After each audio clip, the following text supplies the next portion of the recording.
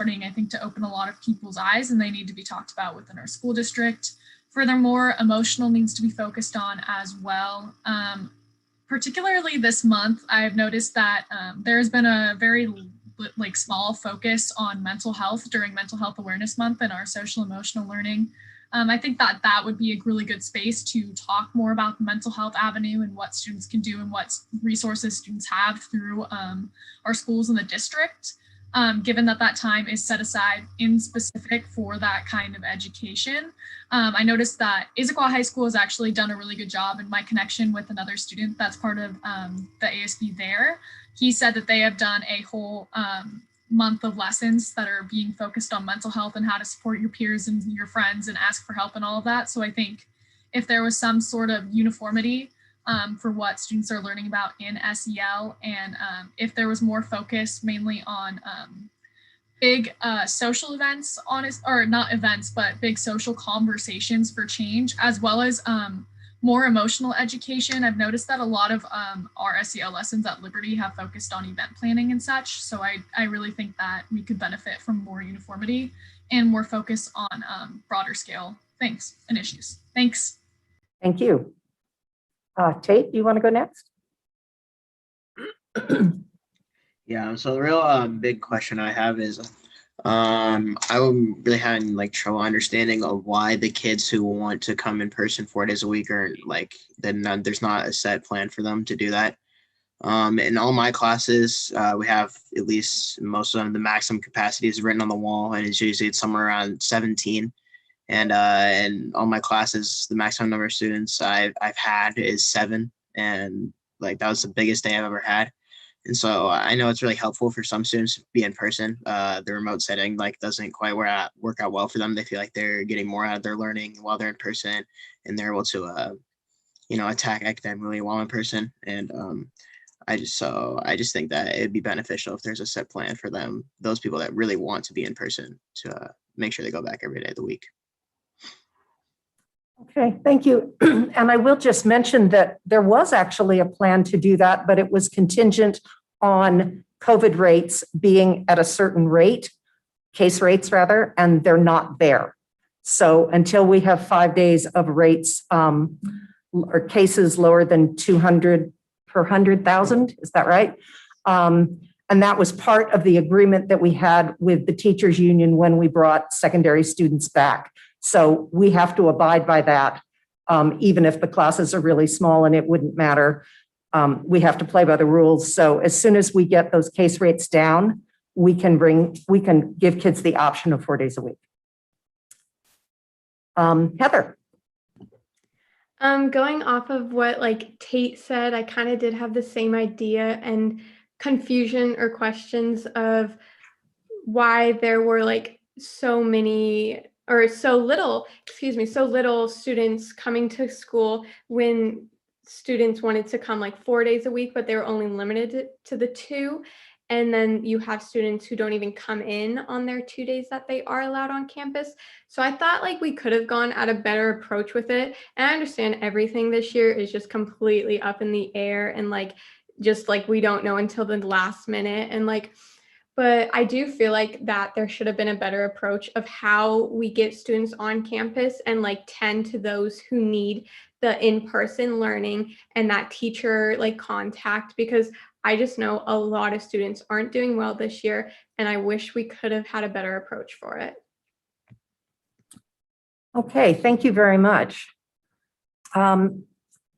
And of course, you guys are welcome to hang with us in the meeting as long as you want to. If you want to ask questions or provide input on specific agenda items, if you raise your virtual hand, if I don't see you, one of my cohorts will flag me down.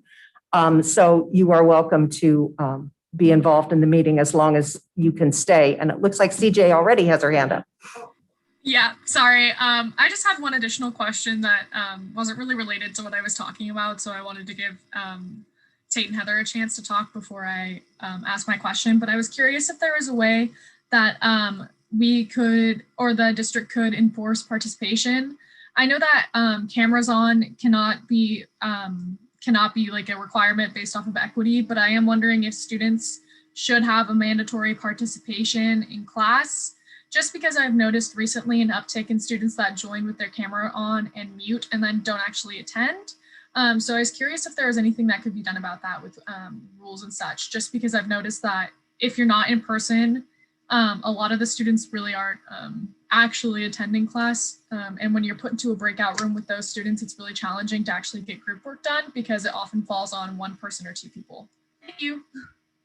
Okay, thank you. Yeah, that's one of those, I can't really answer that one. That's, I think at teacher discretion, how they should be or how they are handling it. Okay, we are going to move next to, I'm sorry, I have to get the agenda in front of me, public input. And I want to be really clear on public input. This is for public input for items that are not on the board agenda. And specifically, because I know we've had a lot of email regarding the reduction in force, regarding teacher staffing next year, regarding classroom sizes, all of that, I am going to ask those people who want to give public input on that to wait until the agenda item on the board resolution, because I think we will answer a lot of the questions and concerns that people have. And so I would rather move the public input there, and you can give your input afterwards if you still have questions or concerns. So we're going to go with public input on items. So not reduction in force items, not return to school items, but anything else that isn't on the agenda. I know I have some people in person, and I will also take virtual hands. Please clearly state your name and school attendance area. Please limit your comments to 2 minutes. Director Moore will be timing, and she will have her microphone on the little thing that starts beeping. When it beeps, you're done. Please keep your comments civil and respectful. Please remember that public input is not the appropriate venue for personnel complaints, and please do not reference any district employee or representative by name. And then please remember that the board does not respond to public input, which I know can be somewhat dissatisfying, but we will simply take your input and thank you for it and consider it at another time. So with all of those rules, okay, we have one virtual hand, so I'm going to start with the people in the room. Danette Hamilton. And yes, you go there. And that mic is on, Nancy. Okay, can you hear me? Okay. First of all, I want to tell you that I'm very grateful to be here. I have 3 daughters that have all been very successful going through the Issaquah School District. One's was a middle-level manager at Boeing, one's a dentist, one's a nurse practitioner. I'm grateful for you. So anyway, I am here to talk about the new sex ed program. I am a dental hygienist. I had to take suicide prevention classes as part of my profession. I'm always talking to middle school students as well as high schoolers. And I'm just noticing a lot of more stress on them than I've ever seen before. We talk about, what do you think about school, the pressure on you for understanding your sexuality. And it is very uncomfortable for them. It causes a lot of them to tell me that they don't know how to deal with this, and they feel a lot of anxiety. They're on a ton of meds. You'd never believe what these kids are on. And suicide, that word comes up frequently. I also want to tell you from a personal perspective, I had a daughter in particular that I opted out of the program in 7th or 8th grade. I can't remember, as probably 10, 15 years ago. She had to go to the library, discriminated against, had to read articles that she had to write paragraphs about. She would come home and tell me the most disturbing things she had ever read in her life. My second daughter, when she had to get to that point, I lied and said she was sick. And my third daughter, I did the same thing. I'm very disturbed about what's happening. And I really believe that we need to, as parents, protect our children. Thank you for your time. Thank you for your input. Next up is, no, we don't do that, please. You can wave your hands in the air. Next up is Peter McDougall.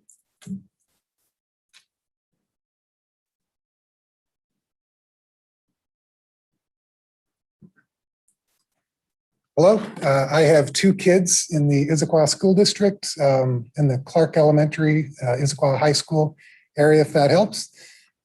Reason I'm here today is I've heard a lot about critical race theory, and I've learned that it is being taught in our schools. Learning more about it, reading the slideshow as published in the Issaquah Reporter, which I'll assume was actual Issaquah curriculum.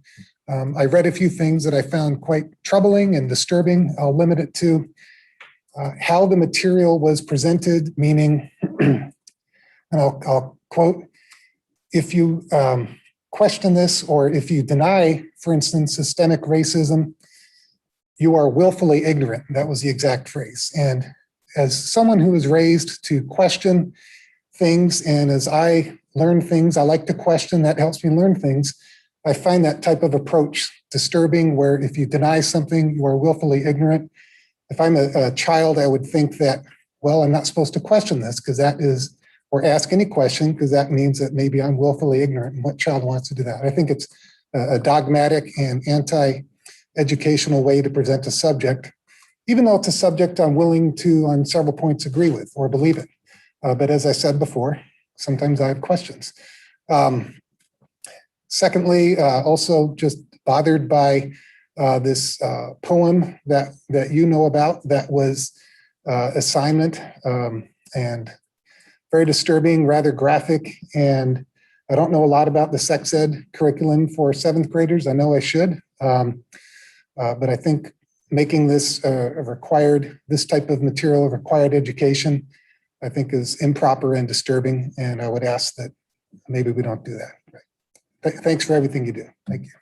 Thank you for your input. And I do want to just add a point of clarity that that assignment was not part of our regular curriculum, and the district was unaware that it was assigned. So yeah, we weren't cool with it either. Chaz Span. Did I get that right? Close. Okay, you can fix it when you get up there. I'm trying to read Nancy's handwriting. It's all her fault. Yeah, no, I understand. My name is Chaz Spahn. I have a daughter in Liberty High School. I can't be out of time already. No, that's our bad. Sorry. I have a daughter in Liberty High School, freshman this year. She came in from Renton School District, or Renton Christian Schools, to have quite a shock this year to what public school systems are like, and the choice of curriculum that is being taught in there. And most concerningly, things that have nothing to do with the topic at hand. Math should be about math. English should be about English. It shouldn't be about anything else. I too am very concerned about the forced sex ed that's out there, but I'm very happy that our state gives us the right to opt out of that sex ed class. However, if those topics do not stay within that sex ed class, that is very improper, irregular, and should be reprimanded. We as parents would like to know what processes are going to be put in place to make sure that poems like that don't happen again. Other conversation pieces that have nothing to do with the topic at hand stay out of those classes. We're going to have the sex ed class where it's forced to be there. Great. Keep that conversation within that class so that I, as a parent, have a right to protect my child from that if I don't feel that that is correct for them. Yeah. Same thing goes with the critical race theory, right? If there's going to be a class about it, great. Let the parents know what class it is and give us the option to opt out of that as well. If they want to have progressive talks like that, that's totally fine, as long as it's optional and my child does not have to get stressed out, does not have to have further mental health therapy and medication so that she can just make it through the day. Thank you very much. Thank you for your input. Chris Spahn.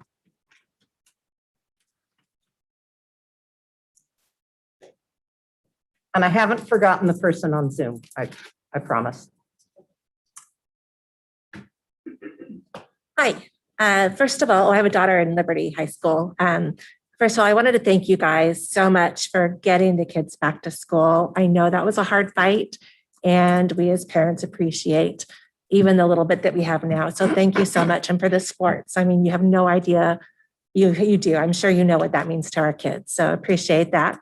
I didn't know he was going to say everything I wanted to say, but I just wanted to reiterate the concern that things that are of a sexual nature stay in the comprehensive sex education curriculum, and that if it's going to go out of it somehow, that we parents are notified and can opt in. I realize for the curriculum itself, we can opt out, which is a little problematic because like the one person said, people do get a target painted on their back and they get ridiculed because they leave the classroom. So hopefully there's enough kids leaving the classroom that doesn't happen.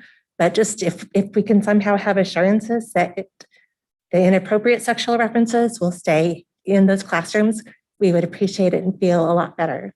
Thank you. Thank you. Lillian Skelton.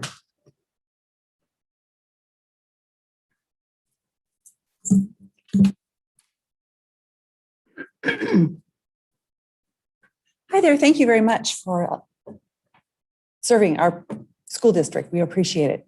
My grandfather went to Issaquah schools. My dad graduated from Issaquah School District.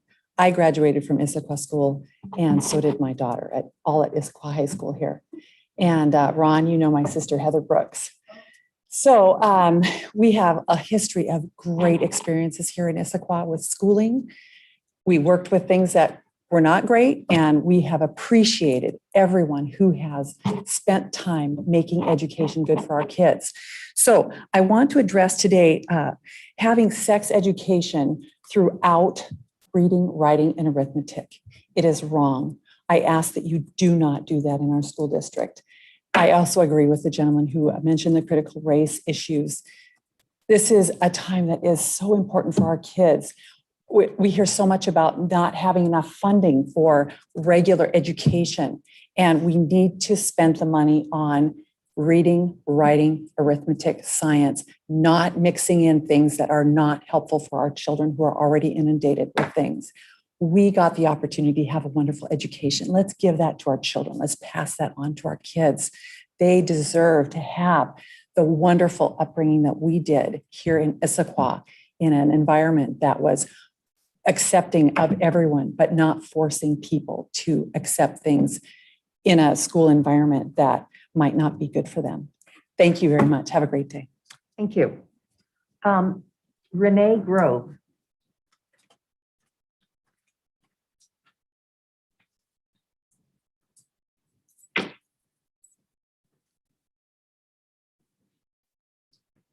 Hello there.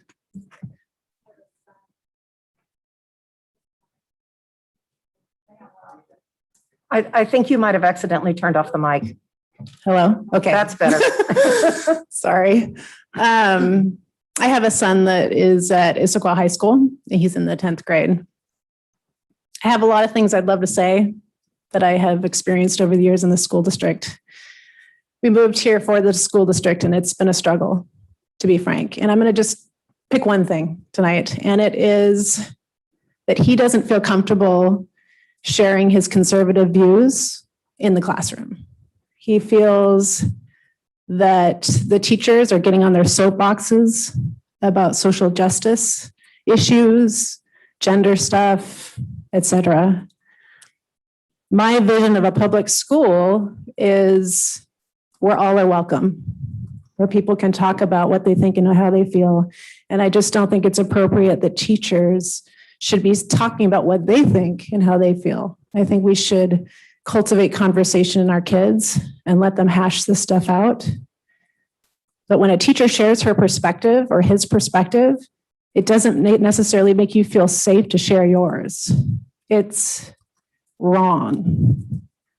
And the fact that my son went back one day, he was all about going back to school because he does much better when he's in school and he can only make it one day. It feels like a prison there, is how he put it. So I would like to see, I have talked to the principals, I've talked to assistant principals. I'm here pleading with you to get a handle on these teachers and how much of their thoughts and opinions are being shared in the classroom. I really want you to hold them accountable. They can talk about that stuff in their free time with their friends, social media, whatever. But in the classroom, I want you to hold them accountable. Thank you. Thank you. And that, guys, and then the last person I have in person is Becca Self.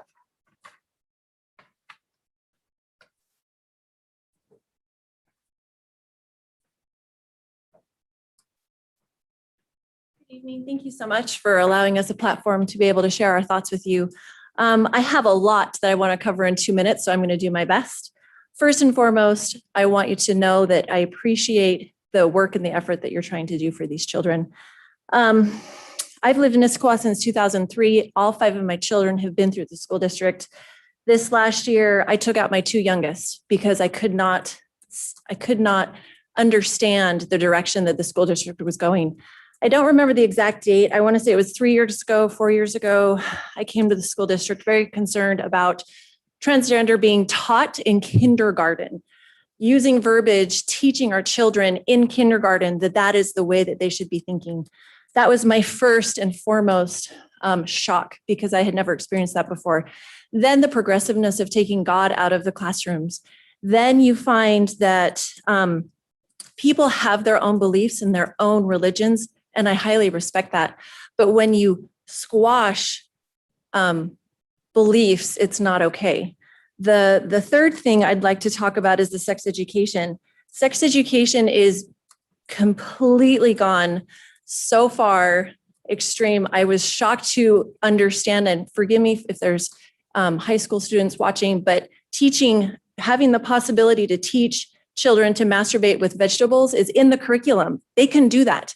I hope that you guys are fully aware of what these teachers are teaching and not teaching in the school, in the classrooms, because my children will not have a platform of someone else's indoctrination.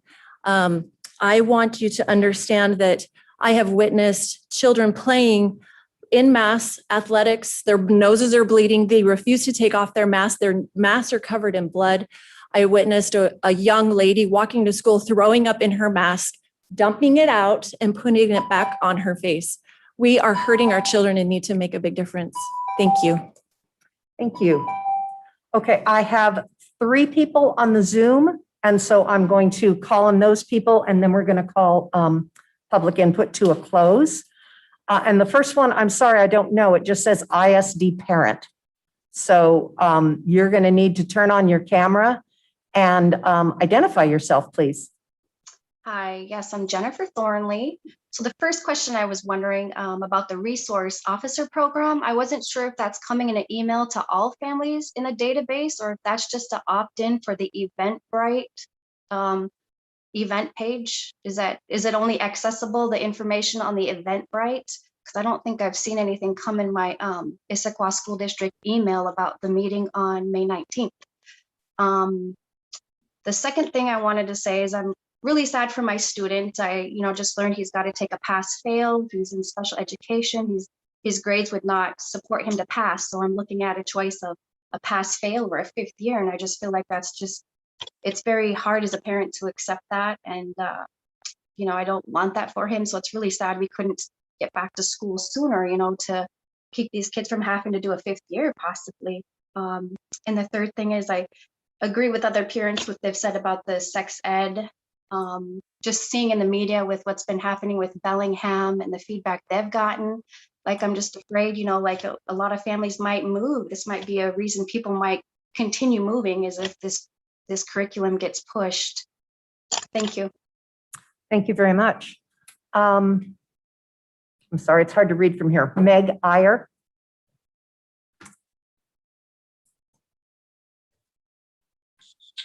Hi, am I unmuted? Yes, you are. Hi, thank you. I have students in 5th, 7th, and 9th grade. And I just wanted to speak because I feel very differently than those who have spoken before me. I'm very proud to have my children in a district where their generation is learning to be better than past generations, which I think should be the goal of all societies. Critical race theory is an academic movement to critically examine the law as it intersects with the issues of race. And if you look at history, it is true that there has been discrimination against people of color through our laws, through our school systems. And this is something that we as a district have been working really hard to recognize this and to make things better. For example, we have more students of color that are expelled in a higher proportion than students who are white. That is showing that there is discrimination. And I'm very proud of this district that we have worked so hard and gotten so much professional development that we're working to make that better. I also just wanted to share that our health curriculum, any parent can see any lesson that there is, and you can decide if you want your student to go to that lesson or not. Our health teachers follow that very strictly. So some of the issues that's coming up, I believe, was just one teacher in one class. Health is taught in health class. There was one poem in a different class, and the district has been addressing that. And I feel like the district is dealing with that. And so the rest of us don't really have to have a say or be worried that these things are taught in all classes. And just lastly, I'm a very proud ally of the LGBTQ plus community. Skyline has a great GSA program, and every year staff wears their ally stickers, and I'm very proud to stand by them. Thank you. Thank you. Oh, good timing. And then the last person we will hear from, I just lost her, Laurel Graves.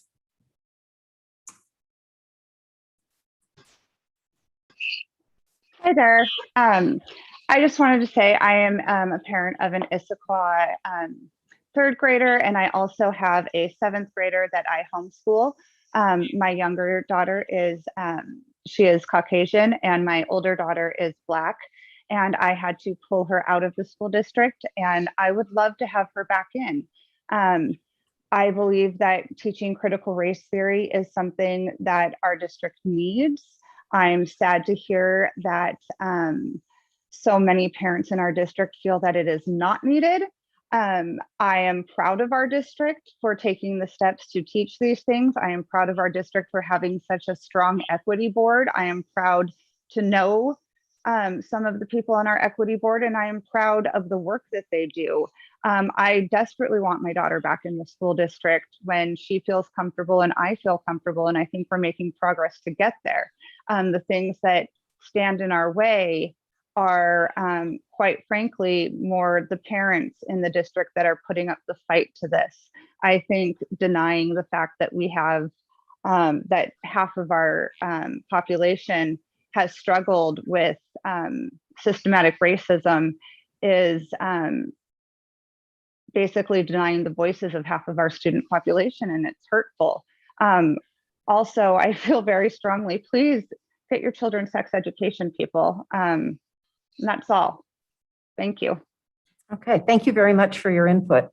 And please know that you can always email the board with your comments. Public input is not the only place to share your thoughts. With that, we will move on to the consent agenda. The consent agenda is a meeting management tool whereby the board is able to pass multiple items with one motion. The consent agenda items have been reviewed by the board prior to this meeting. Any board member may remove an item from the consent agenda and place it on the regular agenda for discussion. So I believe we have two things going on here. One is that I've had a request to move one of the items off of the consent agenda. And the other is, I believe, do we have to amend the consent agenda? And do you have that information? Do you mean amend it because we're removing an item? Yeah, I don't think she means Oh, that. no, I'm sorry. I thought we added a person to one of the lists. That's already there. Okay, sorry, that's my bad. So we have been asked to pull the item, just lost it, sorry. The item about the Liberty High School graduation requirements. And would you be okay if we made that item 4 on the agenda? Harlan? Yeah, okay, so we'll do it after Superintendent Thiele's education update. Don't let me forget. I know, you'll remind me. So with that, I would accept a motion to approve the consent agenda. Okay, I move the consent agenda be approved as amended. Second. Okay, it's been moved and seconded. All in favor, please say aye. Aye. Opposed? Okay, motion passes. And other than what I just did, do we have any changes to the regular agenda? No, other than what you just did, there are no other changes. Thank you. Okay. So the next item up is a report out on the board retreat. The board met, and we use that word retreat really loosely because it sounds like we went someplace nice and had lunch. And in fact, we worked in here and had sandwiches. But we met on April 28th from 9 in the morning till 5 in the afternoon. And we covered a whole variety of subjects, including discussion about a potential 2022 school levies, update on high school 4, a discussion around the RIF restoration language that we're going to be discussing on the next agenda item. We had an update on special ed from Dr. Bailey. We talked with Alicia Engels on communications, and we took a small look at our GPs. We actually need to schedule some more time to do that in more detail, but we did identify one thing that we needed to change. I want to thank staff for all the time that they took to meet with us. I thought we had some really good conversations. I personally found the levy discussion and the discussion around possible restoration of the RIFs particularly valuable. I will throw it out to other board members for comments. Anne? Well, I thought the levy discussion was good because it is an issue that we will have to deal with as far as running the EP&O levy and then potential capital and technology type levies. It also gave us an opportunity to talk about the technology one-to-one for our students. I know it was deeply discussed at the last time that the levy, tech levy was put out, and it gave us a chance to talk about some of the things that had been in that discussion, kind of how we feel about the community now. And then also really, it's not just the technology, but the change in the instructional teaching, which our teachers have had a lot more opportunity to learn about teaching through technology. So that was a good discussion and definitely a lot of work that we're going to have to move forward on as we move closer to a levy. So that was a good opportunity. Anyone else? Sydney? Yeah, I think those are good description of the first couple. Obviously, we'll talk about the budget restoration here shortly, so I won't belabor that one. I think the focus on the communications approach, that communications update was really important. It's obviously been an area of focus, an area of some new thinking. So it was good to go through some of the strategy and approach to communications going forward, as well as how we can get more community input and not just what is the message that the district wants to deliver, which is critical, but also getting a better sense of what is it the community wants to hear, how they want to absorb that information. And so I think it was great to see getting the community input on even the website and how that information is structured. So I'm always a bit of a broken record on the community engagement part, but I think it's just really important. And I was very pleased at the thinking around communications by audience and the difference in needs and information and even approach by audience. And I think we've already seen great progress in that area, but there's more to come. And I think that'll just be of great service to the whole community going forward. Well, I think as part of those and to the community engagement is really, we had a short discussion about, we at one time, the board a long time ago, actually went out to 3 different areas just to have a meet your board members. And I remember it was Cinco de Mayo and nobody showed up. And we were there and there was no one else there. And I think the other ones, there might've been 1 or 2, maybe 3 at the most community members to really understand what does the board do and how do we have that community connection? Because that is what our role is. We're supposed to be the connection to the community. And so where are the opportunities for us to connect as a group? Because we're not just, each individual board members, we do our work as a unit. So I might have philosophies, but if it's not something that we share or a majority of the board shares, that work doesn't move forward. So just even being able to have the community know who are your board members, what are your concerns? we do get a lot of public input, but I don't mind it because that's how we connect and know what's out there. And so how do we better find out? And then for me, it's about engaging those that don't send us emails, that don't come to board meetings, that aren't on the Zoom calls.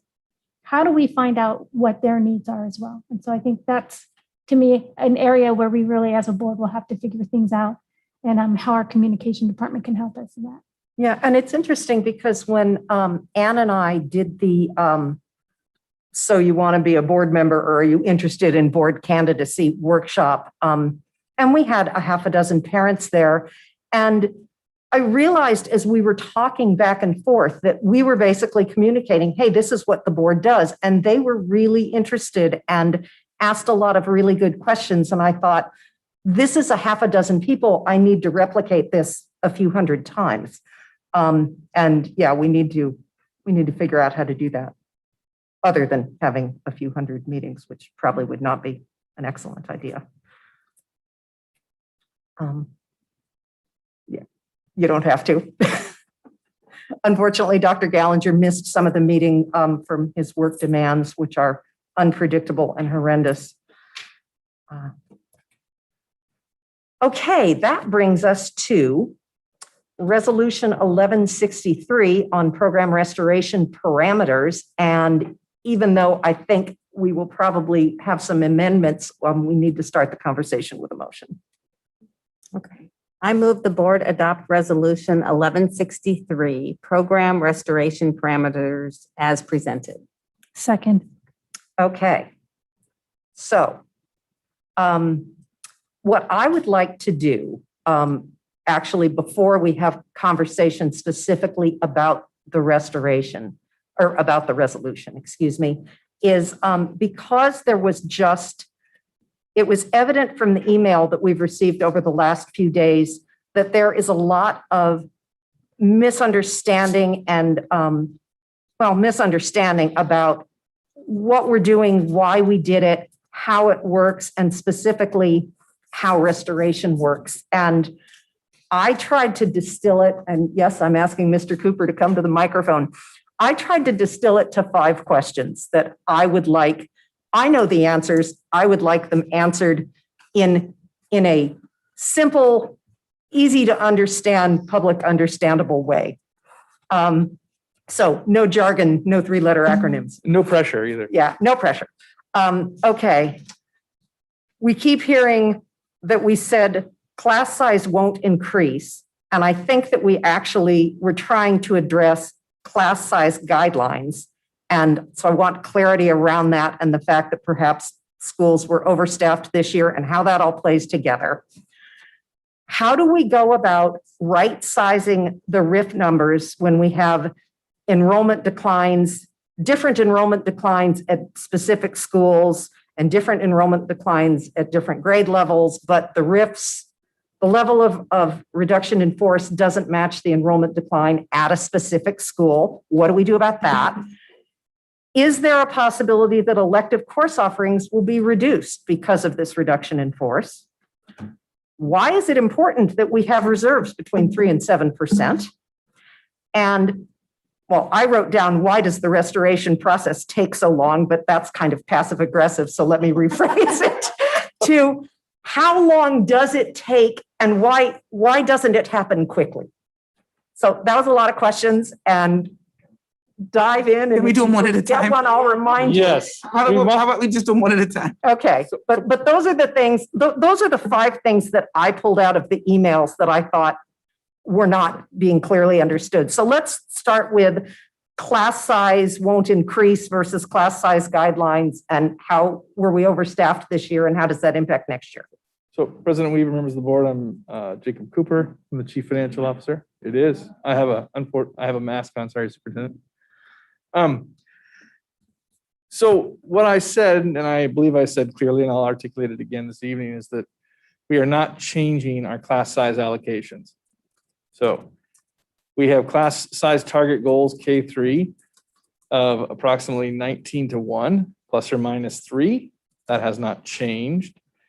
And then in that regard, we also, when you add in specialists and special education, you are in compliance with the state's K3 funding guidelines of 17:1. That has not changed. Same with our class size targets, grades 4, 5. Those are 25 plus or minus 3. That is how the buildings are staffed based on their projected enrollment. So that, again, that hasn't changed in K5. Grades 6 through 12. I'll do 6, 8 first. Grades 6 through 8.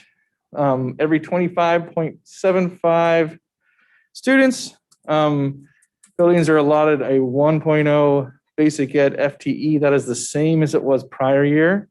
I'm sorry, what was the number again? 25 3/4, Director Weaver. 3/4 students. Okay.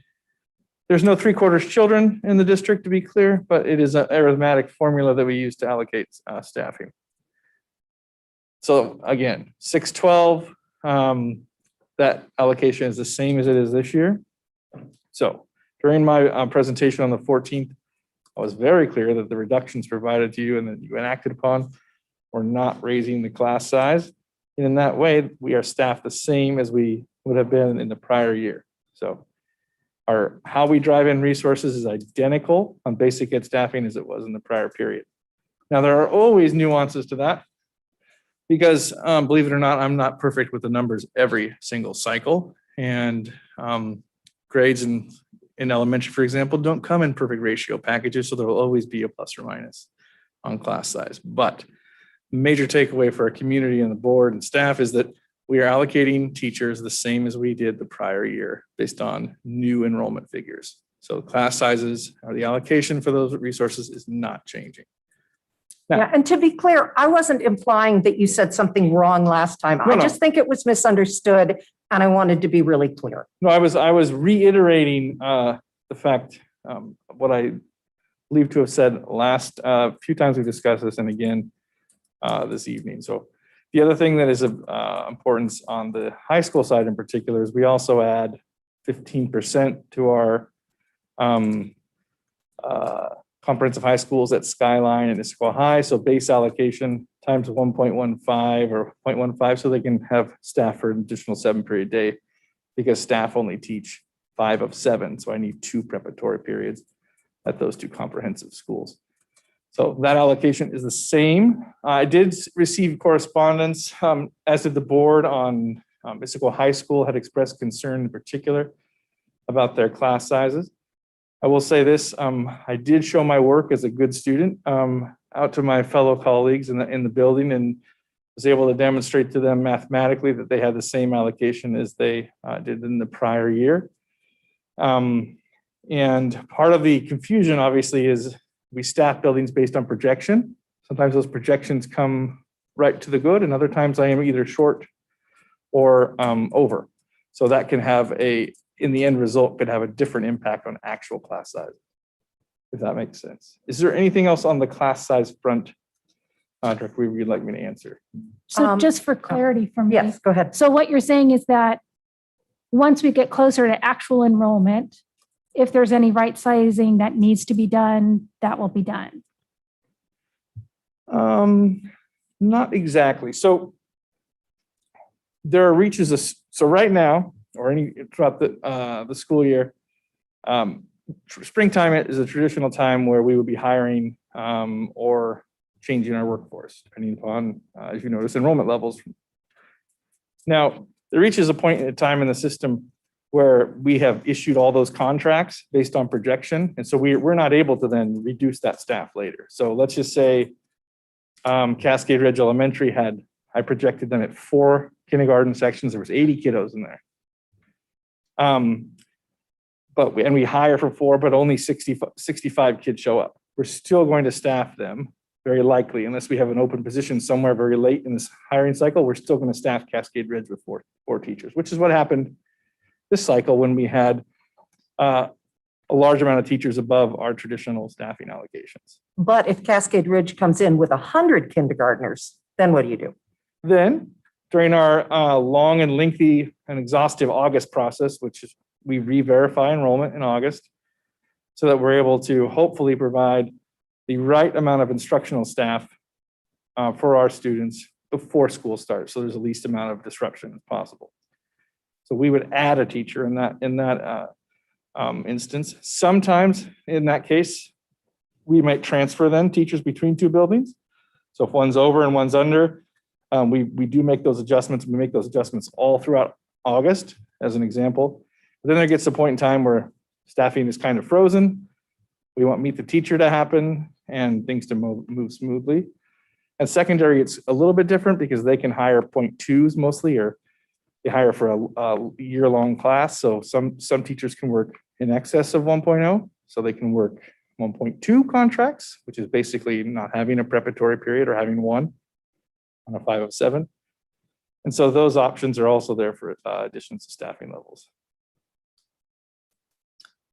Next. So another way of saying that is we have a lot more flexibility in staffing when enrollment goes up, and we can add teachers, but if enrollment unexpectedly goes down, we have the same number of teachers. Yes. Okay. So when you are, and that is the difficult part about, well, any financial job, but in this case, when your revenue is based on projected enrollment of students that may or may not show up, and you build your budget accordingly, and you live in and die by the projection. And so this year, we died by the projection. Mm-hmm.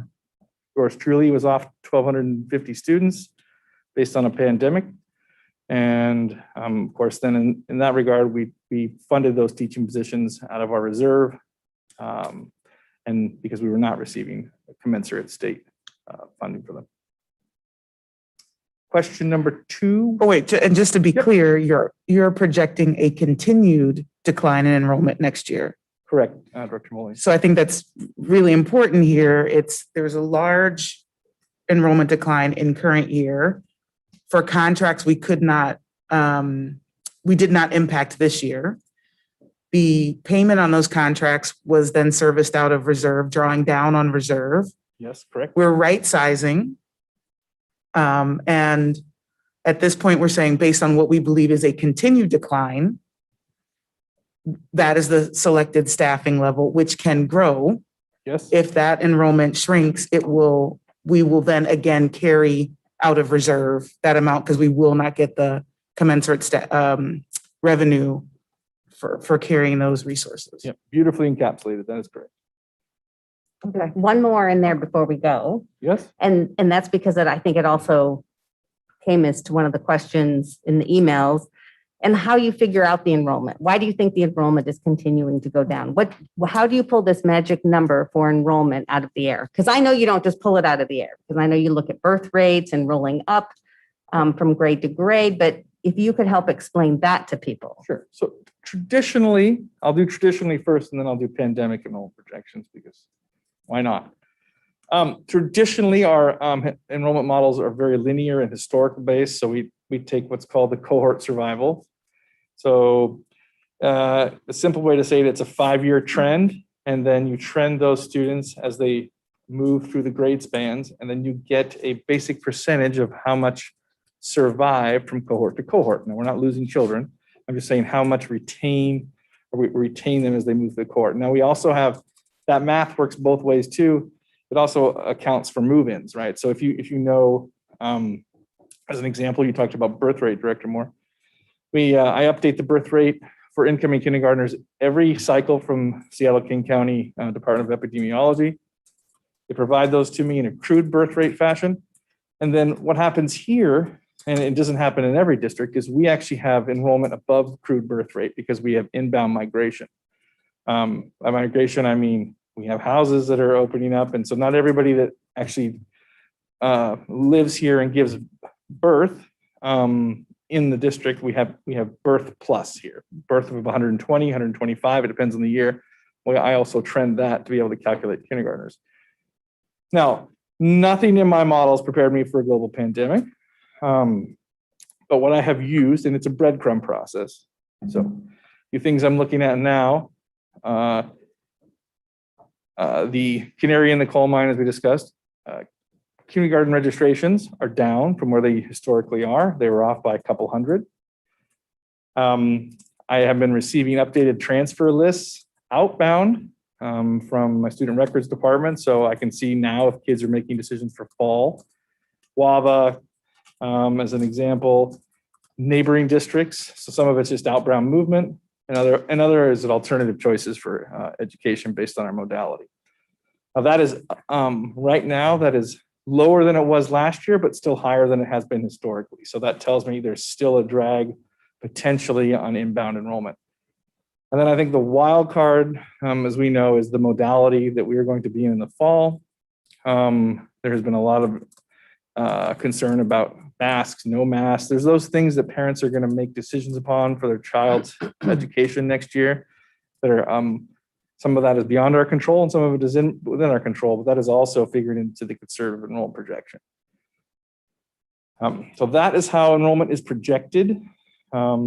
We also, to complicate things, of course, this year, because we wouldn't make anything simple, we also have a boundary change where we're moving students all around the district.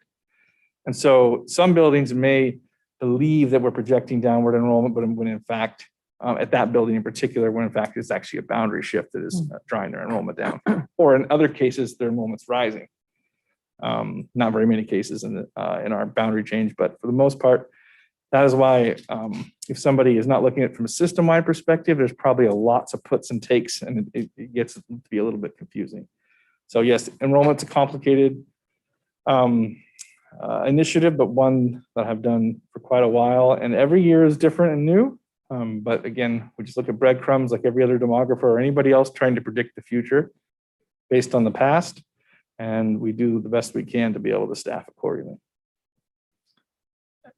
President Weaver, I wanted to add that given the complexity of enrollment projections this past year and going forward, I participated in a professional development opportunity that was made available to superintendents to hear, not because I don't trust my team, but an outside demographer that a lot of districts work with. And honestly, I came away from that presentation with the same level of confidence in our ability to do this that I had going into it, because what you just heard Mr. Cooper describe is in essence the methodology that is used for enrollment projections. And the numbers that demographer was producing were very similar to ours. And the conclusions that they were drawing, I shared with Mr. Cooper and Mr. Turney in the business office, were essentially the same conclusions that I think we're drawing about what has happened to enrollment the past couple of years, or what happened last year and what we anticipate to happen.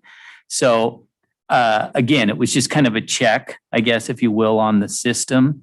And, you know, Jake and I know many of the board have been on the board for a number of years. We've had a tremendous record of projections that were also challenging because of our tremendous growth we used to have.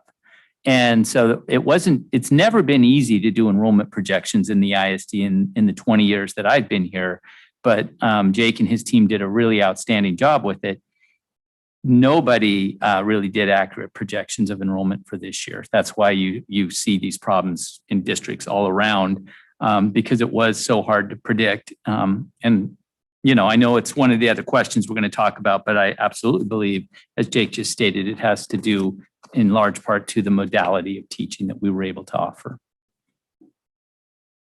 Okay, and so before we leave the high school world, I'm going to go out of order. Do you anticipate that this is going to have any impact on the elective course offerings at high school, or ability to offer electives at high school, I should say? Well, it's a very interesting question. So I'll answer it first from my historical knowledge. Elective offerings change every year on high schools and are large comprehensive based on student demand and what they would like potentially to have during the registration process. That also then is adjusted annually based on the staff we have present.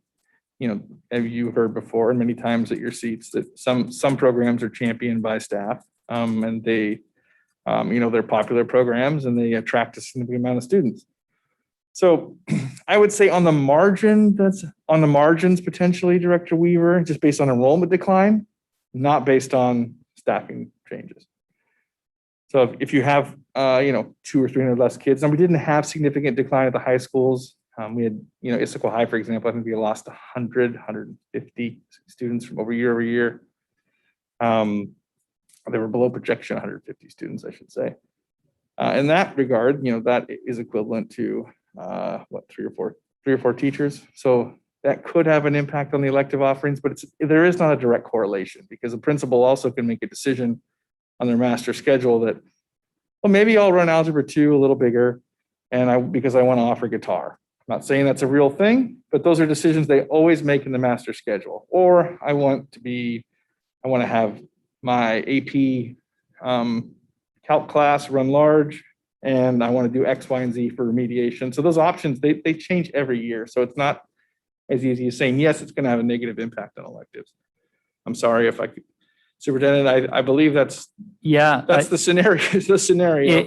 And I think even just listening to Jake, you can all tell he's trying to use plain speak, but it is a very complex process. I mean, you're scheduling about, I don't know, somewhere between 40 and 45,000 secondary classes in the high school classes in the system.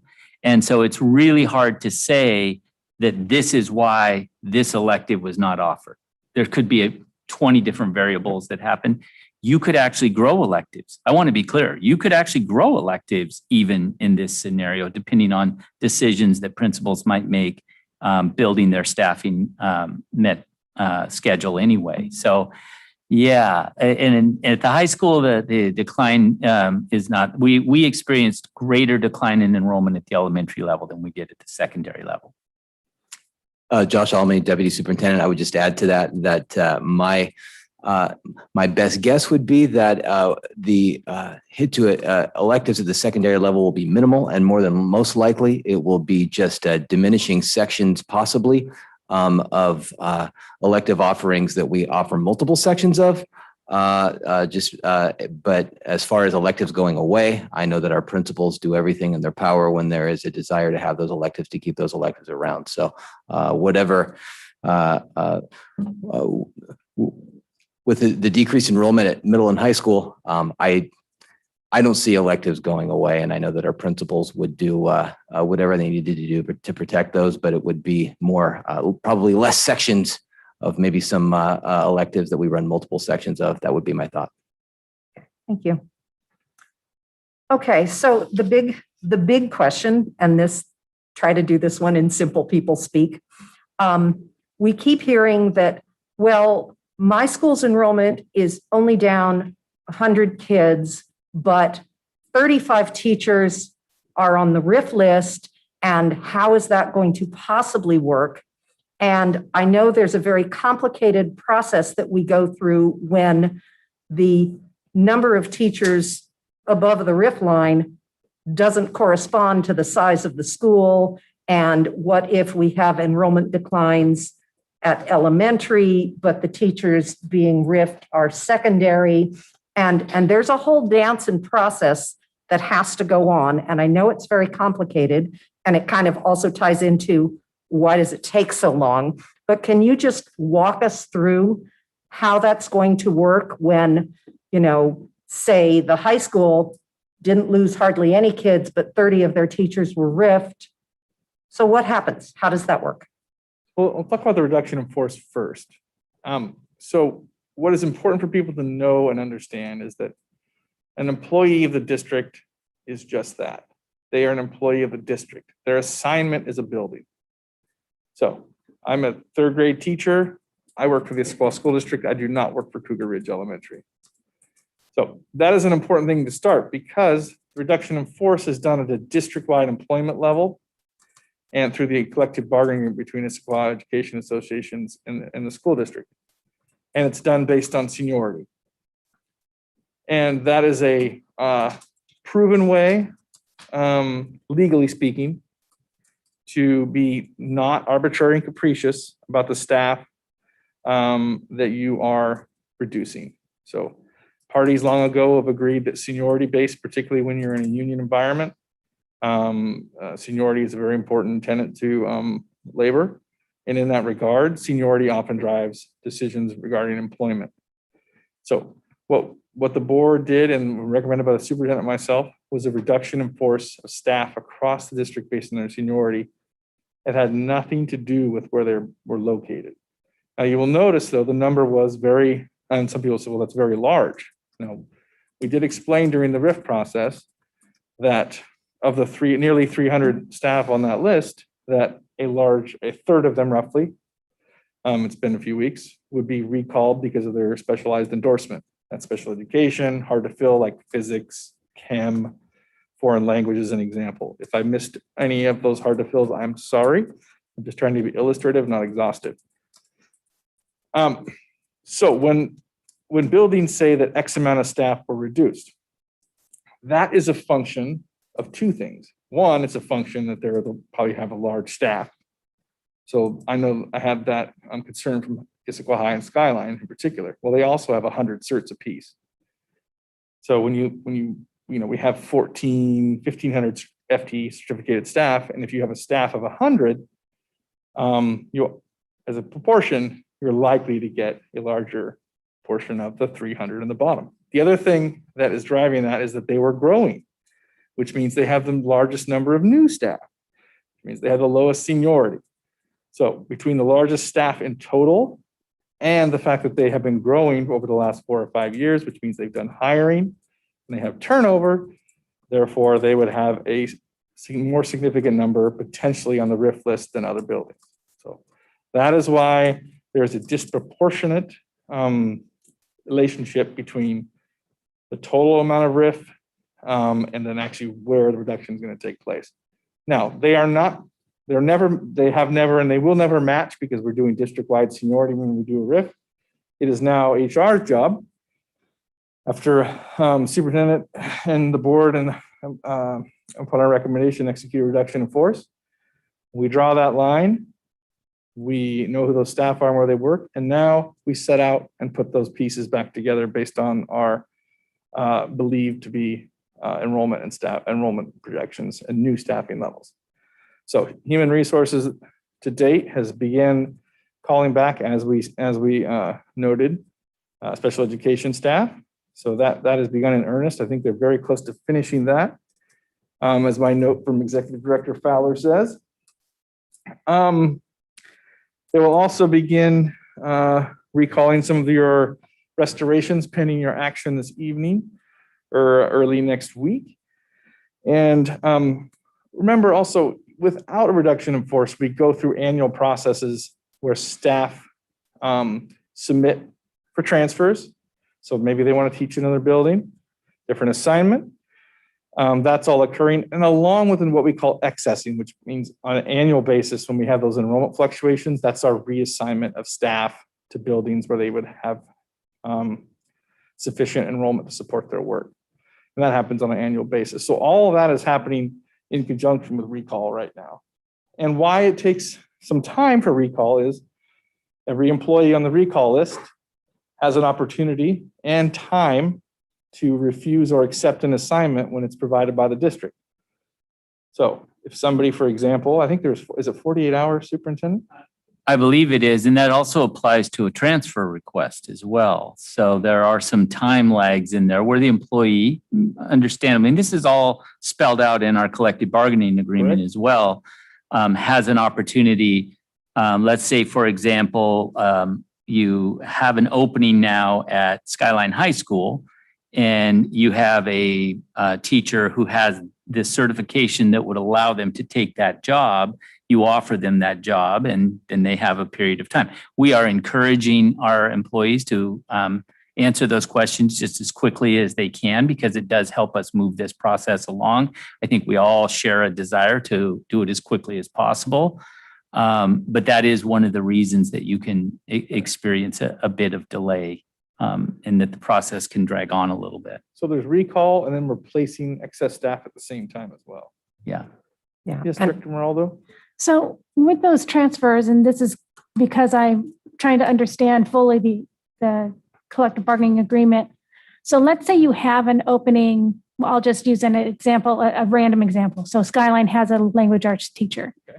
And let's say I am a language arts teacher at Liberty. I'm not being ripped. I'm above that line. But you know what? I live in Sammamish and I would love to get that job so I can reduce my commute. are transfers like that allowed first before going through the recall? I believe so. I believe that is the first step of the staffing process, Director Moraldo, that they have to submit whether or not they want to be considered for a transfer by a date near the end of February. That's a staff initiated transfer. Staff initiated transfers, yes. And then there's a process, but that's not automatic. In the example you gave, it's common that it happens that way, but it's not automatic either. There is a process by which there's consideration given. But it can also put somewhat of a delay in a recall process if you have to go to those staff initiated transfers first. Mm-hmm.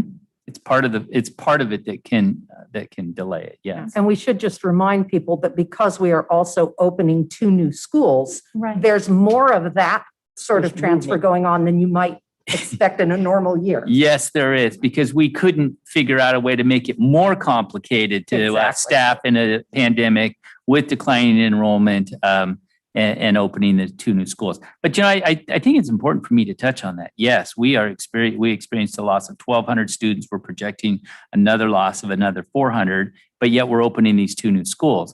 I will tell you, our enrollment is still at a level at or greater than it was when we bonded those schools because we needed them then in 2016. So it hasn't and any evidence of that would be we still have 1,300 students currently at Maywood Middle School. That's not going to be that way next year because of thank you to our voters and our ability to build a 6th middle school and right size those middle schools. But it's one more factor that has complicated this staffing process for this year. Well, in a normal year, what we like to do is why we do staff initiated first, because we want people to teach where they want to teach. As much as possible, that's how it's designed to do that. And then after that, it becomes district assignment. And that's where you get to the excess. So, talked about elementary, if I have 1 extra teacher, and we know it now based on enrollment, then we have a conversation about excess, which means you have a contract with us next year, but we are going to move you to a different location for your assignment. So excess is not a reduction in force because under the statute, we owe that staff member a contract after the May 15th deadline. So that's why we use the term excess and RIF in different fashion, because an excess staff member is one that has a contract but needs a new assignment. And that would be especially so for people that their positions are being eliminated based on the budget, but they weren't RIFed, they would then be considered excess, correct? A good example would be Maywood at 1,200 going down to 900. So, and that delta of 300, all the staff in that case, if they did not choose to be, didn't want to go somewhere else, then we would excess them out of the building and assign them to a different middle school. So I was thinking of some of our teachers on special assignments that are working in the admin building, if those positions were eliminated based on the budget. Yeah, and that's a good point, Dr. Moraldo. In that case, if you are on a program that was eliminated or diminished, and you had a higher level of seniority, then you displace somebody with a lower level of seniority because you were guaranteed on the CBA an equivalent position.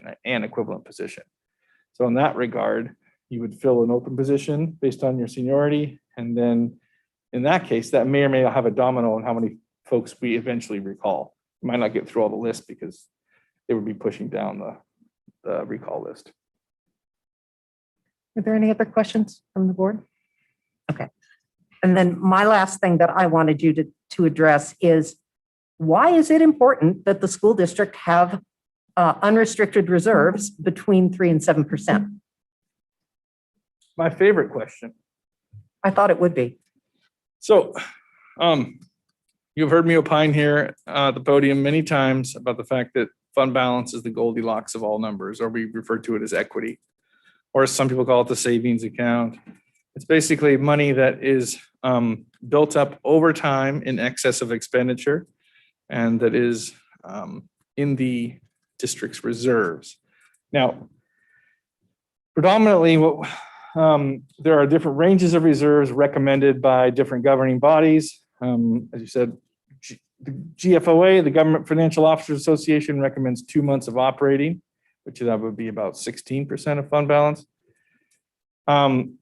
There are times when, of course, I've had my labor partners would love me to us to spend as much money as possible on their ongoing contracts and would rather have a fund balance that runs at 2 or 3%. And then, of course, rating agencies, they like 10 to 12. And the parameters that we have before you are a little more nuanced than that you've approved over the years. You require that we have set asides for your emergency reserve. You require the superintendent to set aside funds for the startup of new school facilities. And so those are set aside as well. Yeah, but that's not in the 3 to 7%. No, I'm just getting to your toe. I completely. No, I'm just trying to be clear to the public. Yep. So that's why we talk about equity in two buckets, reserved and unreserved. So what I just spoke about now was the reserve, which can affect the total amount that you need in your fund balance.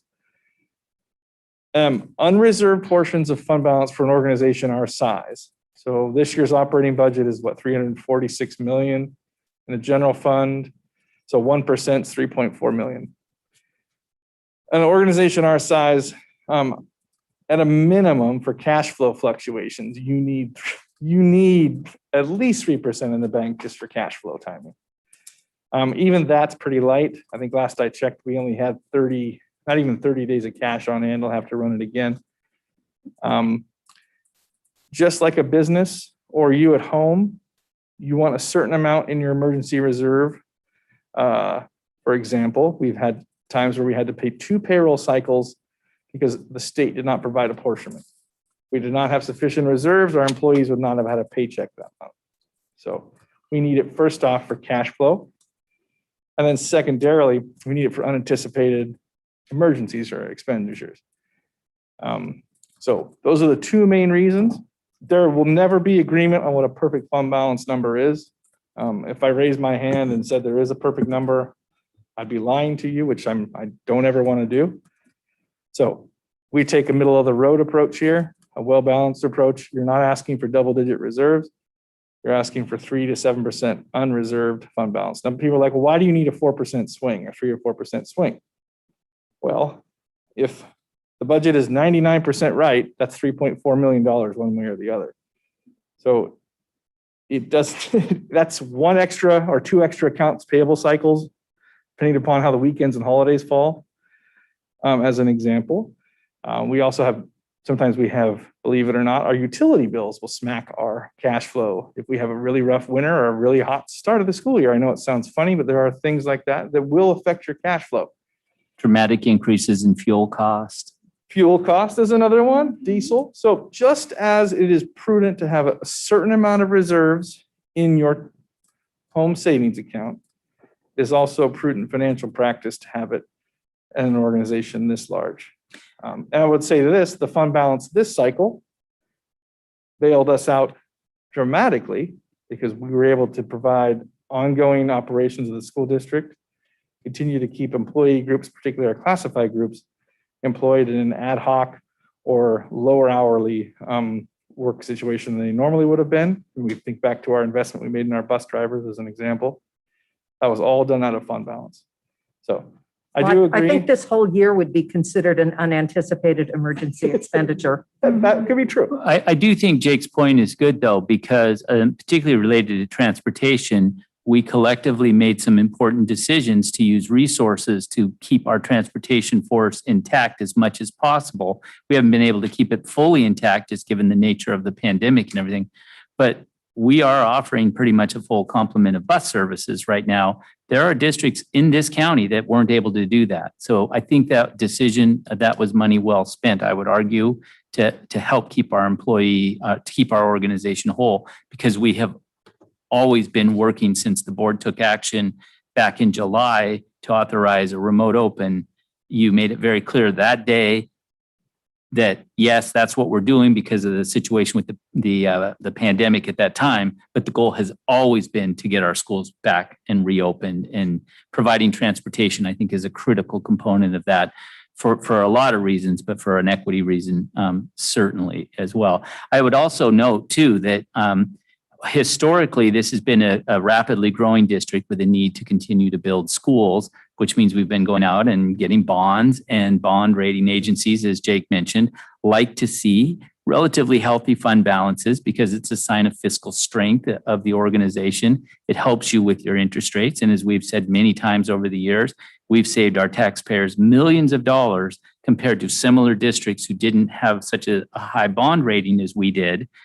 And a big part of that, because I've sat in many, many meetings with Standard & Poor's and Moody's, was because we maintained not a crazy fund balance, but a fund balance that allowed us to get that AAA rating, if you will.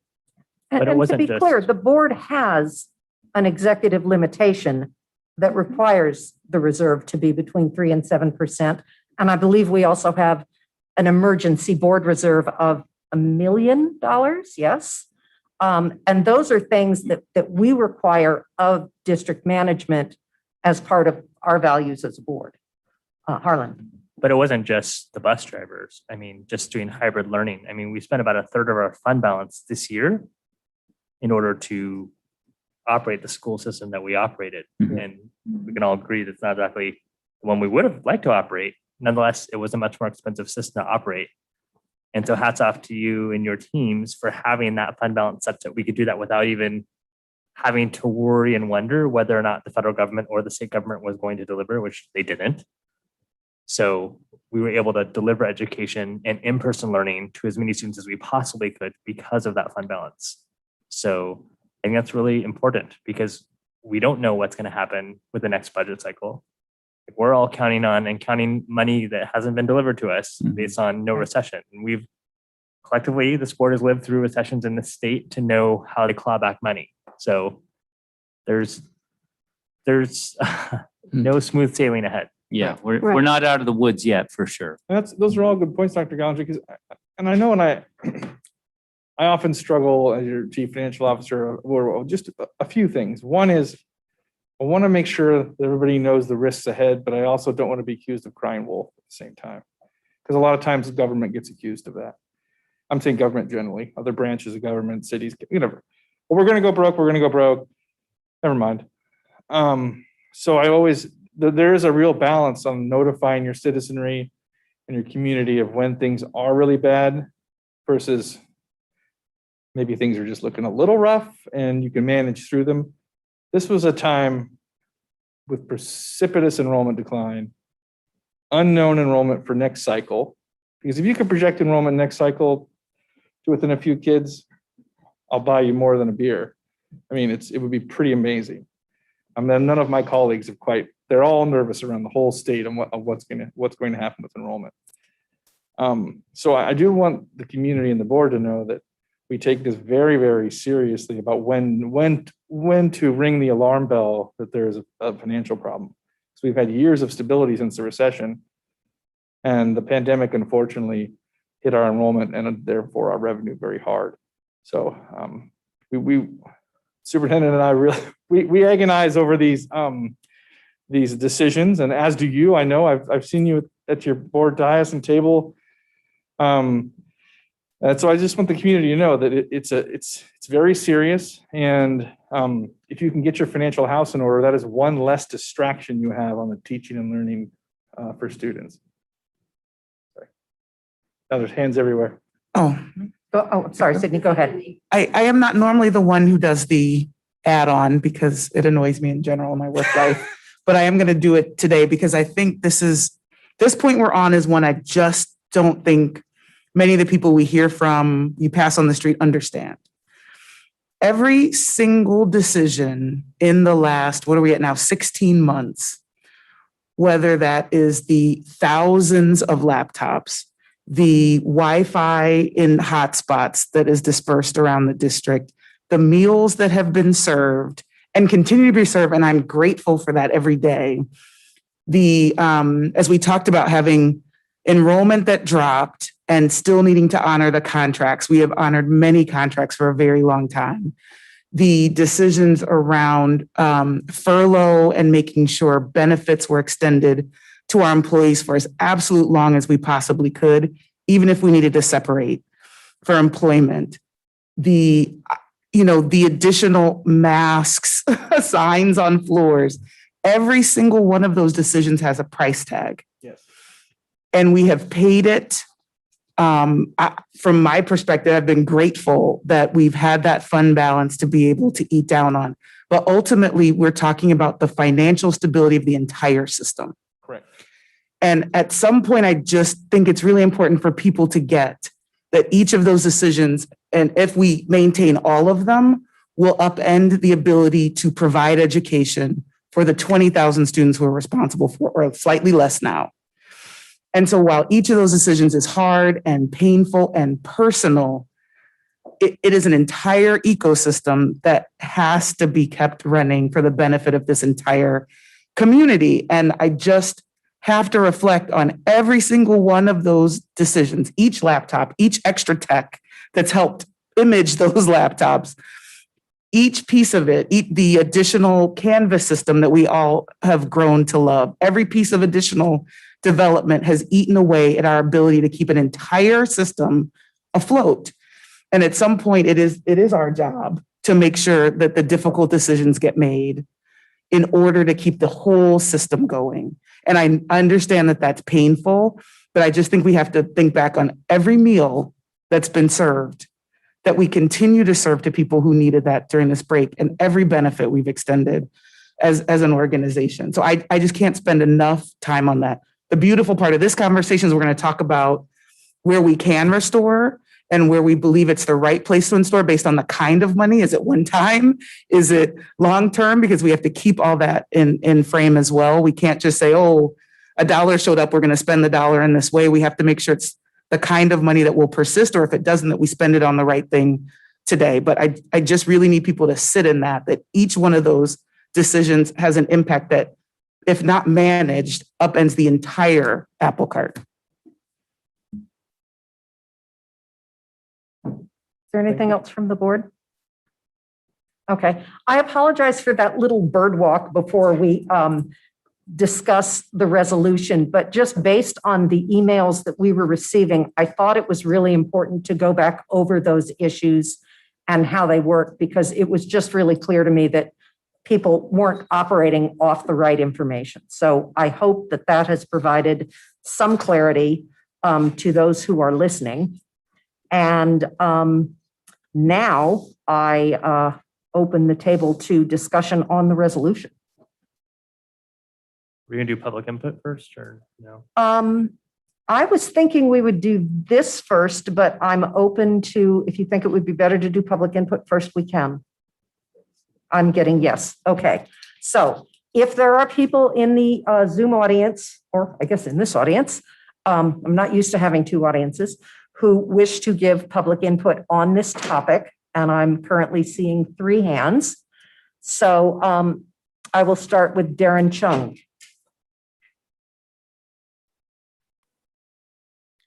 Hi there, excuse me while I start my camera. Aha, sorry if I look funny, my video camera is actually below my monitor, so it looks like I'm looking up into space, and I promise you I'm not. Thank you for taking my input here.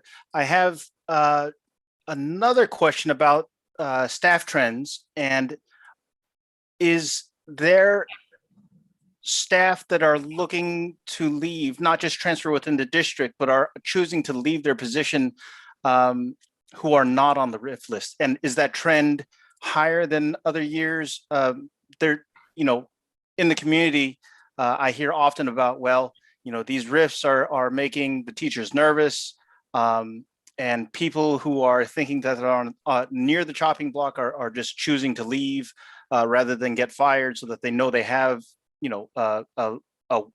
a life or a paycheck coming in. So I was wondering if we knew anything about any of that. Also, I was wondering if the May 15th contract deadline was part of the reason why we announced the RIFs 2 weeks ahead of the state budget being released. And I apologize if this is not a questions type forum. It isn't really. It's public input, so we don't normally respond to public input, although if you have easy responses to those. Well, say. I would say on the latter part, absolutely. The timing of the Yeah. statutory requirement of May 15th and all the complexities of actually implementing the RIF, the reduction in force, did cause us to do it in the time frame that we did, the April 14th timeframe. And we also have a contractual obligation to notify the union prior to the last meeting of April as well. They were willing to push that, but unfortunately for us, if we push that out too far, then we would have really ran up against a time crunch as we were trying to get the letters out and begin the RIF process. I will say, I don't have data, and I doubt that we have data at this point related to, are we seeing different trends in our staffing? We will certainly be looking for that in terms of, do we have more people who are choosing, who are not under the RIF line to leave? Or do we, I don't have any data on that yet. I mean, I'm speculating that we may have a little uptick in retirements, just given the challenges of the past year and so forth. But, as I said on April 14th, and I will say it again and again, one of the real hardships of a RIF is that if I am on that RIF line and I receive a RIF notice, and even though I hear all this conversation about potential recall, I am likely to go look at other options during that time frame. Some of those teachers may be available to us when a recall for them becomes available. Some of them will likely have taken jobs in other places. And that's the hardest part of all of this, because there is a chance that we will lose good staff as a result of that. Thank you for your answers. I appreciate it. Yeah. Okay. So, just for the next speakers to come, this really isn't a Q&A. It is more an opportunity to give public input. Sometimes if there's really simple answers, we can do that, but that's not our norm.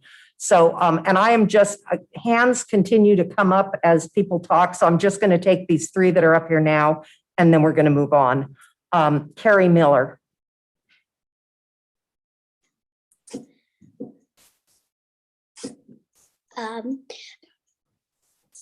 Can you hear me? Yes. Okay. I cringed as my mom opened the letter to see if I got into science and tech. Boom. Hi, my name is Grace Miller, and I'm a fourth grader at Briarwood Science and Tech. I used to go to Sunset Elementary. My amazing teachers, Miss Connie and Miss Mason, are on the edge of losing their jobs. I'm speaking tonight to ask you to please recall my amazing teachers and protect Briarwood amazing science and tech program. Science and tech demands a special type of teachers. It's a different type of classroom. First of all, there's all 52 kids in one classroom. 52. That's a lot of energy. It's so interesting. It's hands-on, lots of teamwork, lots of projects, lots of responsibility. I am challenged. I can focus better. I love school. And it's even better in person. I know I'm growing my brain, as Miss Mason always says. I don't think two new brain teachers can learn the magic of science and tech from notes. The magic has to be passed down. My older sister went to Briarwood Science and Tech, and her teacher, Miss Linya, taught her other teacher, Miss Miller. Miss Miller then taught Miss Kahn. Miss Kahn then taught Miss Mason. Magic. One thing Miss Mason and Miss Kahn have that new teachers cannot match is a great friendship. They work really well together. Being good friends is so important for being good sci tech teachers. They're like one person with the power of two people for all 52 of us.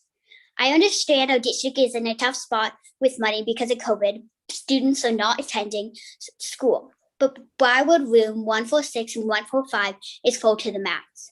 The wait list is long. There is no one who understands science and tech more than those two teachers. Please recall Miss Connie and Miss Mason to save Briarwood Science and Tech. I hope sci-tech is just as amazing for my little brother when he's in school. Thank you for your time.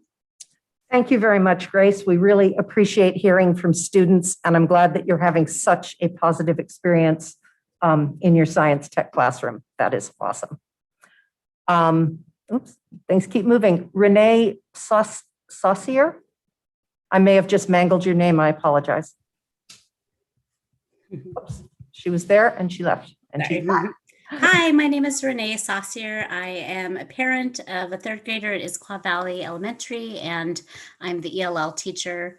I've been in education for 20 years, and I just want to speak to the decisions that we hear being made. And the decisions we make as an organization dictate our values as a system. And I want the board and the superintendent to hear that it feels as if Issaquah School District values our budget and the bottom line first and foremost. This has been an incredibly difficult year for educators, and this does not seem like the year to do this. This seems like the year to skate low and cut corners as much as we can, but to save educators. My belief as a school leader is that we thrive and grow as a system when we take care of our educators first. And I would like to talk about the impact of the RIFs. As staffs, we have spent so much time and care to build teams and to build professional development as staffs. The decision is impacting all of our school ecosystems that is going to impact students for years to come. We are taking interdistrict transfers first. So we are creating a ripple effect that is going to cause so much change to our schools and staffing. And it isn't fair to our kids or our teachers. I really hear that we're willing to lose our most highly qualified and trained Issaquah School District teachers to other districts. The morale is so low at our schools, more than I've ever seen in my 20 years, and I've been through a RIF, that our teachers are looking elsewhere. We have Bellevue, like Washington, with similar socioeconomics, who are not talking about RIFs and not putting their teachers through this. Our teachers are looking elsewhere. We are losing teachers that are not even on our RIF list. I really encourage the leadership, the district leadership, to survey the staff about what is going on. Most other districts that I've worked in do this yearly and really take a pulse of what is the morale and how can we take care of our teachers, because I really think that should be our very first step right now to move forward through this positively. Thank you. Thank you for your input. And then the last one is, it just says Sika.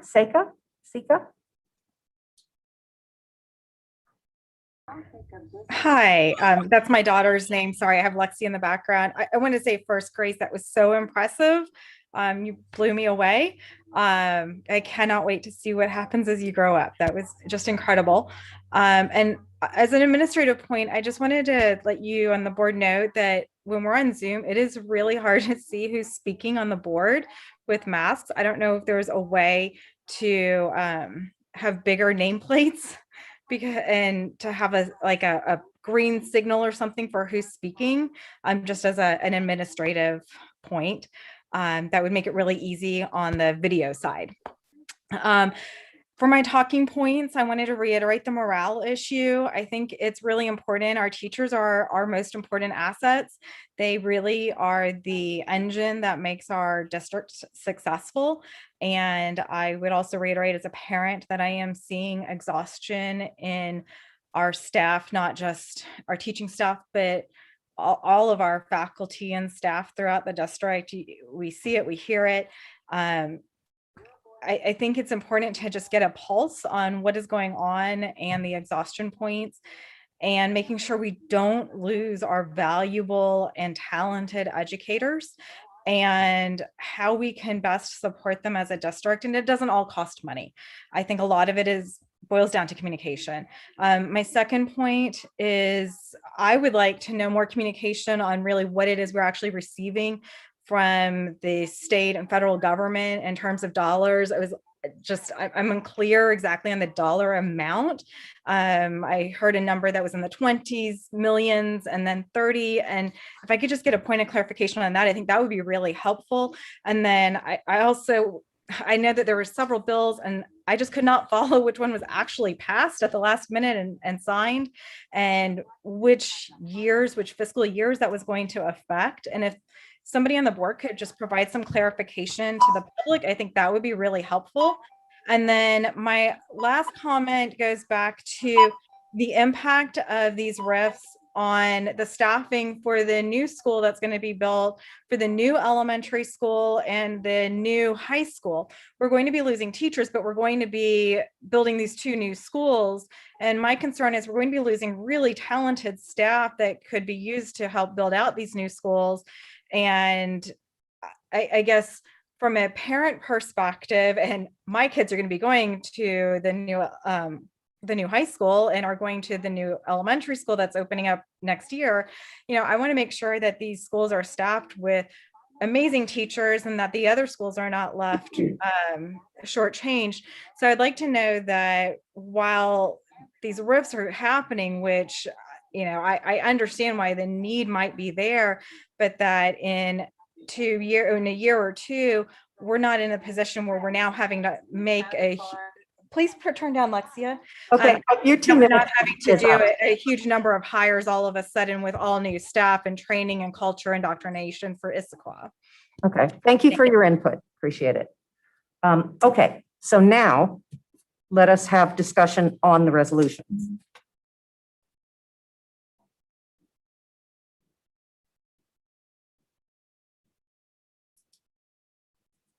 So I guess talk a little bit about it. Okay. You guys have it. I think the goal, and that's a good point. Like, how do they know who's talking? So this is Sydney Mullings. The goal of this resolution when we were last together was to lay out principles on as additional funds, we were hopeful at that time, came into the system. What was some of the premise? How would we go about doing that? That's what's laid out here. So I don't know how you want to go through it, or if Jake, you want to step through what's here. I would be fine either way, Director Mullings. I think. Go ahead. I was going to say, we have it in front of us. Right. My comment would be that I thought that we were going to use the whereases to tell the story of, we had all these pandemic expenses and we had this enrollment decline and therefore we did the RIF, but now there's more money and we have priorities and these are our priorities. And it feels like, I think all the whereases are right and they all feel out of order to me. Other than the fact that I think we're missing the first one, which should be something to the extent of, whereas the district incurred significant COVID-related expenditures on technology, food service, furloughs, PPE, hybrid staffing, which had a negative impact on reserves. That would be my first whereas. And then I would just rearrange all the other ones. I mean, that's just me. Harlan. I agree. And I think it should also then have, so this has been the impact on how much money we've spent and impact to our fund balance. So it can tell our story. And I'm sorry I wasn't here for this part of the retreat discussion. But to your point, and probably where Dr. Mullen was going, this document should tell a story. And right now, I don't feel like it does. I mean, it tells a story. I think all the plot pieces are there. You said the long version. I think the plot pieces are all there. They're just mixed up, other than, as I say, I gave you that first sentence, and I agree it would be nicer if it had dollar amounts. I don't know what they are. I'm open to both of your suggestions. If we want to edit this, I can share it and edit as we go. I think we have to. Yeah. And I think we have the dollar amounts. They're just not. Well, Okay. let me. I don't have them. Hold on. You do. We all have them. So I think one that's missing for me though, is the one that talks about, I would say, whereas in February of 2020, we passed a levy that included funding for XYZ and the amount of that levy. I think that is part of our story and part of this board's commitment to mental health and social emotional supports. And I think that's a foundational part of this conversation, and then the with the therefore part. But I think that's a missing part of this story. Stephen, can you let me put my screen up there? So I'm sharing in the Zoom, but it doesn't appear there. I think because Stephen is sharing his screen. I think he's not sharing the Zoom Right. screen. I see it. Right, the Zoom can see it, but we need to see the Zoom up there.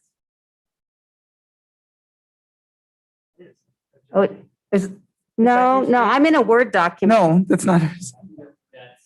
That's the attachment. Yeah. Yeah. Can Ann share her screen? And I am. She is. It's just a different window. Oh, I'm sorry. There we go. That's what I wanted. Yeah, it's Thank just a you. different window. Okay. So, Can you make it really big? oh, no, that's me. Oh, Ann can make it bigger. Okay. Oh, much better. Okay. Oh, okay. All right. So I've made it big. Okay, so the story I would tell is, okay, we incurred significant expenses. We had an enrollment decline. I would include Harlan's point about we passed a levy that included money for counseling and mental health and PBSES. We have a priority of financial stability. We've invested significantly in counseling and mental health counseling. And we believe that having counseling supports is essential. And we passed a RIF. We implemented program reductions. During the special meeting, I'm going to give you this in a minute. Okay. We provided parameters, we requested parameters for restoration. We currently have so many staff people in counseling, and the legislature has provided us additional funding. And then there's another funding piece at the So bottom. do you have numbers on there? I Like do. the order? Okay. That, you know what? How about, And while you're thinking about that, I just want to say, like, we somehow need to say, like, where's the second to last wait. whereas. wait. Well, let me give you a suggestion. Let me try to put this in while you guys work. Somebody else write down the wording of what you're talking about, because I cannot do both of them, okay? But let me create this part while you guys do the other part. Okay. Sure. And so what I think we've heard, and I think that people always think, oh, you're just trying to protect their budget. I think that in an organization that is education and that delivers a service of education, our budget is people. And I think that we need to make that very clear. So in the second to last one, I don't think it should say program reductions, it should say budget reductions, and refer to that impact is a better way how Mr. Cooper talks about right sizing the organization to our budget. Like, all of this staff that we're talking about is because of enrollment based. Like, I went through and looked through, and I see this missing from our website, so it probably should go somewhere. Maybe Leisha has linked it and I missed that, because I know so much of our stuff is hyperlinked in our e-news. But the document that I wish I could share, and I know she's working on this, is the one that is the major factors one that you talk about. It is a really good summary, because I was on that. Hey, Harlan, night. if you have something to share, let me stop sharing mine because I'm just editing and you can share yours. Sure. You're so techie.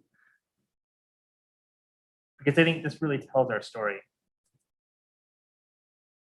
Because I think there's a couple things about this. One,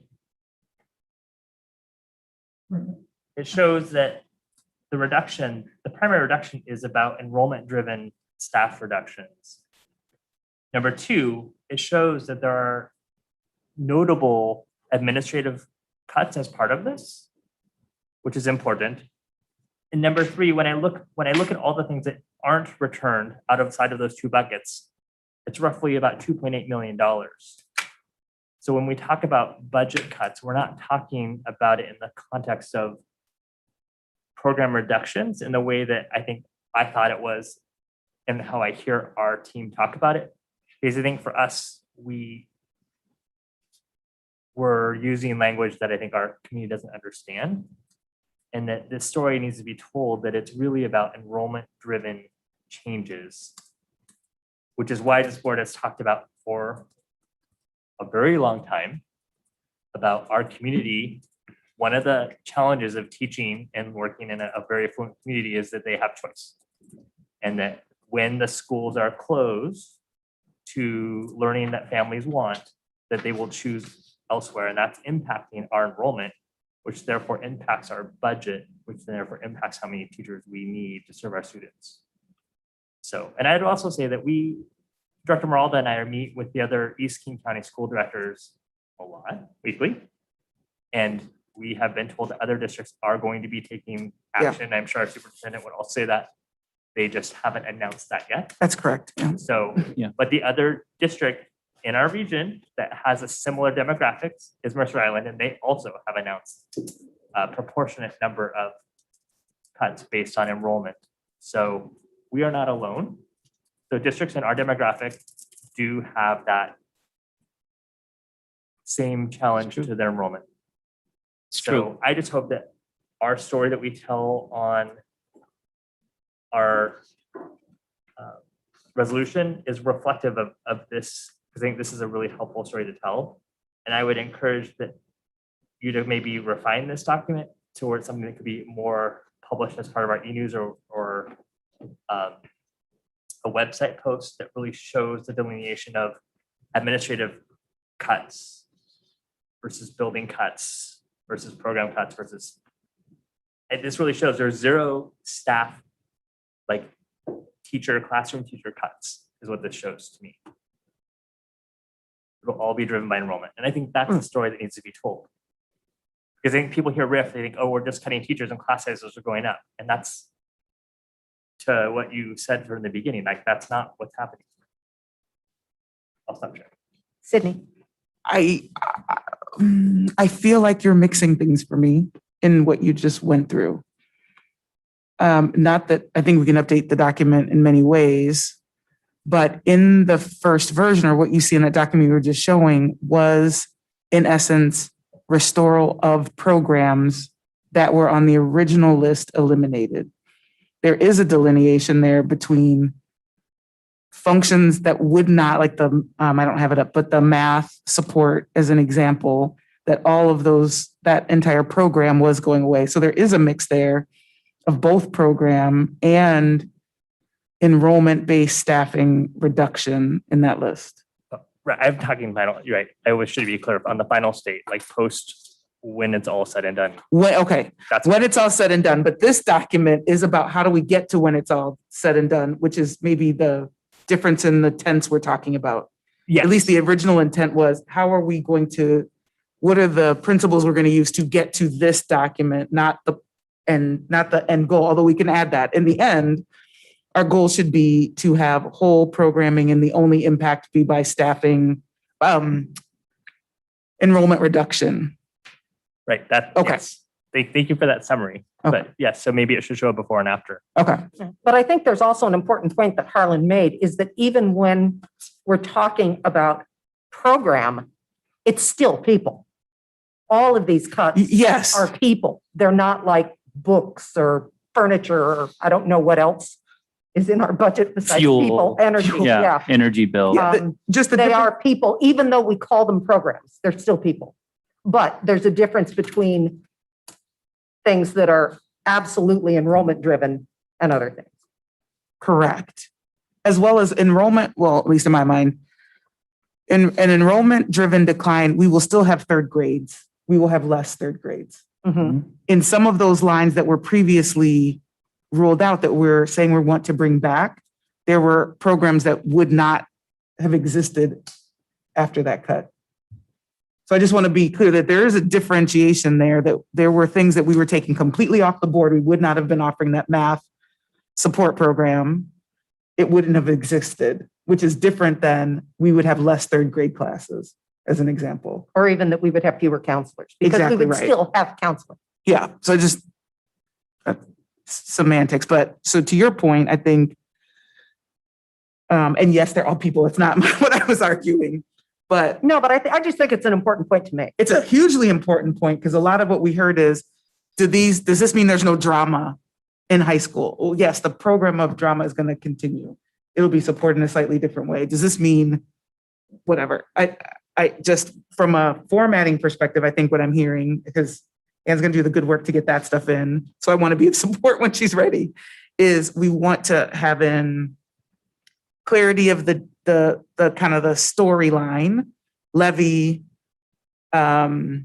pandemic, cost for multiple things, in order to service the pandemic, the need to reduce cost, the principles by which we will restore some, and then post that reduction, the things that we're committing to have it, the things that we believe will be true, which is purely an enrollment-driven impact to staffing.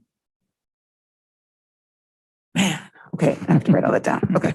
Okay, well, I've got this part ready. I didn't I didn't stick in Harlan's one about the levy. But that should be up near the top. Let me share, and then you can tell me what you came up with. I also didn't actually write it Yeah, you didn't. cogently. You have a question too from Director Moraldo. Well, Oh, I'm sorry. and it's probably a question for staff. So when we look at the administrative reductions, not only from what we consider administrators, that level, but the other cuts that are in the administrative building, the programmatic cuts that you'll see on there, where does that fall? Are those due to the enrollment drops, or is that due to something else? Well, the enrollment drop, and I see Jake moving down here to the right, but I'll take a stab. The enrollment drop drives down revenue, obviously. So that is part of it. The enrollment takes revenue out of the system. It doesn't give us some of the opportunities to do some of the things that we do. Because we, we try to be able to support our staff as much as possible. And so not every dime goes into a classroom teacher per se. So there are some support positions that you can see in the list that Director Gallinger was sharing earlier that we, at this point, do not plan to bring back. And so there will be some impact. Now, those individuals who are the people that are in there, and I think that's a great point to make about programs are people, school districts. Mr. Cooper and I talk a lot about the fact that as a school system, you will spend right around 82.5% of your overall budget on people. When you get up above about 85%, you're in danger of going bankrupt. That's how tight our margins are. It's not that there's a huge amount of flex in that system. So we didn't get complete, while the budget was not the worst case scenario, it did not bring us back. It did not restore us all the way. And to the public input, even in this whereas, Mr. Cooper does identify about $20 million over 2 years that recouping. That is not enough to allow us to bring everything back. Is that, Jake, did I?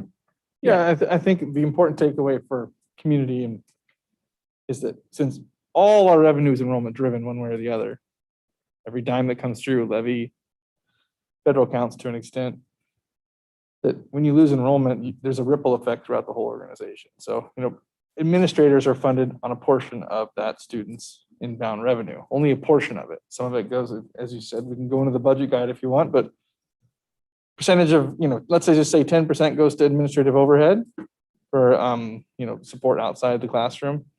So in return, we have to make reductions, you try to be as proportionate as possible. But we already have low overhead, as we've discussed, the lowest in the county and one of the lowest in the state. Last I checked. So there's not a lot of overhead to be reduced.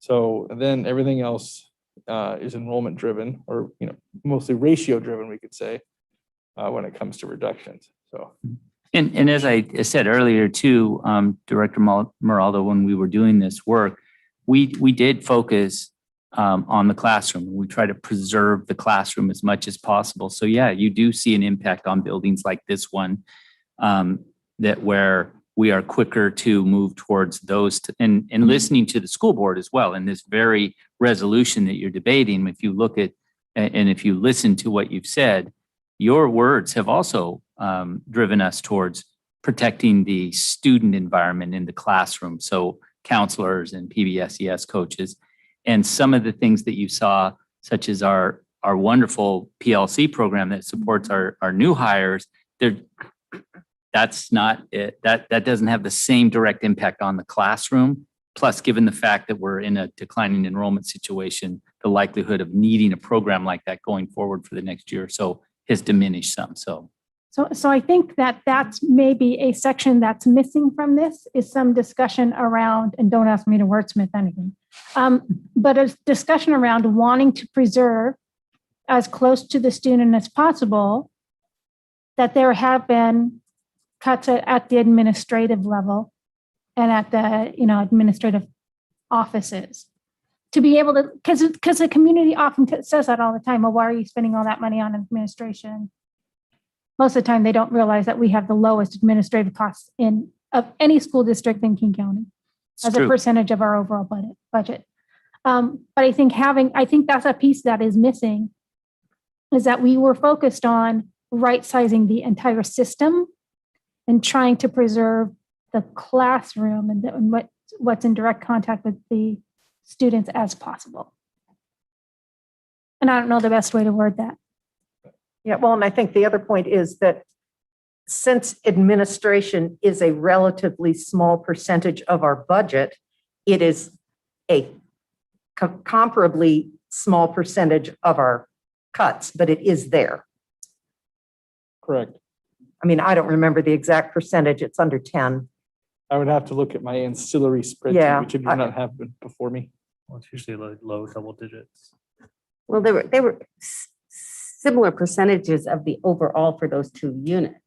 I mean, the amounts are magnificent. I mean, hugely different because so much more is in the teaching staff than is in administration. I believe it would be on that side of one of those spreadsheets I sent you on that. It was to the right. It was, yeah, like 7.5% of what would be certificated, and it was 6.5% of administration. So proportionally, they're very close when it comes Right. to their percentage of the budget, which is what you like to see when you're reducing budget. Now, there are points in time where you may make decisions to keep certain, if you boil things down to business units, like you would do in a large corporation, you may have initiatives or needs. We're going to talk about some of those needs right now that, in your restoration, that is in particular in one business unit, in one area that was important to the board, and of course the superintendent and the community when we talk about mental health and guidance counselors. So, we try our best to be as equal as possible, but there are times when you maintain staffing because of the work you are doing. And so you're not able to get perfectly proportional reductions. But most of our reductions, as Dr. Gallagher pointed out, are based on enrollment decline, and those students no longer exist to teach in our system. So, and I know that's hard to hear for many, but if the students aren't there, then the teacher doesn't have anybody to teach. That's the difficult part of our business.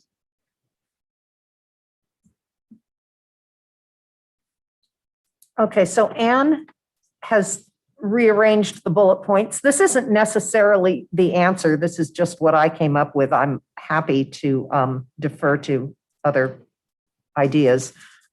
She added my whereas on the COVID-related expenses. I'm not sure where that, the fact that we passed the 2020 EP&O levy with funds for counseling and mental health supports should be. I'm sorry? I would put that at the top. Well, I was wondering about that because if you're going chronologically, it's the first thing that happened. But the reason we're here though is because of the COVID-related expenditures. So yeah. Well, you want to make it number 2? I could do that. I'm not sure I phrased it the way you wanted it to, Harlan. I scribbled it really fast. And if you want, and it would potentially, I hate when I get into friendly amendments with the board, I'm sorry. But you could say that in 2020, the district passed a 2-year educational programs and operations levy for approximately $100 million. A portion of, if you want to know the details, because that's those were the two numbers. Well, Harlan's amendment, let him. So I think it was 54. Let him wordsmith it. 54 and 45 million, so pretty right there at 100. Yeah, I just want to include, I'm going to pull out the amounts that were dedicated towards mental health and social emotional support. I'm looking that up right now. You guys keep going. I'll give it, but rather than we'll replace, I would recommend replacing the word funds for a dollar specific. amount. I'm just going to look up that right now. Yeah, and we could say voters approved the 2020 EP&O levy.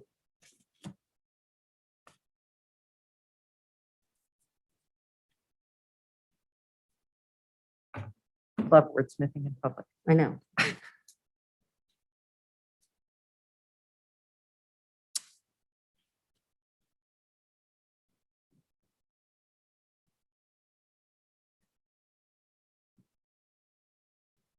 I just have to join the Zoom real quick so I can read it. I can't see that far.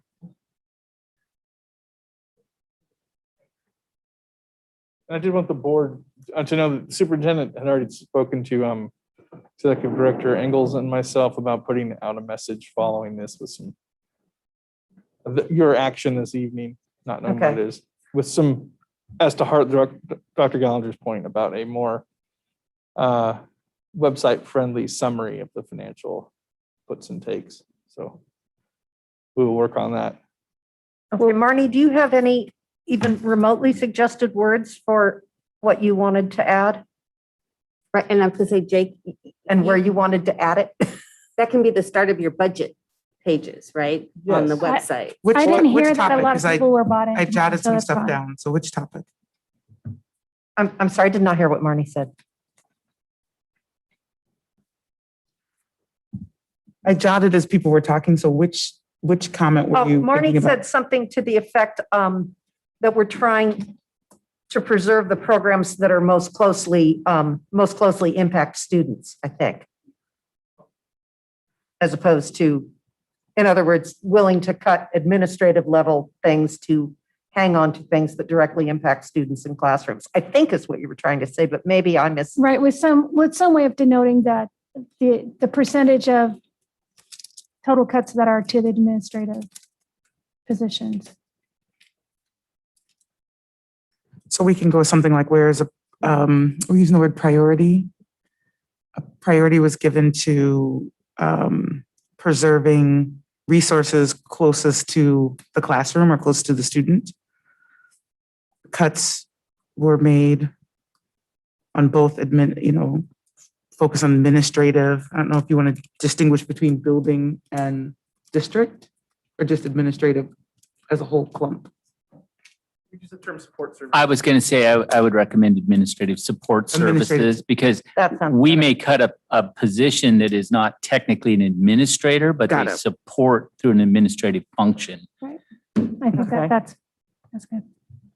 I would also recommend a friendly amendment to, I guess, I think you've said it both ways, closest to the classroom, but I would recommend in this case, closest to the student, given that we're talking about counselors and support positions that don't necessarily exist inside the classroom, but they are there inside the building to support the students for sure. Okay, that makes sense.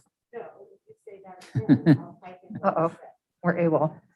I think there's going to be some math that they need to work out. It's something like, where's the priority is given to preserving, I said resourcing, closest to the student.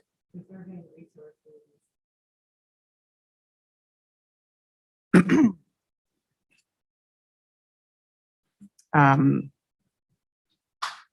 don't know, cuts were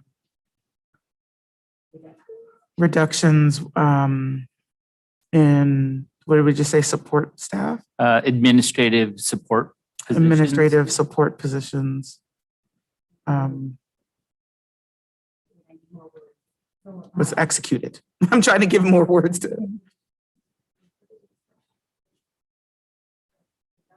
You could even say reductions were proportionally executed.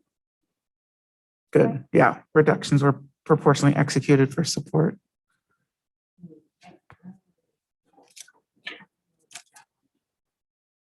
What, don't you like the proportionality of it? Yeah, that might not. Because it wasn't set up to be. Could you say priorities was given to preserving resources closest to the student by including reductions to administrative support staff? Yeah, Do you I even like need to that. have to say that? I mean, just, do we have? I don't know, Marnie wanted to say it. To the student. That's why I said if people aren't bought into it, that's fine. And that's kind of what I felt was like no one was bought into it. No, I think that prioritizing to preserve resources close to the student is good. I don't think we have to necessarily spell it at the expense of anything. Like that's, yeah. We don't, All right, we don't that's have, fine. What I'm saying is like, it doesn't have to be a deficit type of conversation. But yeah. Oh gosh, I wish I had this printed out in order. And I was even thinking, Marnie, that line could go back and go into actual therefore. Because I think that intent is really part of it. And I want the whole, well, I have suggestions for the therefore period, but our therefore is kind of small. So I think that intent could fit there. So just a thought. Yeah, because that's Instead really, of awareness. No, then I don't have to figure out where to that's put it. the That's action good. we're really taking is because we're doing all of this. in order Priority was given to execute preserving that. resources close to the So it student. should be priority should be given to preserve resources closest to the student. So Okay. that's just my suggestion, but So did you get that answer? Did you hear that one? Yeah. In the therefore, priority should be given? Yeah, but for the, you mean right after the therefore? No. I would just, Board of directors, we could say that, The board hereby directs the superintendent to prioritize resources closest to the student and to restore. no, I would say close student by, Okay, by restoring. mhm. Okay. the board director and superintendent. To prioritize resources closest. Yeah, you. Which is unfortunately a word. It's the only time you'll ever get to correct her. So you might as well take advantage of what you can. Yeah. By restoring, This was numbers. by restoring. And since you're on that, my recommendation would be in areas of counseling, social emotional supports and mental health supports. Right. So I would Yeah. the word counseling support for social emotional Yeah. supports I like that too. and mental health supports, comma, or whether it's a comma or not, I don't know. Wait. Social emotional supports Okay. and mental health. Okay, and then what was your next Yeah. thing? As prioritized in the 2020 EPNO levy. Or somewhere, like I want that part in there somewhere as well. Ideally. In the 2020 EPNO. I want to bring it back to, right, these were things that were widely supported by our community. Mhm. And I think they need to understand and see from what Marnie is saying about we're prioritizing things that are closest to the student, including all of these things that the community has said and voted with their pocketbook that, yes, they agree on these things. Can So we, however you fit that in. can we do it as committed to? As, instead of prioritized again, as committed to in the, And a whole, because we want the district to be able to prioritize which kind of counseling, although in this, we're bringing back all the PBSCS, all the elementary, the other half-time counselors, the Swedish mental health counselors. So aren't we, by and large, bringing back all of that part? The middle school counselors were not. Right. But those are okay. We're That- getting those into trouble with the words again. But I think of those as the academic counselors. Well, how about consistent with the 2020 levy priorities? Yeah, that's As good. deemed appropriate by the superintendent.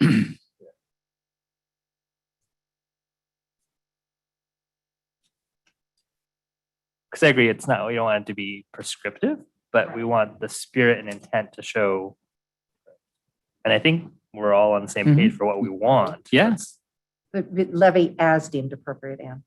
So I think the story for me boiled down is we collectively ran a levy in 20 that was supported by the community. We pledged that we were going to continue to put money into mental health supports and counseling services. Yep. And that's continued Yep. even during the pandemic. So.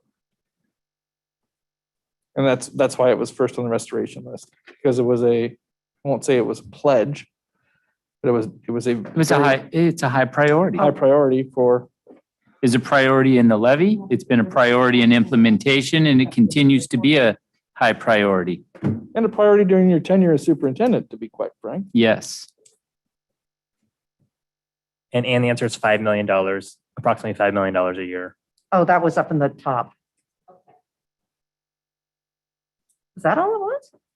Well, remember that's very close to about 30 FTE, which is. Yeah, that. Okay.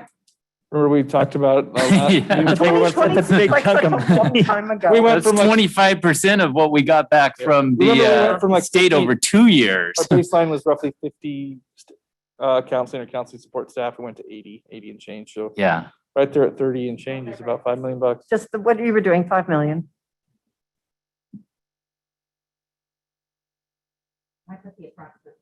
Yeah, that's, Yeah, Yeah, and it's per year, is that an annual number or is that a Yes. total number? annual. Yeah. Okay, so do you want to scroll through it and see if people are happy with the way it reads now? Because I didn't ask anybody for a vote on the way I ordered it.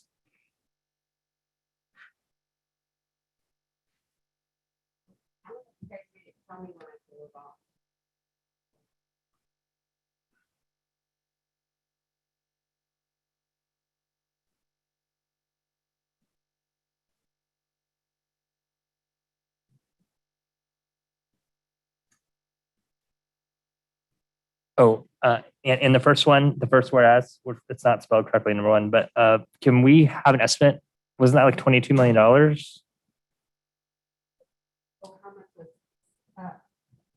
Spent on the. Which had a negative impact of X on Right. reserves. So our Reserve was 43 from 43 to 27.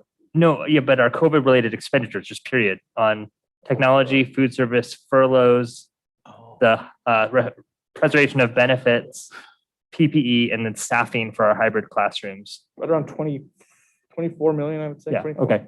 wow. I knew it was a big, I knew it was a big So it number. had a negative impact of Yeah. approximately 24 Correct. million on reserves. Well, it wasn't a total draw. That wasn't the total net draw on reserves because we also had ESSER money. Right. That's what we're not, but I'm not asking for that. We're talking about the raw expense. Correct. Remember, we talked about a few meetings ago, nearly you should say $10 million in paid administrative leave alone. But then here we say it, which had a negative impact of approximately 24 million on reserve. So what we're saying is that's not accurate Oh, yet, Hold on. because he's, oh, I'm sorry. What he's saying is there was net additional revenue that Right. came in. So this is a true statement. Yeah. There was just some replenishment. That Yeah, was no, some I want impact. to encompass what we. Oh, well, then well, don't no, say it the did on have it, reserves. but it did have a negative impact on reserves. No, Just other things had a positive impact. I would remove the unreserves. Like, All right, that's fine. That's what Okay. I would recommend. I that would- too. Let's Yeah. just 22. Sorry, I was doing math on my by hand over here. So yeah, you're I saying thought it was 20 22 just because that's the number was in my head because Yeah, that's so what stuck with me. 22, not 22. 24 million. But here. on what though? The overall budget? Well, Because it's a bit of a The hanging staff. expense. I don't mean to be obtuse here, but the hard part is also it's across multiple funds. So It's it gets fairly confusing pretty quickly. Oh, Because we also expended a significant amount of money out of capital projects for Yes, laptops. I agree. yeah. So it, Yes, I agree with Suzanne. that's perfect.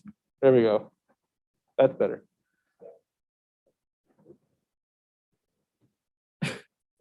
I'm used to her being a lot closer to me.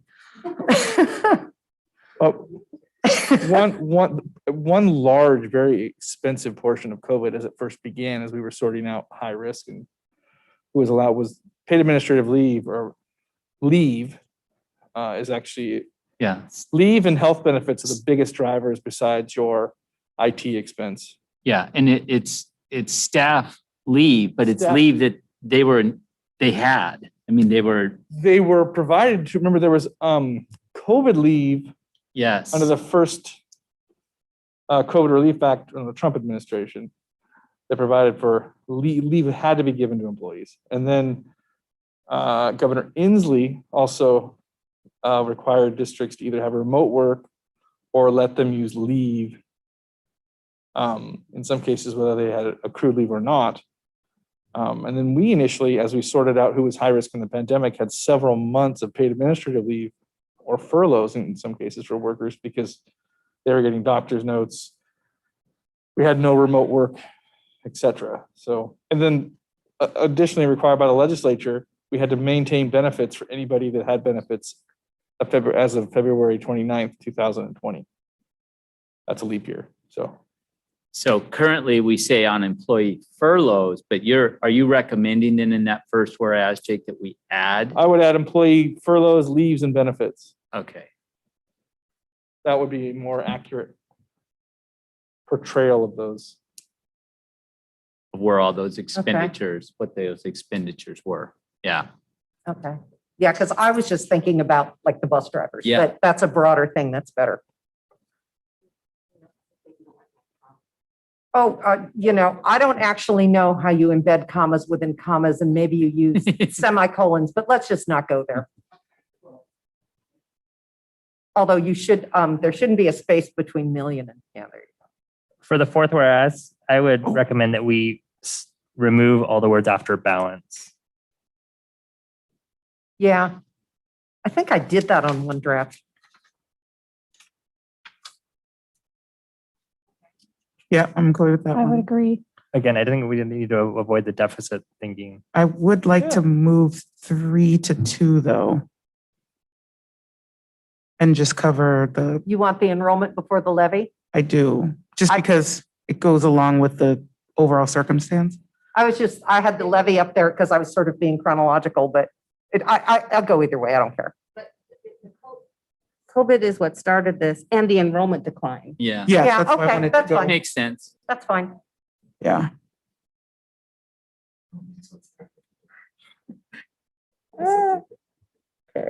Thank you for doing this, Anne. Okay. Yeah, you all We owe me for appreciate this. you. I'm glad I'm sitting all the way down here because you know that was going to be relegated to whoever was in there. So are we good on these first 4? I am. Okay. Okay, now we're on the next 4. Okay, so when we, is this another one where we say academic counseling, counseling support that should be counseling and mental health, or should be Social emotional. social support? emotional supports instead of counseling supports? Yes. And should it be academic counseling or should it be counseling? Our guidance counselor. Yeah, I would just leave it guidance, as counseling. Okay, so just eliminate academic? definitely. Yeah.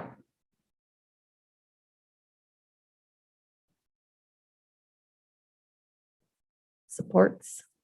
Yeah, social emotional supports like that and mental health counseling. And I'm just curious, why did you guys choose the word district instead of board when you were doing this resolution? Sorry?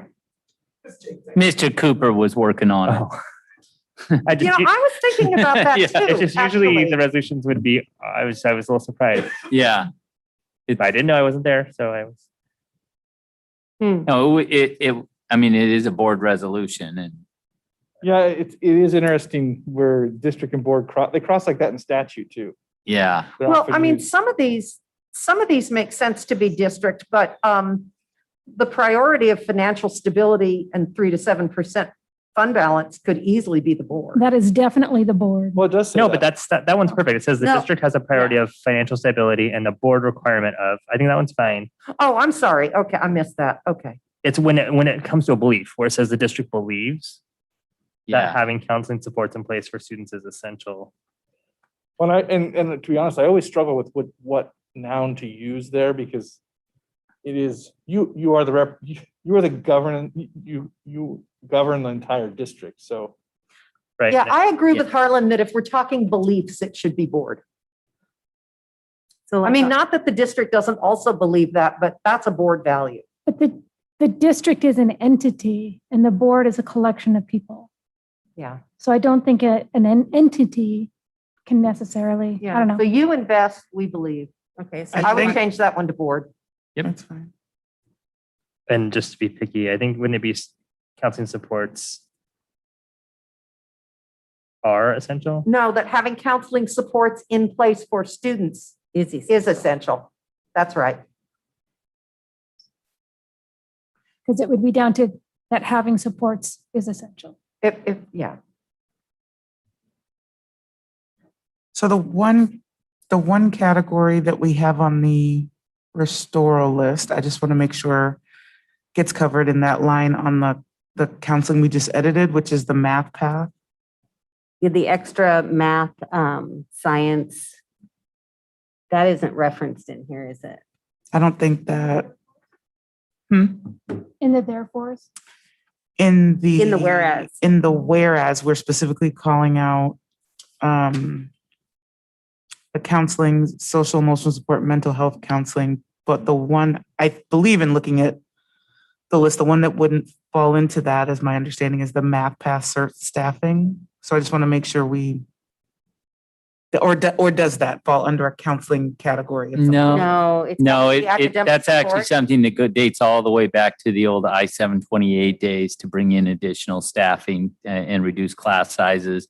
It's something that we have done. And again, this all gets kind of complicated, but because in one level, because special education does not recognize science as one of the areas. So you have kids who might not be in a regular English class because they're receiving LRC1 English, but they have to go to a science class. So what you'll notice in the schedule is you see this big bump up in science class sizes. So we recognize that, and we thought one of the ways we could help mitigate that is by providing additional FTE to each of the secondary buildings. As that FTE rolled out over time, we learned from administrators too, that it wasn't always in the science where they had the issue, but they could use the help in the math classes as well, as we were going through a lot of different iterations of math pathways over the years.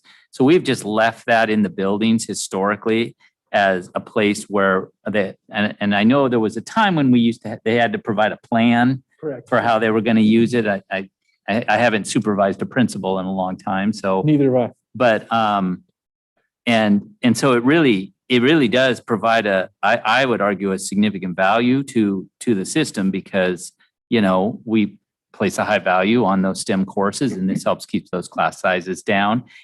It made sense in a worst case scenario that you would cut that, but in an effort to in restoration. But it is kind of lives outside of the counseling things. It was not in the 2020 levy.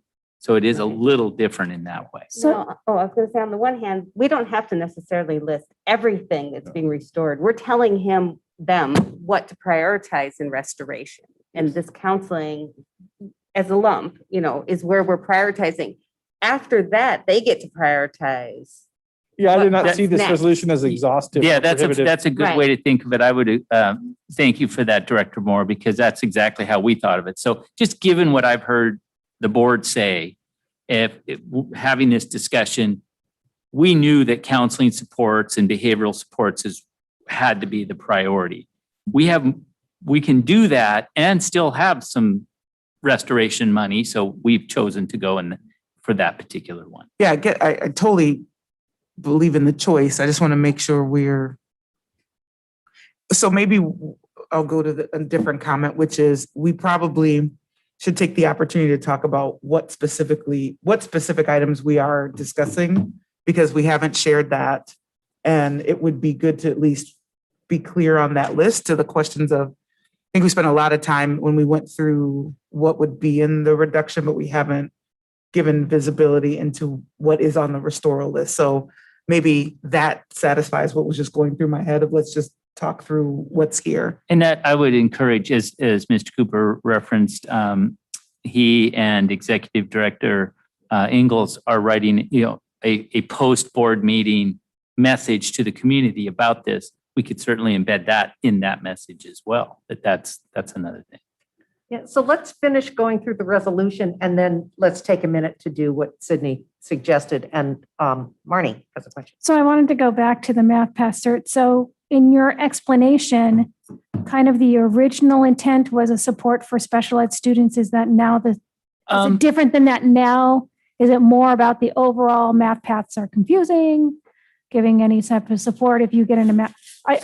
Because to me, it makes a difference. If it is a focus that is to support especially special ed students, I think that is one thing that's missing from all of this is how much of this, to me, the high school grad specialist is less about counseling and more about supporting students that are struggling. And I think we have some more positive language, and I don't know if staff back there is striving learners. Thank you. Dr. Marlowe, when we were creating the math pathway staffing, I think the superintendent was right. There was multiple.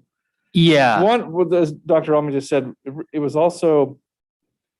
twofold. One was class size reduction in science, for supervision and academic needs. Second was an opportunity potentially at our middle and high schools to do a double dose in math if need be. So if you had to pre-teach, double dose. if you had to pre-teach it as an example, or needed some remediation before you went into your math class, we were doing some double dose, particularly when we accelerated the path. As Superintendent said, we changed the path a few times over the years. Where we had acceleration, we were pushing really hard to be geometry by 8th grade. At one point in time, we were really working on acceleration, then we slowed back based on the standard. So, but that staffing is stayed in the buildings the whole time. But in my example I gave though, Director Meralda, I want to be clear, this was not and hasn't been intended as a direct special education student support. It's really more of a class size reduction because a lot of those students, they didn't have an IEP for science and maybe didn't need it. But what it was happening was those class sizes were driving higher. And then the other problem we were having is, science is specialized. That's not a great place necessarily to have too large of classes because you have the lab tables and all of those kinds of things. So, well, yes, the fact that special education doesn't recognize science as one of the areas resulted in larger science classes than maybe some of the other core content areas. But it wasn't specific just to support the special needs students. It was really to support all the students in the classroom just by keeping the class sizes more manageable. It could be for an advanced biology Probably had the course. benefit. Could be for a biology course in middle. It could be for a physical. Physical science course in high school. It depends on where the need was, and the principal would have the discretion to drive it to where the need was in their building. Sure.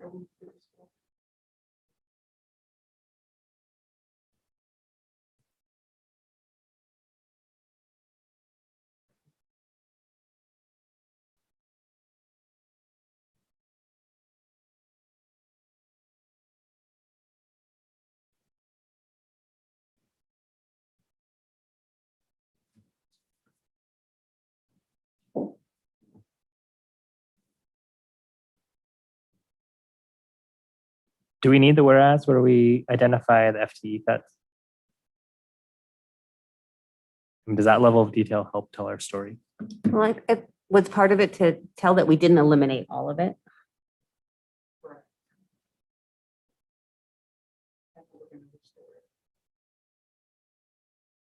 It's 24 people. I don't know. I think it helps tell the story.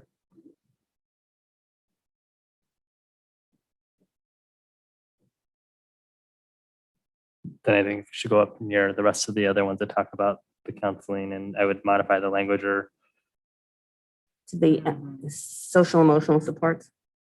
and remove the word academic. Yeah. yes. After last meeting, I put as many descriptors as possible in front of counseling, so I didn't miss any. I'd remove the word academic just to be consistent. Yep. And in this, Jake, we're also referring to our behavioral support staff positions, correct? Correct. Okay. Can I roll down? Yep. I think we're almost there. Yay.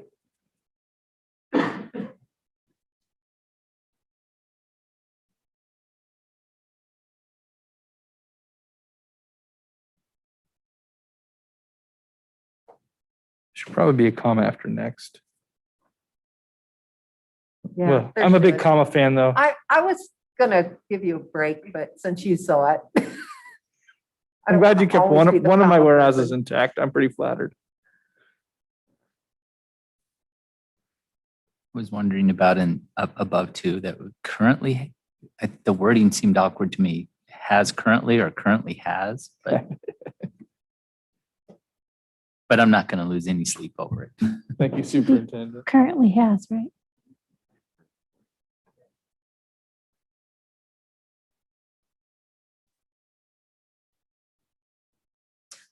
After 2020 EP&O levy, there should be a comma.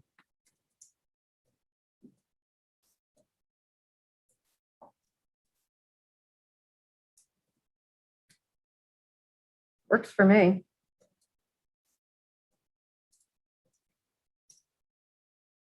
And that's the end. That's the end. That's the end. I'm gonna look for one thing. So I would just order them. So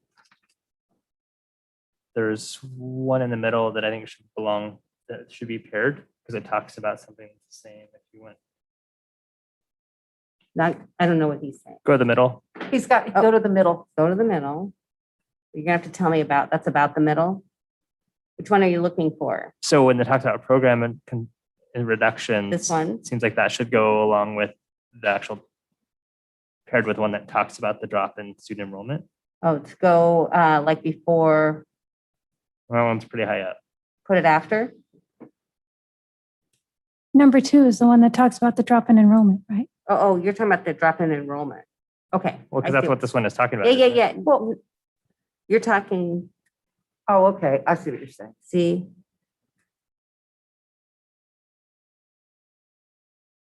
Move it here or after this one? To me, it makes sense if you're going to talk about linking things Are you talking about before or after? after. Yeah.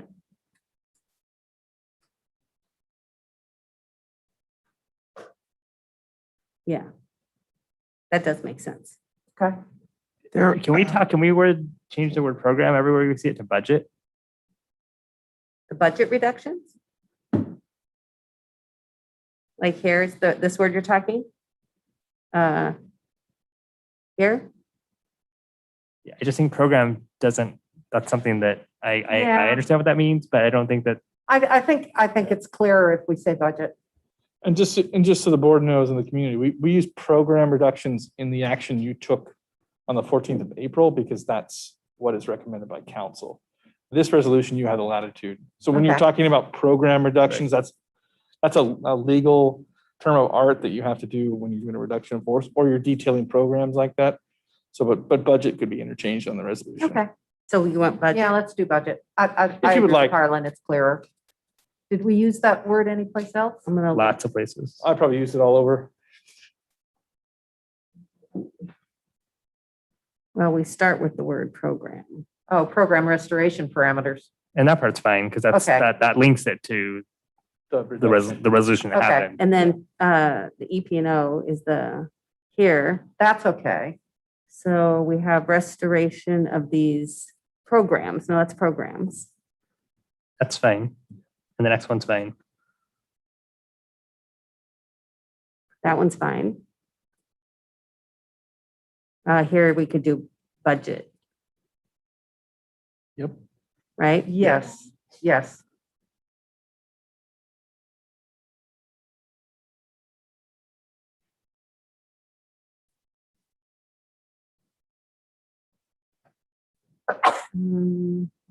I got to find where I was. Okay. Okay, So we're here. that could be budget.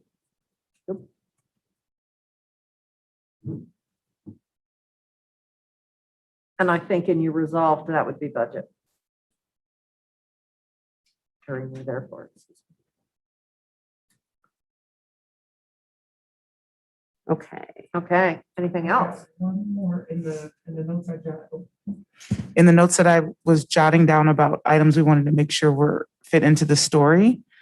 I have one left that we haven't touched yet, so I'll just mention and see if we want to include it. And it was around timing of state budget and the need to make some of these decisions to stay in compliance with different agreements or regulation. Is that something that we want to have in the? I think that was more for the timing of the reduction in force. Correct. Not the timing for this actual document. Correct, but it was one of the things we said was part of the kind of the storyline. And so I just want to, for me, I don't feel like it necessarily has to go in, but it was the last one I have in our little brainstorming there. So I raise it. I don't know that I would want to include it, but it is part of the story as to why are we putting together this parameter. Basically, the answer I gave to the gentleman who gave public input tonight when, why did you have to do it when you did it? And it did have to do with the statutory requirement and the fact that the legislatures weren't done yet. And it was bad timing, if you will, but it's just the reality of Well, and it was also because at the time we scheduled that April 14th meeting, many of our students and teachers were not in school, which was going to make it that much harder to deliver notices because they have to be delivered by hand to the Yeah, person, right? it was going to People- create, If the people problems. aren't on campus, it's much more time consuming to go out and hand out all those notices. Well, and to be clear, I would think that the number has been 6 or 7 out of the past 10 legislatures have not ended on time. Yes. So the legislature has a more recent history of not ending on time. So we could not be guaranteed, especially when if they were dealing with a budget crisis, that they would end on time. And I think some of the story about the timing could be on your budget pages versus in this restoration document. Yeah. But yes, I would say in the communication, hopefully Director Ingalls hears this and yeah, includes that's part of, to the weaves that communication of, in. you know, connecting the reduction in force, the timing, and that was required because of all the things that you've mentioned in this document. The last thing I'd say, Anne, is that there's some that I feel like the social emotional ones should all be together too. Oh, I'm sorry, what? It's like we do a social emotional one, then we skip some and do more social emotional ones. I think they should all be together. Instead of the word. No, I think he wants to rearrange. Oh, the whereases. he wants to rearrange. Okay. Okay, so we've invested. We believe that supports are essential. And then what else do we have? So I would put those right, but so I guess I would remove the 3 to 7% one because that's one that seems like it's in the middle of And move it down. or up, either one. I don't care. Let's see. Just not in the middle of those 3. Oh, I see what you're saying. It could go here after we talk about, No, yeah, I'd put it before the budget reduction one. I would put it right after enrollment. no, because the enrollment leads right into commensurate staffing levels, right? All right. So it could go after that. yeah, Okay. I think that's where I put it. I could see here.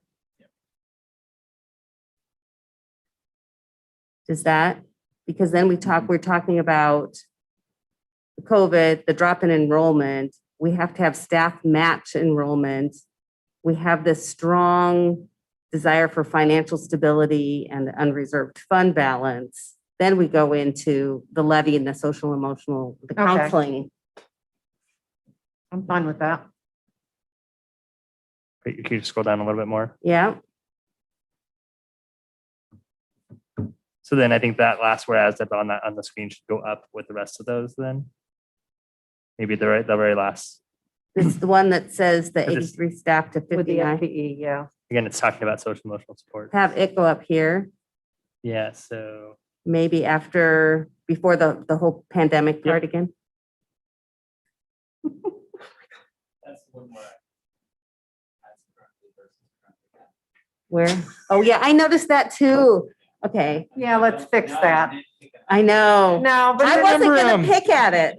Superintendent, you remember the board member we used to have that said, don't let great be perfect be the enemy of great? Okay, That's a Microsoft. okay. That would be Anything else? board member Deagle. Going once, going twice? Need a space there. and I think actually it needs to get up here. Yeah, there you go.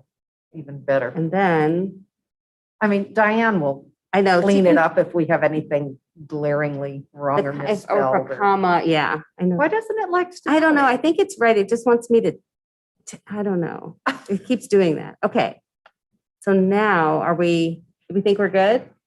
Okay. Would somebody like to amend?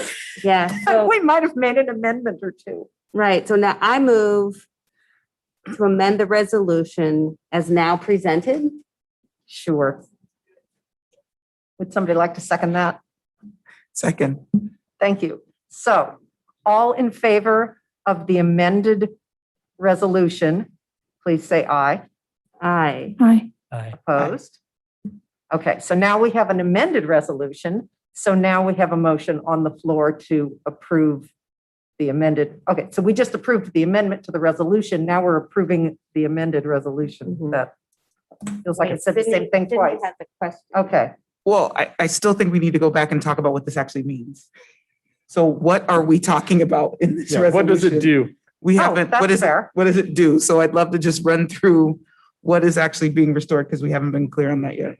Yeah, could you do that, please? Oh, And it'd be we've great. I got- would love to hear the superintendent on his opinion of this too, since. Wait, what did you say you wanted to share? Okay. Yeah, I'll stop sharing. And I'm going to send this to Diane. Or maybe he's gonna have someone else on the staff go through this document. Is that what you want? Yeah. Yes. I think Sydney wanted to just identify the things on the I- document that we are calling out in the resolution. Is that correct? I might know it by. And additional programming we are indicating for restoration that may not have been called out in that Right. resolution as we just discussed. So I assume we are looking at the things highlighted in blue. Yeah, I Yes. do think it's important as we start in this document, though, is I had email correspondence back and forth with a few community members saying, well, if you had a $22 million reduction and you got 20, you only have $2 million in cuts left. I'm like, no, that's not the case, because remember, this is a story problem. And we also have additional expenditures as well in the coming year. So I think if you mind, I'll take you through the whole document if you want. Sure, to the top. So. Yeah, Harlan, make it bigger. Oh, no, I got it. So as we recall from your April meeting, we had estimated a beginning or ending fund balance of this coming fiscal year of 27 million, down from 43 for the prior year. So we've talked about that reduction. And then what has been complicated and took both conversations with the board and many back and forth with OSPI is to try to figure out which biennium some of this money was landing in, because usually in the supplemental budget, the legislature, they'll tinker around with things. But in this case, they had ESSER money to deal with, and they also had unused, basically K-12 money they were trying to allocate. So we received funding over two budget periods. And so the first number is the hold harmless. So I've adjusted the revised ending fund balance of this year or beginning for the future budget year to 39 million, which is basically that cash infusion of 12.2. And then as the year starts, the major budget drivers, we have talked about it. We have a 5% increase for Issaquah Education Association, two of which is IPD. Other closed contracts, nearly close to $3 million in increased labor. And then we also have inflationary increase to MSOCs, which is shorthand for material supplies and operating costs, or anything non-labor. And then the fixed costs for those two new schools that are opening up, that's Middle School 6 and Elementary 16, also known as Cougar Mountain Middle School and Cedar Trails Elementary. We had a fund balance spend down already adopted in the prior budget that would carry forward unless we remedied it in this next operating budget.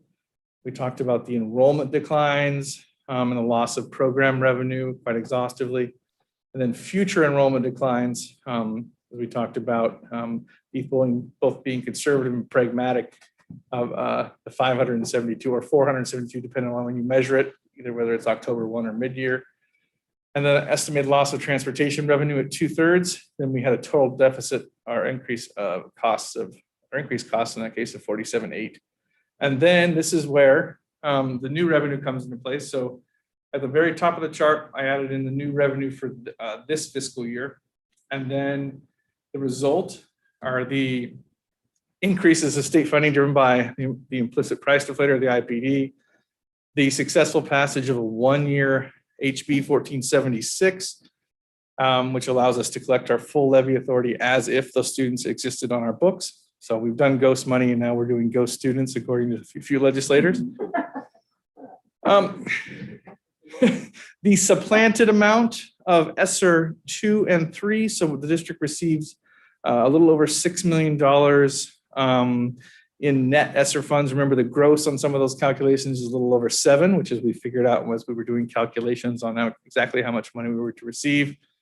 The hold harmless and transportation, that is ensuring that we will not receive any less than we did in the 1920 school year. So there's that 8 or 3, sorry, my eyes are getting tired, 4.8 million. And then the hold harmless on the ESSER floor to complicate things further.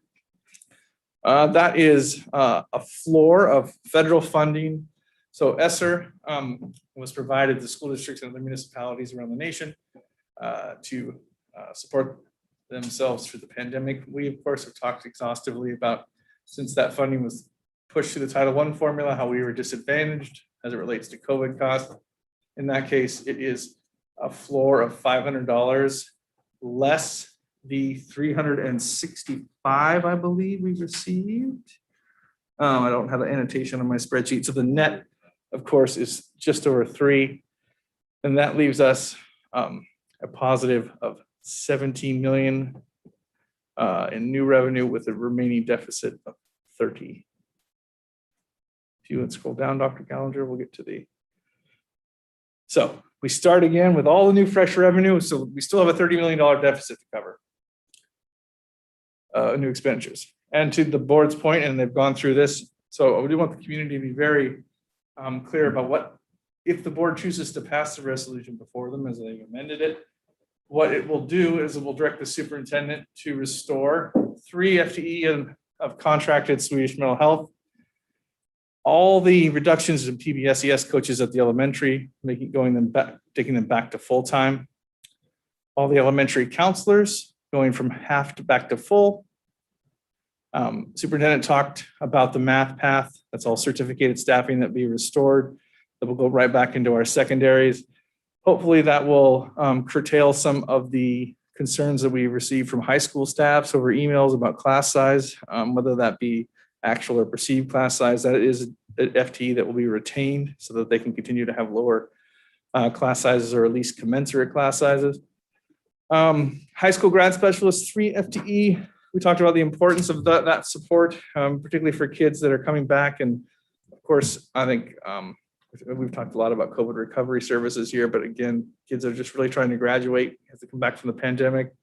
We believe that program is essential to continue. And then there's still a reduction amount there because we just restored 1 position in the assessment department to enable us to execute and support the SBACs or whatever state assessments are coming our way for next cycle. So that is the encapsulation or summary of the financial highlights. And then in the end, all said and done, we should end the fund balance with about $27 million if everything comes together. I mean, there's a lot of water that has to go into that bridge. It is not a particularly high fund balance, but it will keep us right around 4%, I believe, unreserved, last I checked, and does allow for some allowances if there are unforeseen enrollment declines, which could happen given the state of the pandemic. Hopefully we're out of the woods on that, but again, no models would predict what could happen. So that is the summary of the financial gyrations from April 14th to now, legislature's additions, and now the board of directors recommended restorations to the superintendent. Okay, thank you. That was very good. One small question, because we've restored this math path cert staffing, and that's 8, because we used to have 5 middle schools and 3 high schools, but now we're going to have 6 middle schools. So someplace in here, that 6 middle school is going to get one of these, right? Yes.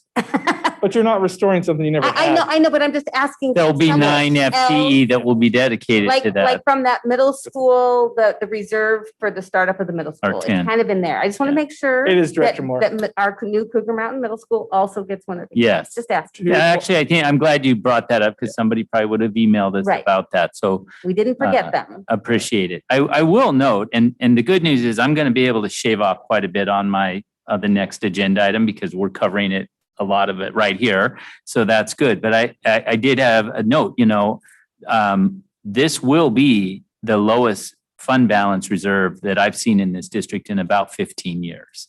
So, we have to go back all the way to the early 2000s coming out of the strike time when we saw fund balance reserves that were smaller than this. And I know it's got Mr. Cooper nervous. And the biggest part of the nervousness he just spoke to is it's really challenging to know what's going to happen with enrollment. I thank the board for passing a resolution to really set in motion a return next fall. I'm glad that Superintendent Reichdahl caught up with you all today and made a similar statement, because I do believe that that is critical to our enrollment return, which will be critical to our revenue return, which will help get us back on the right footing. But I think it is important for people to know this though is an in compliance budget, which your superintendent feels much better about than the proposal that I brought before you on April 14th. And then the other thing I just want to say about this too, I really appreciate the effort. I know this has been a long kind of slog, and it's never easy to write documents, group write like this and so forth.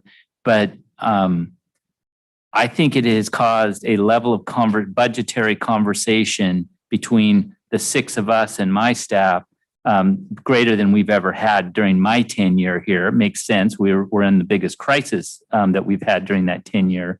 But the fact that you all took the time to get this detailed and provide this level of direction, because as we noted at the beginning of all this conversation weeks ago, the board establishes budget development parameters for us, but we've never had parameters related to restoration.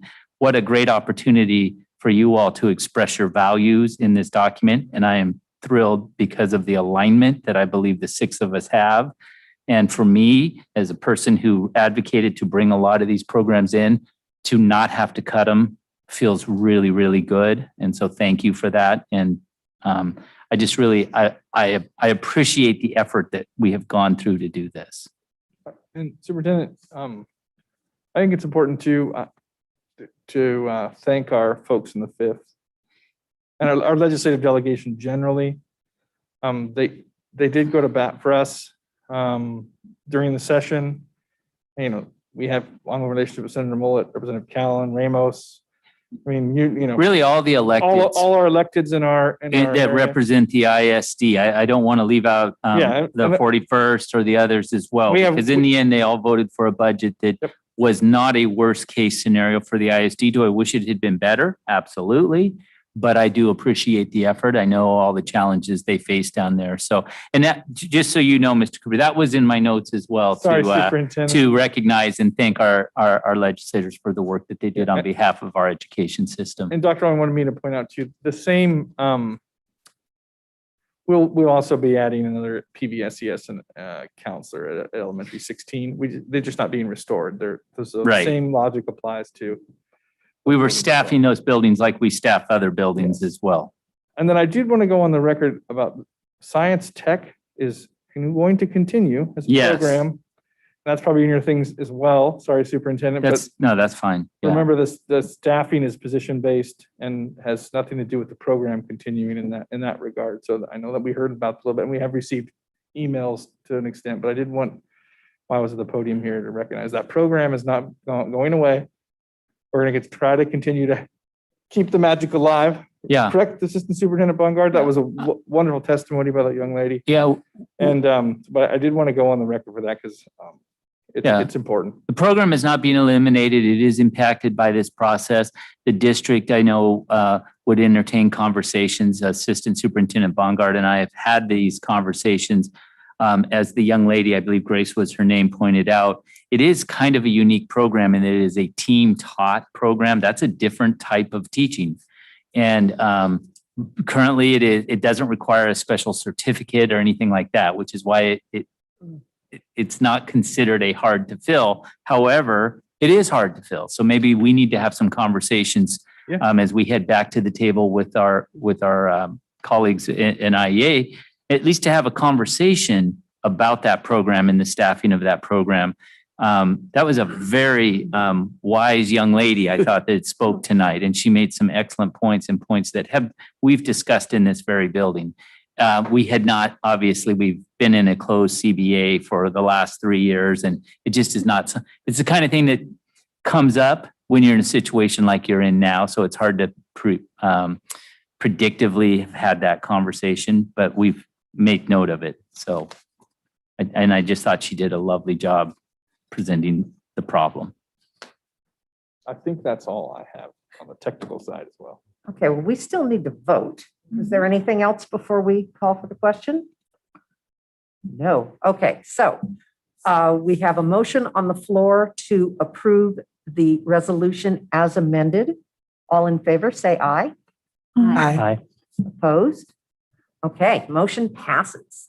And yeah, we took longer than our 45 minutes. I did want the board to know that since you've taken that action that Executive Director Fowler was texting me. She apparently is off an airplane now. And she said she'll get right to work recalling those counselors effective Monday. So, Okay. and Thank you. yes. So That is great. And I agree with what Superintendent Thiele said. I know we spent a lot of time wordsmithing, but I think it's important to establish, for the board to establish and make public exactly what our priorities are and what our values are and how we want our budget dollars restored to the extent that we can restore them.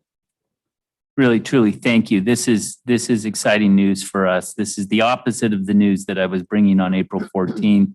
And so I'm glad to hear that Executive Director Fowler has a plan to begin that restoration immediately. So just really appreciate the effort that the board has put in on this. Okay, so the floor goes back to you for the educational update. Yeah, and a then- big chunk of this was about enrollment, budget, RIF, and recall. So I'm going to go ahead and just take that out. We've covered that. We've tilled that ground quite well, I think. So I'm going to try to get through this relatively quickly. I did want to take this opportunity first to recognize and acknowledge that last week was Teacher Appreciation Week, and yesterday was National School Nurses Day. I understand the timing of all of this, and you know, I wish I could change it, but I don't control when these things happen and why they align with our statutory requirements to deliver RIF notices in May and everything. But regardless of the fact, I wanted our teachers and I want our nurses to know how much they are appreciated. They do some incredible work, both these groups, our teachers, our nurses, with our students, our families. It's important for them to know how much they are appreciated and valued by our students, by this school board, by our families, their colleagues that work with them out in the schools, all of our administrative staff. And I certainly want them to know directly from me how much I appreciate them. And as I stated in my message to staff about teacher messages about teacher and school nurse appreciation, I've been so impressed watching our educators learn new teaching modalities while they're teaching. It's not like I could take my staff and say, hey, I'm going to take you all away for a training for the next 3 weeks and train you how to teach in a hybrid model or a concurrent model or a remote model. It was more like, we need you to do this, and it's going to start on this day, and we're going to kind of learn it while we're doing it. And that's not the best way to do it, but I've been really impressed of how they have been stepping up to do the tasks that none of us could have ever imagined needed to be done prior to the pandemic. And they've done it in a very caring and supportive manner for our students and families. And I do want to note that I've had a few opportunities to visit schools during this time and witness hybrid in-person learning. I've been impressed with how well the staff and students are acclimating to this very different circumstance, how they've embraced the challenge and are persevering through these challenges to provide meaningful learning experiences for our students. Several staff and students have shared with me directly, as well as administrators who have observed that with each passing day of in-person instruction and schooling, staff and students are becoming more comfortable, getting back into the routines of school. This is all good news in my mind, particularly in light of our board and OSPI position that school buildings will be reopening full-time in the upcoming school year. I think routines, I've come to learn through this process, routines are important, and maintaining schedules and the like. So then I was going to talk a lot about what we just finished talking about for the last hour. I wanted to address the message that went out today about our pilot expansion of K-3 at 2 of our elementary schools. I'm sure you probably saw that we announced that today, that we have reached a tentative agreement with the Issaquah Education Association on a pilot to expand the elementary day at 2 of our elementary schools. And this expanded day would include lunch service, additional instructional time, and additional recess. I throw that one in because I already got feedback from one teacher that one of the students, when hearing about it, the thing that they were most excited about was that additional recess. Our first desire would have been to have all 15 of these schools be able to have this expanded schedule. But unfortunately, as we went through the process, the preliminary process, we discovered we have more severe staffing issues maybe than we had even contemplated. And those are big barriers to our ability to be able to do this. So we were left with, okay, if we can't do it everywhere, is it still important to do it? And we determined that yes, it was, because we knew we could learn from this. So we approached the IEA, the district approached the IEA and asked for bargaining sessions to talk about this. And we certainly appreciate the collaborative effort among the two parties to come up with this plan. The district feels this work has been very important as we learn where we might have issues related to staff, facilities, transportation, food service, and any other obstacles that might impede our efforts for a full return in the fall. We learned a lot through these conversations, and they did surface several challenges such as substitute teacher availability, potential transportation challenges, given our unique schedules that we're operating under this year. And even some issues that I hadn't anticipated related to food service challenges, given what we are asking of our food service workers this year in this unique setting. So we did, we were left to, we really want to do this. So we had to figure out, well, where can we do it? So through this, we had to select two schools that we thought would work. And so what we were looking for were schools that were almost entirely walking schools, because that would have little to no impact on an already stressed transportation system. We wanted we looked at schools that were currently having full day options for LRC2 students, because we knew they would have some experience with lunch service and things like that.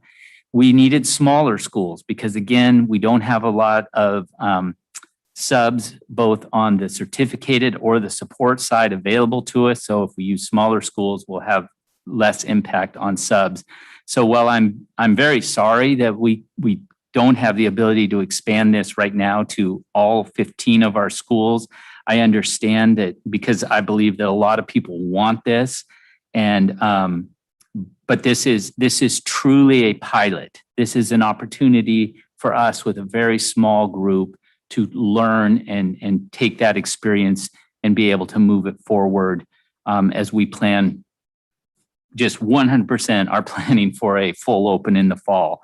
So I just have to give a big thank you to the K3 staff. And again, this is a K3 expansion that we're doing because our 4-5 in the concurrent teaching, the model just didn't work as well for expansion. But I can say for the K3 staff at Challenger Elementary and Cascade Elementary, we are very much appreciative of the efforts that I know will happen over the next few days to be able to make this happen so the system can learn from it. I'm very appreciative, again, that the Issaquah Education Association would entertain our desire to do this and work with us as a partner. And I just have to give a big shout out to our Assistant Superintendent of Elementary and to our CFO, Cooper. They carried the water for the district on this bargain and did a wonderful job. And I'm grateful to everybody who's been involved in it. The other thing that I was just going to touch on is related to an educational update. And I should note too, I've got a number of things on works in progress because I'm working on educational issues as well. So I'm just trying to figure out where to place the items for my report outs tonight. But I did want to, and it was touched on, I believe, by someone in public input, just touch briefly on sports and other activities. Those continue at our secondary schools. And again, I've heard from a lot of feedback from students and families about how important and positive these opportunities have been for so many of our students. And so I just have to give another big shout out to our secondary school ADs and the coaches and everybody who worked to make that happen with all the COVID mitigations and the schedule changes. And I honestly had to ask Executive Director Hood one day, what sports season are we in now? And what sports are we playing? Because we were rolling through these seasons so fast. But hundreds and hundreds, thousands of ISD kids have taken advantage of this. And I think that's wonderful. And I just am very appreciative to those educators and coaches who have worked to make that happen. Everything else I was going to talk about had to do with the budget and the RIF and enrollment. And if there are any other questions about any of those things, certainly I'm here to take it. But those were the things that I was going to talk about tonight. Okay, any questions for the board? Arlen. So I really appreciate all the work that your team has done to pilot this. I still would say that it's disappointing to me that we have 2 schools that are up in Sammamish. Yes. And I think the need is at schools like Maple Hills. And I understand the walking element to it. I think that not only is it from an equity standpoint about schools like Maple Hills, but it's hurdles that we're going to have to get through come August 31st. So I do worry that if we're having trouble doing this in May, how does that portend for us in August? So yeah, it was rhetorical. Yeah. Not for you to answer. So, and I know your team is doing everything they can, and it's not to diminish the work that is done. But I think I would be remiss not to fight for every kid in our district. I understand. I share some of that disappointment. As I said, when I originally went into this, I was thinking 15 schools going 4 days a week, longer days. That is, and of course, the goal going forward for next year is every school going 5 days a week, full days. So, yeah, it is complicated right now, and certainly we kind of covered some of this in the previous discussion too. There are some unique staffing challenges that this pandemic has brought, without a doubt. And so, yeah, we were literally looking to where we thought we could pull it off, and that's how we landed on these 2 schools. We would certainly have a desire, and we were looking at other schools along the way, and we just weren't able to make it work. Director Mullins, I think you had a question.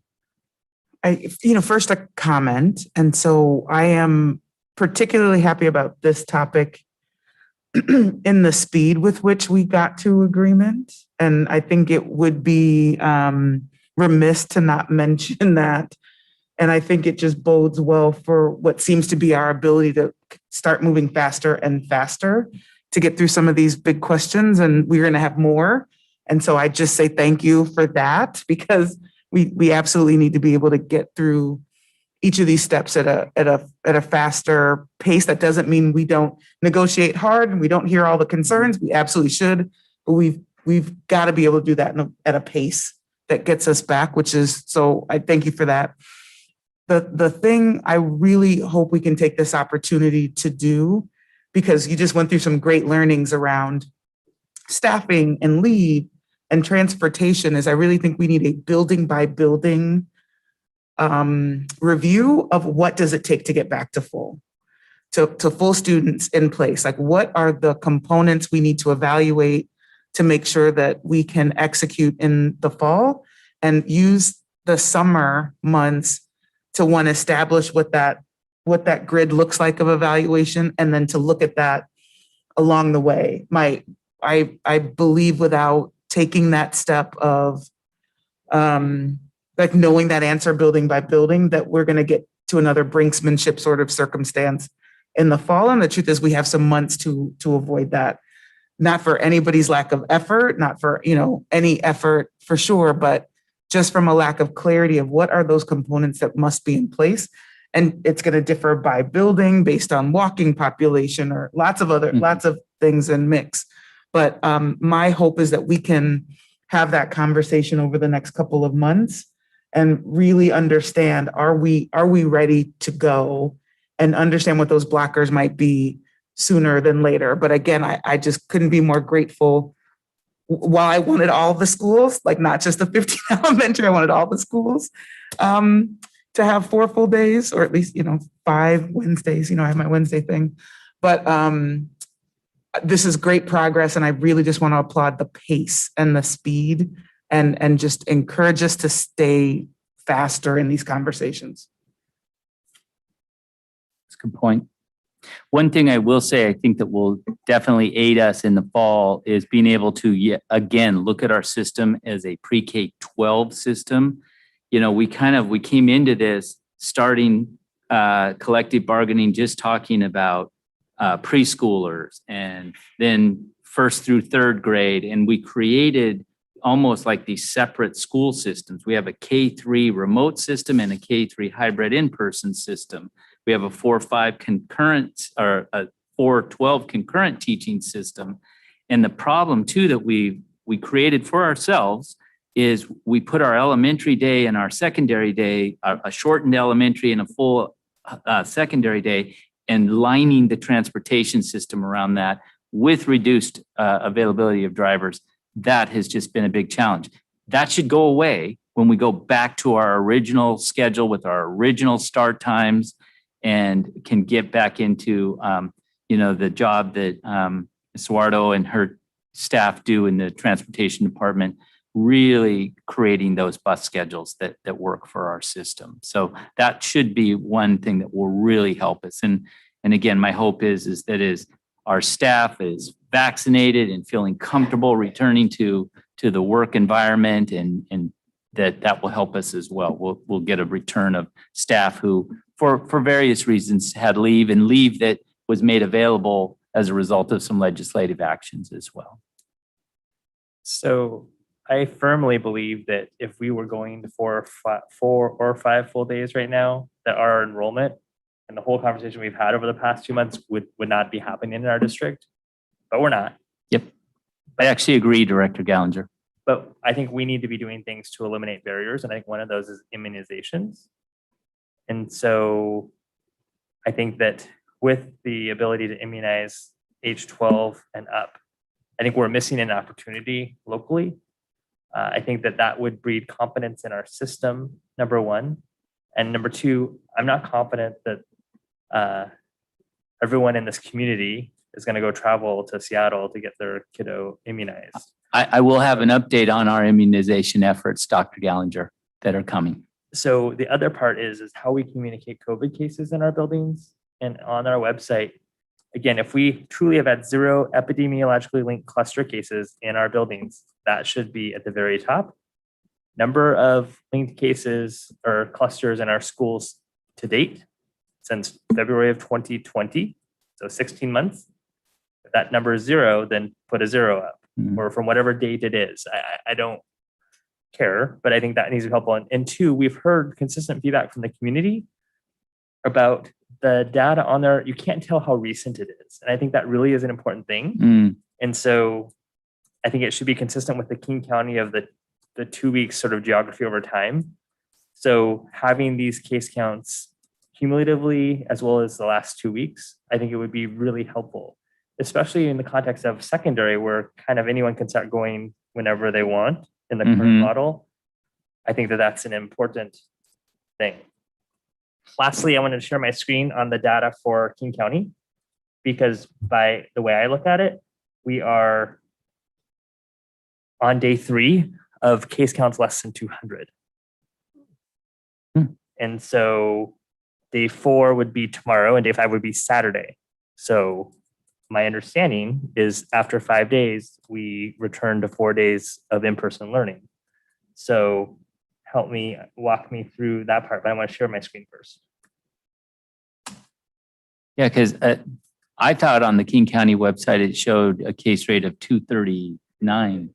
So it gives you the number for 7 days in the past. If you actually look on it and you scroll down here, so on 5/11, which was Tuesday. Wait, you're You're still not sharing, Steven, to put the Zoom back up. Sorry. Oh, sorry, sharing Share of it mine. to yourself Sweet. and the Zoom people. Oh, so the Zoom people aren't seeing what we're seeing? I'm Uh, confused. Okay. I think Zoom people are seeing what I'm seeing, but Yeah. you're not. Oh, okay, but we're not. Can you see it now? Yeah. Yes. Okay. It's So really you see small. on 5/11, the incident rate was 190.3. On 5/12, it was 171.3. And because of this language right here that says that the target is to have fewer than 200 new cases for every 100,000 residents over a 2-week period, this is about 323 new cases per day. If you toggle to, oh no, I can't see because of the screen.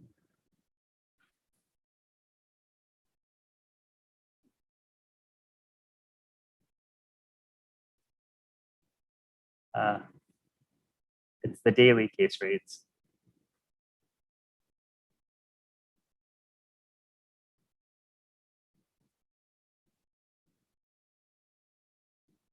And you just look at today's.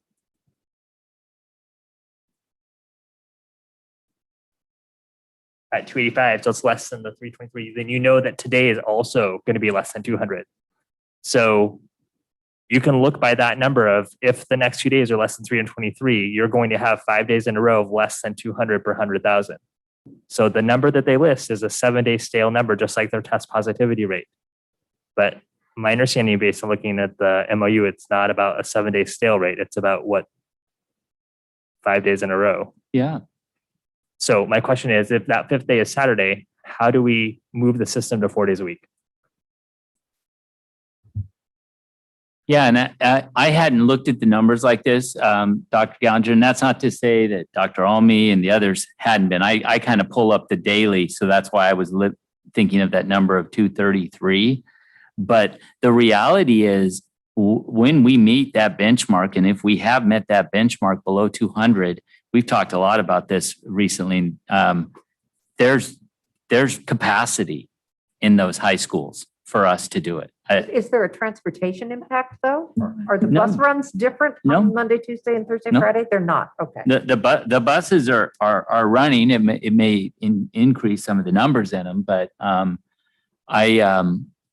mean that's what the goal of that language in the MOU was about our ability to expand to a 4-day-a-week offering at the secondary level. Right. It seems like we're on the cusp of that. So I want to know, I mean, I haven't seen any communication to our community about preparing for that for next Monday. And it could be as early as Monday. So again, like I have a secondary student. I know the 2 directors to my right also have secondary students. Yeah. And I don't know if they've heard any communication because we all live in different feeder patterns. I don't think there has been any. Again, and I don't know if I've been looking at the numbers differently than what you just shared them with me. I don't know where the rest of, I don't know. And it doesn't sound like the methodology, that sounds like the methodology that was envisioned in the MOU. So Yeah, it's from the county. I'm not, Yeah. no calculation involved.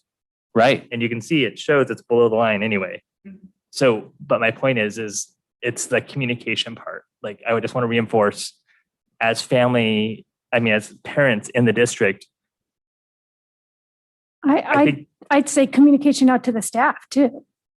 Well, we have in the MOU, we are MOU. required to notify the staff. Yeah. And so I would say we could be notifying them tomorrow to say, as of Monday, we will definitely be 5 days will have passed. And I think is it like a 5-day buffer as to when they come back. So I think any notification tomorrow that you're even on the cusp might be. I didn't think in this MOU there was a buffer like there was with the K3. Is there a buffer in this one? An increased buffer? I would. No. There was a note about change in. No, meaning like how like you have to like it has to be a certain number of days and then you notify like there was in the K3 one. Okay, I didn't see that in this. Yeah, I apologize. I'd have to, I don't know the MOU well enough off the top of my head. Clause. Yeah, and Exactly. Either the people in the back know. Trying to speak to us. Oh, as yeah. well. I see Alicia has her hand up as well. She does. Do we need Stephen unmute to her? unmute her or? There we go. Thank you, Stephen. I was going to address 2 things. Number 1 is recent cases on the website. If you navigate and open up Issaquah.witnet issaquah.edu/COVID and you scroll below, the ones where it says current, where it says students current and there's a lighter blue, those are cases within the last week. And when you see green and there's a lighter green and it says current staff, those are cases within the last week. And I think Dr. Gallinger mentioned something specific as it relates to that. And so I just wanted to explain that the current cases on the chart is exactly what that means. It means that they're cases that have been reported within the last week to the district. We can add the verbiage at the top about that there's no cases linked to the district as far as spreading the virus. And then I'm happy to send out a communication. I believe the district itself was tracking a different metric.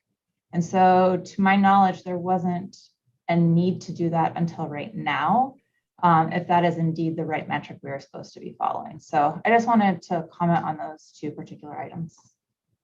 That's all. So I appreciate that. I would just say that then we need to define what current is. When you see that, current could mean a lot of different things. So if it says within the past week, that would be helpful. I know that there's that we've been refining that dashboard a bit over time with input.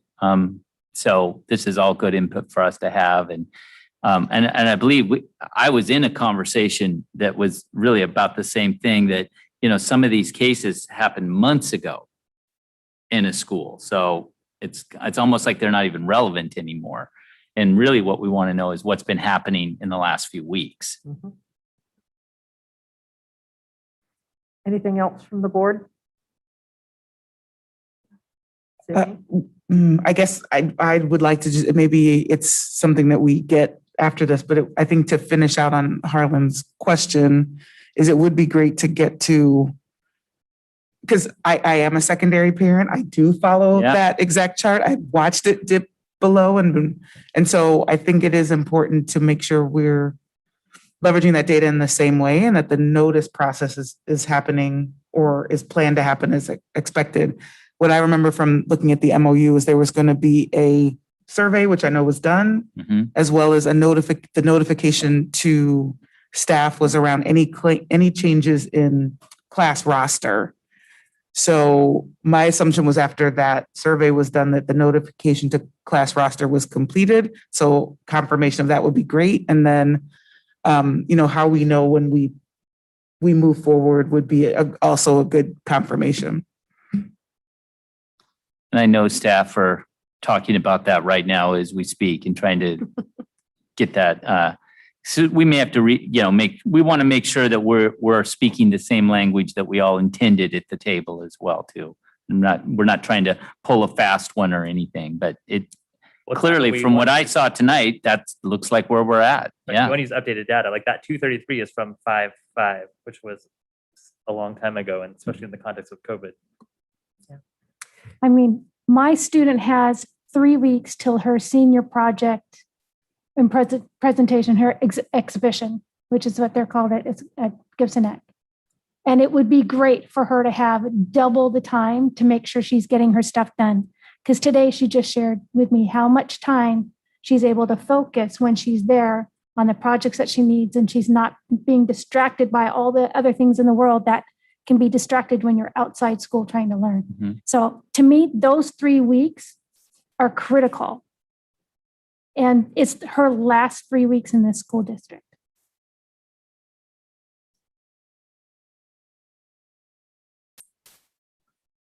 Okay, anything else? Clearly we'll have to, hopefully what we'll be doing is communicating out just what we talked about here. I guess I had one other thing, and it goes back to transportation food services, because those were some of the reasons why Maple Hills, the other thing about Maple Hills is that we took advantage of the reduced number of kids and the fact that we weren't serving lunch to utilize that space for kind of construction. Yes, thank you. Management. And so unfortunately, that to me is the primary reason, but I am concerned because we're starting to see it throughout basically the overall economy, is that people who are receiving benefits, unemployment benefits that outweigh what we can pay them. And I think that's going to be a primary concern for me when you look at bus services or food services, if they're working reduced hours in that position, that their benefits may not outweigh the fact that they get a full-time $16 an hour payment as part of their unemployment.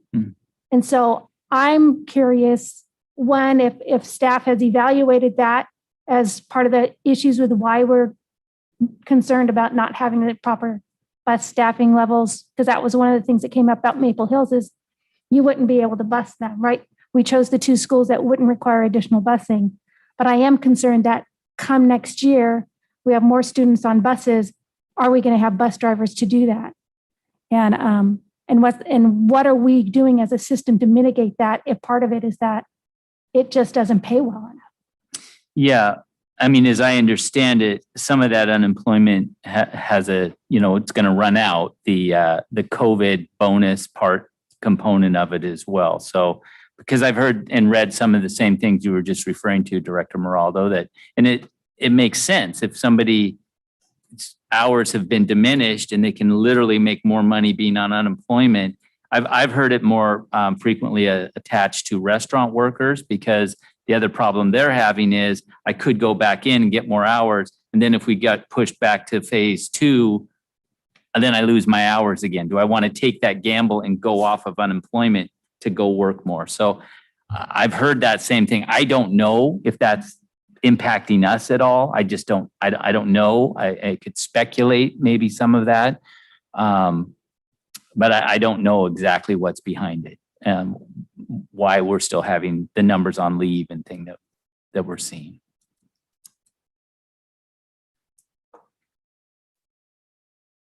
Okay, ready to move on?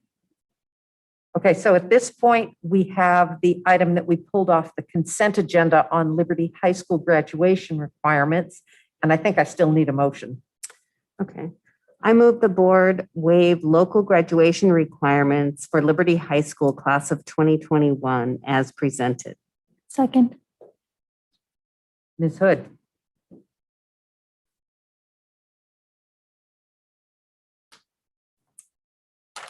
Thank you, Executive Director of High Schools, Donna Hood. And I am here to summarize and explain anything you'd like me to about this petition for an emergency waiver of local graduation requirements. So I'll try to summarize briefly. This is about a 10-page whack, so please do ask me anything you'd like. The State Board of Ed requested additional waiver authority from the state legislature this year to enact emergency waivers again. They received that authority and wrote extensive rules for how schools should implement the waiver. In that set of rules, and OSPI has also, of course, chimed in and done some training on this, they really stressed that local graduation requirements may be waived at local discretion without approval of the State Board of Ed, and they wanted us to do that before using the State Board of Ed approved additional waiver. So right now, in any given regular school year, we can waive 2 elective credits for students in our high schools. We can also waive PE. We have a particular process and form for doing that. And we can waive the non-credited Washington State history requirement. So all of those things exist now. With this additional waiver, we can actually waive a total of 4 credits. But the State Board of Ed really would like us to consider our local credits first, because ours in the Issaquah School District go beyond the state of Washington's requirements. So that's why I'm here to ask for that. They would like us to consider waiving elective credits first that go beyond the state requirements. So mathematically speaking, Issaquah and Skyline, under the emergency rules, could graduate a student at 20 credits if they needed to use all of the 4.0 waivers that are available to them. The student, of course, still has to be expected to graduate, reasonably expected to graduate this year. We still have to provide a good faith effort, which includes offering summer school in a 5th year, and all of that we are currently doing. The students at Liberty High School have had a higher graduation requirement. So this year's seniors would be expected to graduate with 28 credits. So if we use the 4.0 total credits for a student at Liberty, they still have 24 credits remaining. That puts it slightly out of step with, of course, Skyline and Issaquah. And given the current emergency, I brought forward the petition based on the State Board of Ed's encouragement to do so. So I understand the math. Currently, every senior at Liberty has had the opportunity to have 32 credits. Is that a correct statement? Not exactly. And I dug in to the kid level data because I anticipated that would be a very rational question to ask. Many of the students who might not be able to achieve the 24 are students who joined us later than their freshman year. And that was, I really wanted to know that for sure. So I pulled that kid level data with intent. So some of them came from a 6-period day or a 7-period day somewhere else. And only 2 of them, in fact, that I'm thinking of and are in my data have only been with us for a year.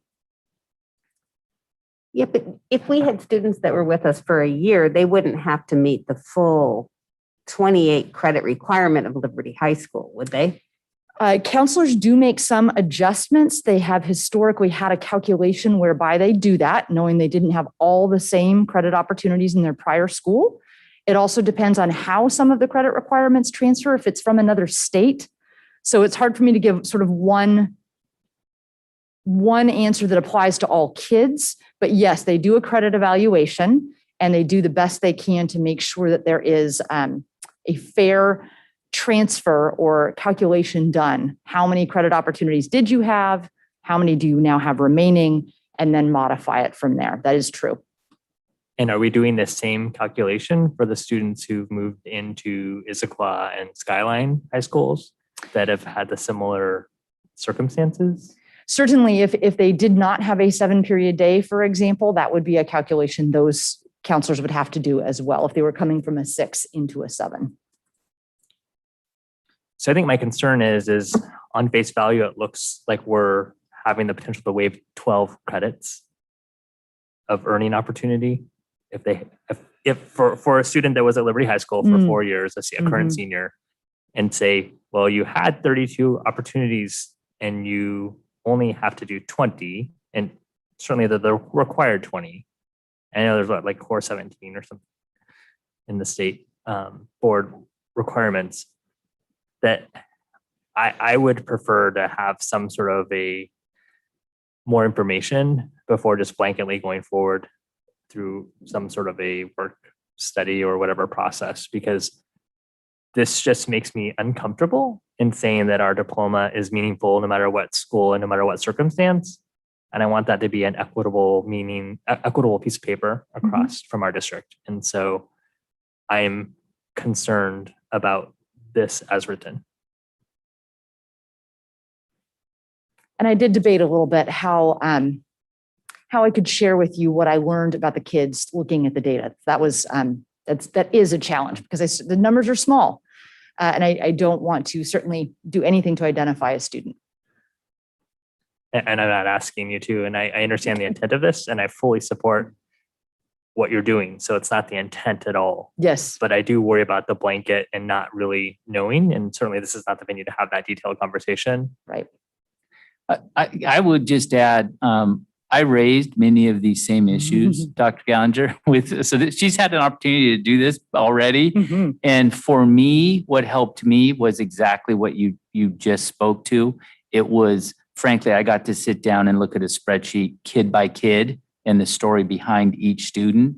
And that's what helped me get to the place that I needed to be, because I started from the same place. Well, they had more opportunity. So why wouldn't I require them to have more credits? That's been the premise of the 8-period schedule and how we've operated the whole time. But when I started to hear individual stories of the students moving in and things like that, and whether the student might be on an individual education plan or a 504, that's when I became more comfortable with the idea. So I do think that I've had the benefit of that additional information, that we could create a system, somehow a structure in which Donna could share some of that. I think so that might be helpful. is it mandatory that it gets passed tonight? Meaning if it was tabled for the next meeting and we had some time before the meeting to have that more detailed conversation in a work study, would that be, or executive session? I don't know how it would be framed, but is that? Or just be sent to us. I don't know. And from my standpoint, it is fine. We have enough time. I don't think it needs to be handled this evening. So, Okay, Marnie, did you? Well, I was going to say, for me, I'm going to point to the sign that's near our president that says, our students are prepared for, our mission is that our students will be prepared for and eager to accept academic, occupational, personal, and practical challenges of life in a dynamic global environment.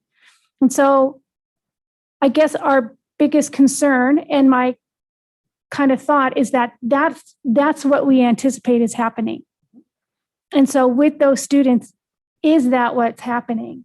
And so it's one of those where, do I want to trust that the counselors have had those conversations with the families, that everyone is aware this is our goal? And do the families feel that their student will be prepared? I think that's important. Yeah, that's a very important question. And the other thing is, if we are looking at students who are primarily either students on IEPs or students of color, are we then creating a system by which we're shoving them out the door and they're not prepared, but that it makes everybody happy? So I'm conflicted in that. Absolutely. And there are some rules that the State Board of Ed has really clearly set out for us. We must offer every student and family summer school in a 5th year. And we must allow them to decline the waiver if that feels to them like it is not going to help them be prepared. We also have to look at the entire number of and type of credit that each kid has earned case by case, and look at which ones that are least applicable to one's post-secondary plans. And those are the ones that we are supposed to apply the waiver to. So it really is quite individualized, and each of those conversations is happening.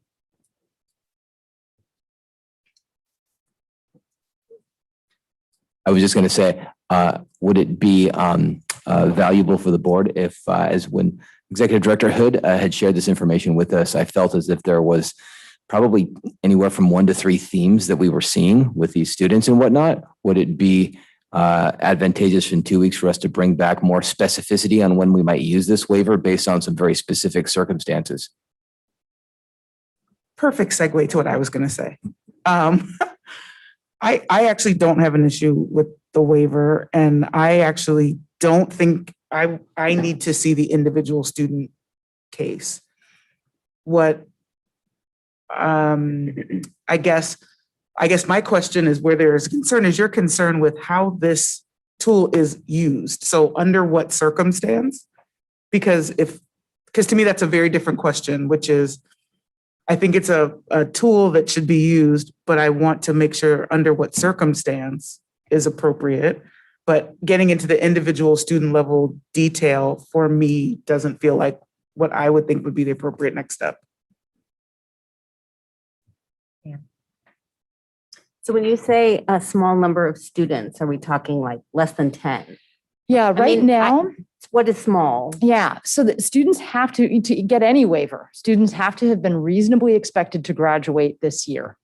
So the students that we're looking at right now that I'm most concerned about are total number of 8. Okay. If we had a number of other students who are struggling for some other reason right now, because I looked at a whole, I color coded them all for myself. There are some others who might conceivably not hit 24, but it looks unlikely, and that the largest maximum number I could identify was about 33. And to keep myself honest, I had Melanie Bonanno take a look at it with me too, because she has that expert counseling lens. But most realistically, I'm thinking it's 8. Okay. And then, so this additional waiver is only for elective. So these students Correct. Still have to meet the 4 credits of English, the 3 math, 3 social studies, 3 science, 2 CTE, 1.5 PE, unless they have that little PE thing, waiver. Mm-hmm. Half health, 2 art or personal pathway, and 2 world language or personal pathway. So they Mhm. still have to meet all of those. Mhm. This would just be waiving the electives. Yes, the State Board of Ed has allowed us in their waiver authority to go up to 1.0 in a core area. But that is only after we have done the local work. So they really, if we don't have to use the other waiver, we won't.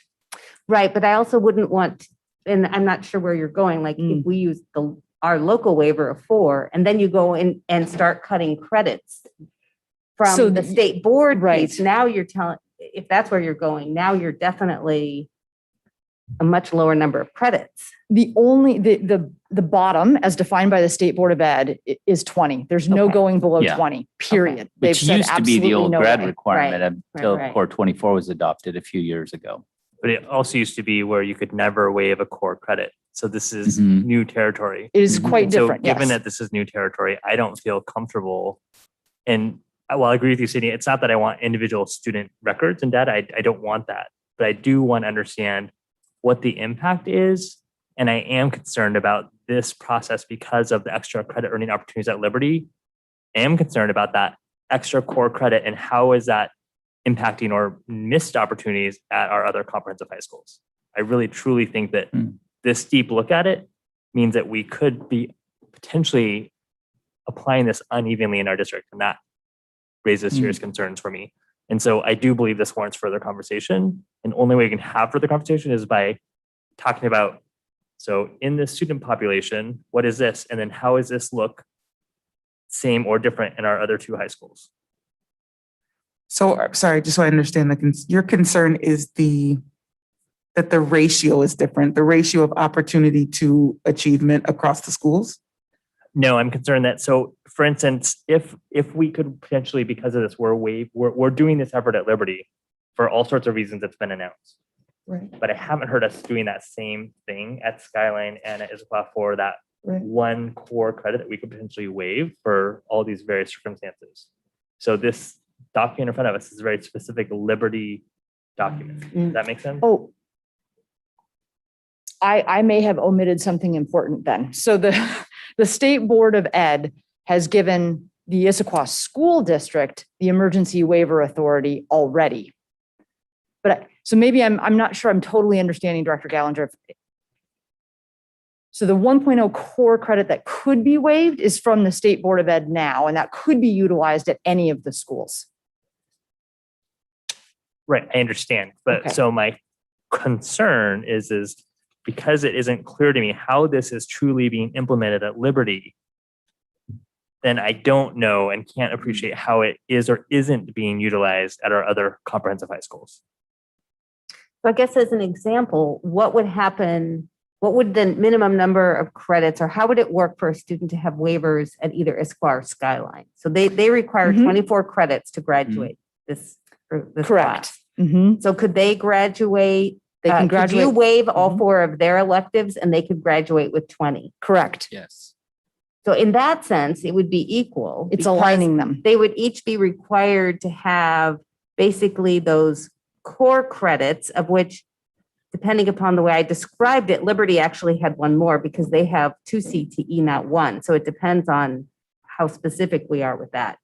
But then I admit, against the number of opportunities they have, I think it's a ratio.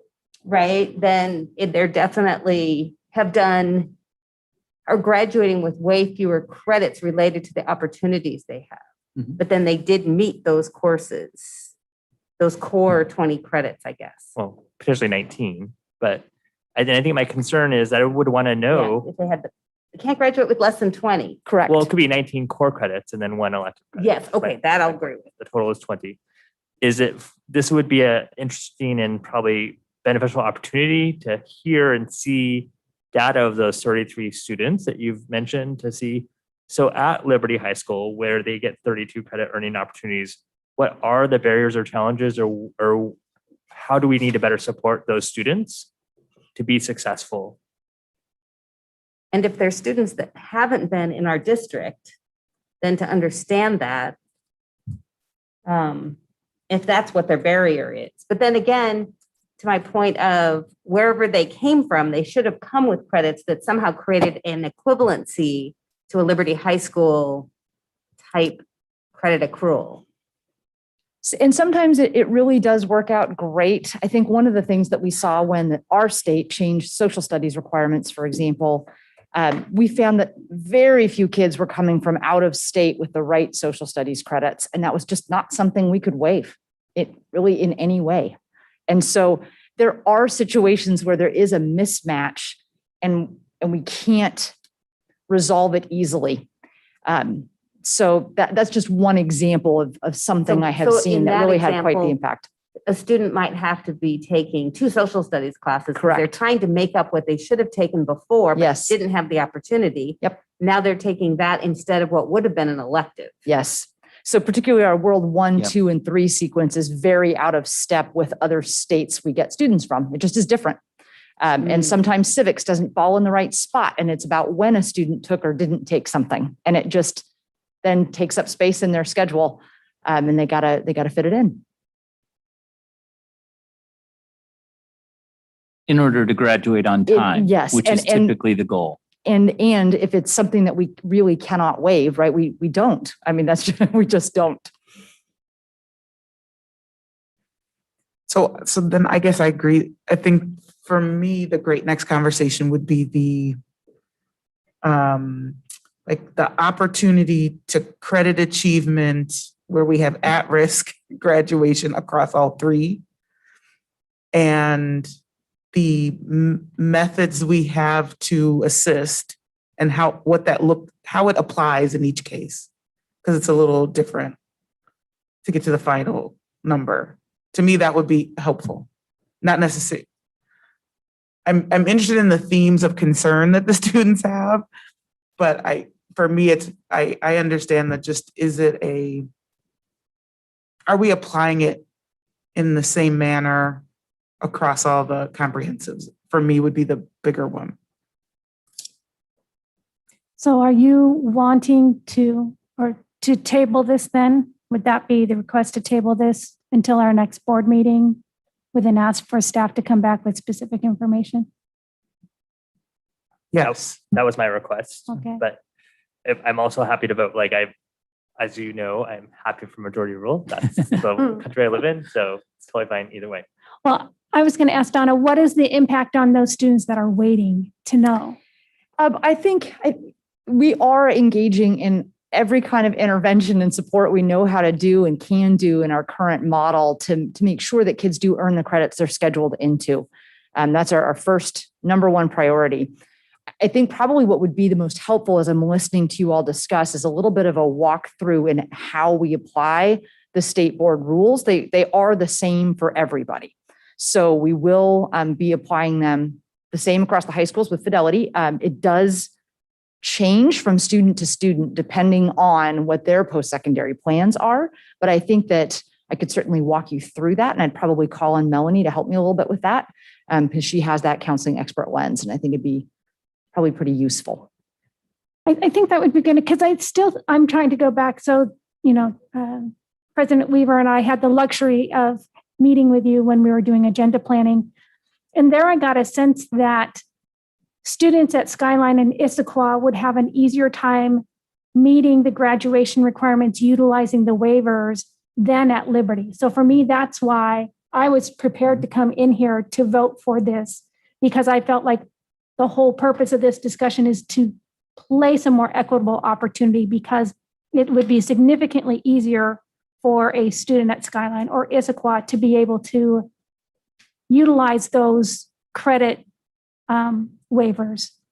Whereas at Liberty, they could utilize it, but never get down to meet our graduation requirement, ended up being higher. And so I just felt like that's the piece that was important to me. And I am concerned about kids that are waiting to know, am I going to walk? Right. Today I spent my time building the address list to make sure everybody got that notice of my child graduating. And so how many kids are apprehensive to really talk about it because they don't know?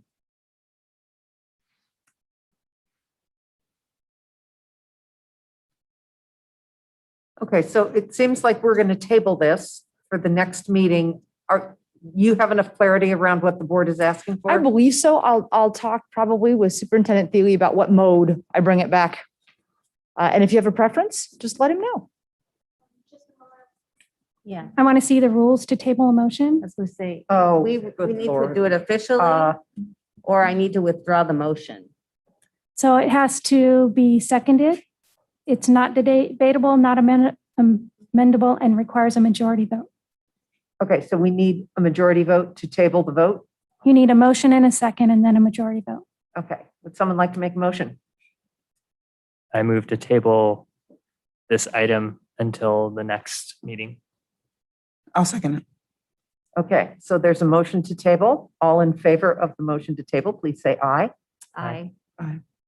Opposed? Oppose. I'm sorry, you opposed? Okay. So the ayes have it. So we will table the motion until the next meeting. Thank you, Okay. Donna. Thank you, Donna. I'm sorry that went so late. I thought we were going to get to you a whole lot earlier. Is there a way we can take a 5-minute break? Because we've been going for 5 hours There as is a a way board. we could take a 5-minute break. Thank you, Let's Director just do Morales. that. Stephen, can you pause us?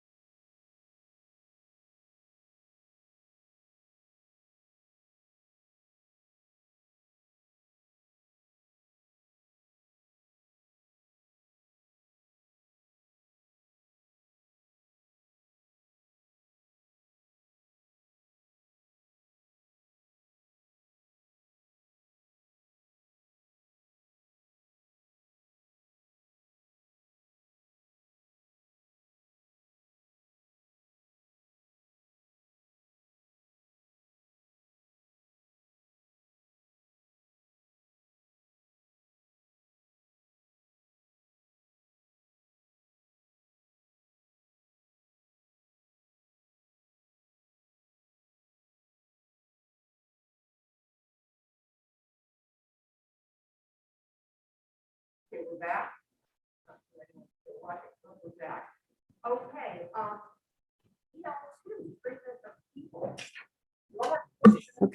I move the board accept the monitoring report, EL2 treatment of people as presented.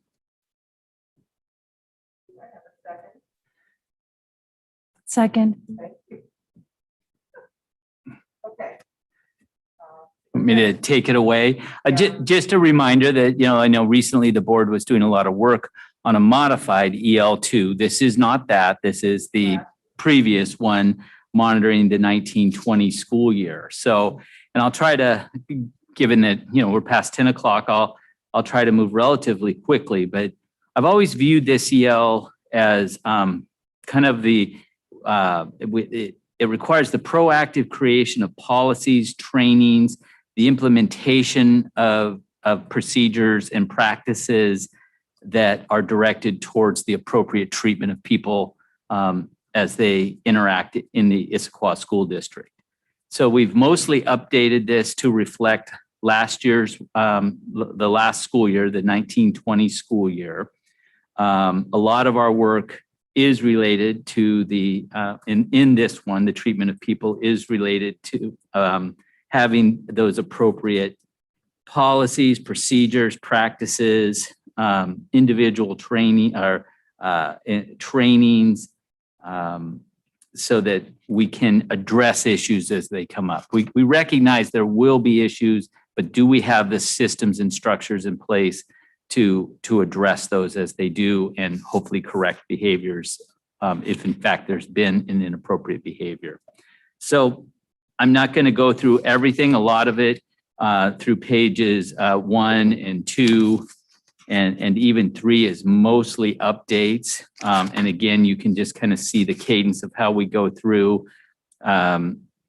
For example, under sub-bullet 1, methods of managing information that fail to protect confidential information. And then we provide evidence on how we try to protect people's information and make sure we're following all the FERPA and everything that we need to do, both protecting hard copy information and digital information as well.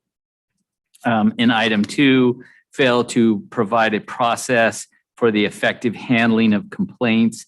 And there you see, again, here we rely pretty heavily on district regulations related to complaints and what our requirements are to communicate information such as our student handbooks, our special education procedural safeguards, prohibitions against harassment, intimidation, and bullying, again, on that policy side. And then, so we create these policies, regulations, and we have to train people in how to actually implement them as well. I did want to highlight one thing on page 4 of this report. I believe it's on page 4. Sometimes I'm working off 2 different pieces. I just want to clarify that I'm on the right page here for us. Yes.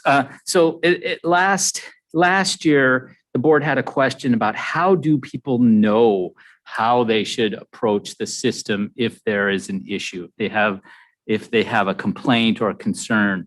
And so one of the things, and I believe this was actually created by Assistant Superintendent Bongard for elementary education, and it is now posted on our website, and we put the link in here. And we literally call it issues, concerns, or questions. And we created a flow chart. I apologize. I printed it out because I didn't know if I'd be able to pull it up. But I just wanted to make sure that the board knew that that's what this link went to. And it basically just outlines, as we discussed a year ago, kind of what the steps would be. And of course, contact your student's teacher, contact the building level administration, contact that administrator's supervisor if need be, and just kind of that 3-step process of how to do it, and then provide the contact information for all of those levels. Yeah, so if you go to page 4, Stephen, it's page 4, and it's the piece, issues, outcomes, there you go. That's what you will find on the website now if you were looking for, how am I supposed to approach a situation where I have a concern about a teacher or an adult in the school system. And So we just try to clarify that.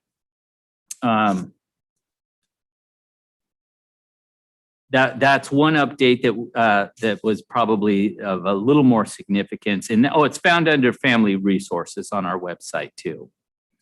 And then under item 3, same page, I just wanted to note, permit any form of illegal discrimination. And again, this is accomplished mostly through obviously having the appropriate policies and regulations in place, training staff on those.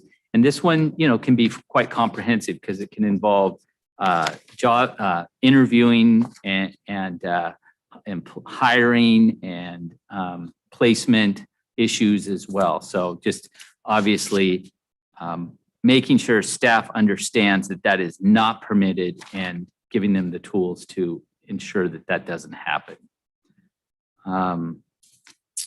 I did want to note just again, and there's so many trainings in that particular arena, but so I thought I would just highlight a few of them.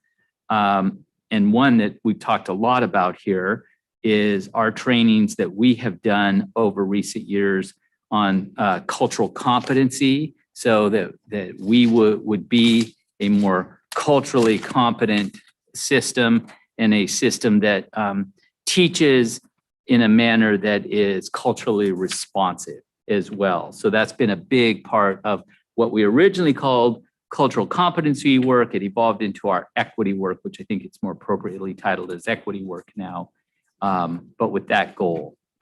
But it relates to that treatment of people as well. Under number 4 on page 6, fail to maintain organization cultures that conform with the following values, encourage an exchange of opinions. And I have to say the board and the way you've conducted your meetings during this very unusual year and stressful time, I think you've been very open and transparent in inviting people in to give public input in a manner that I don't think a lot of districts have done. So.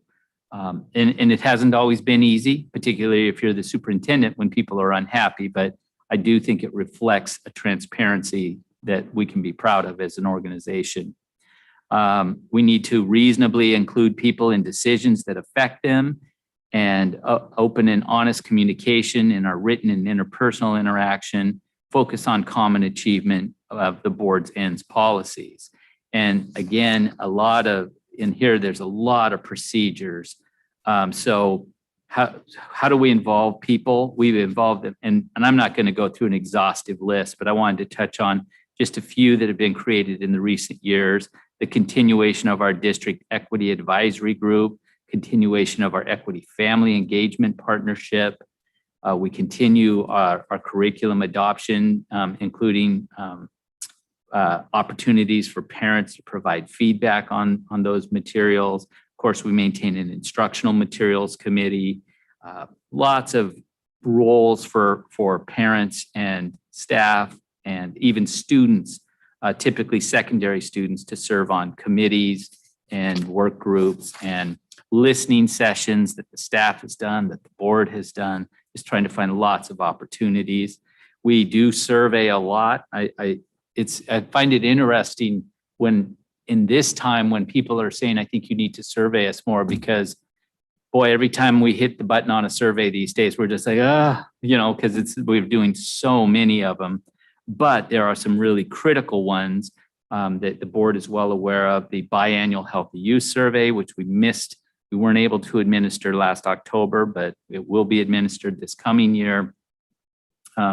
We still continue to do our soft skills surveys.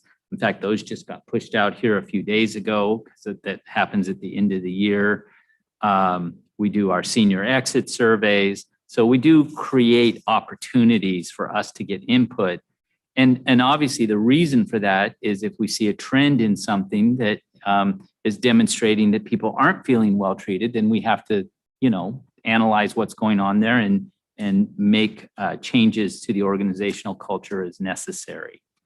It is still encouraging to see when you look at some of these surveys and some of our internal surveys, by and large, and again, we're reporting on the 1920 school year here, so I assume data is going to look very different. when we talk about the 2021 school year. But that our students do pretty much consistently report at very high percentages feeling safe and supported in school, and that's important.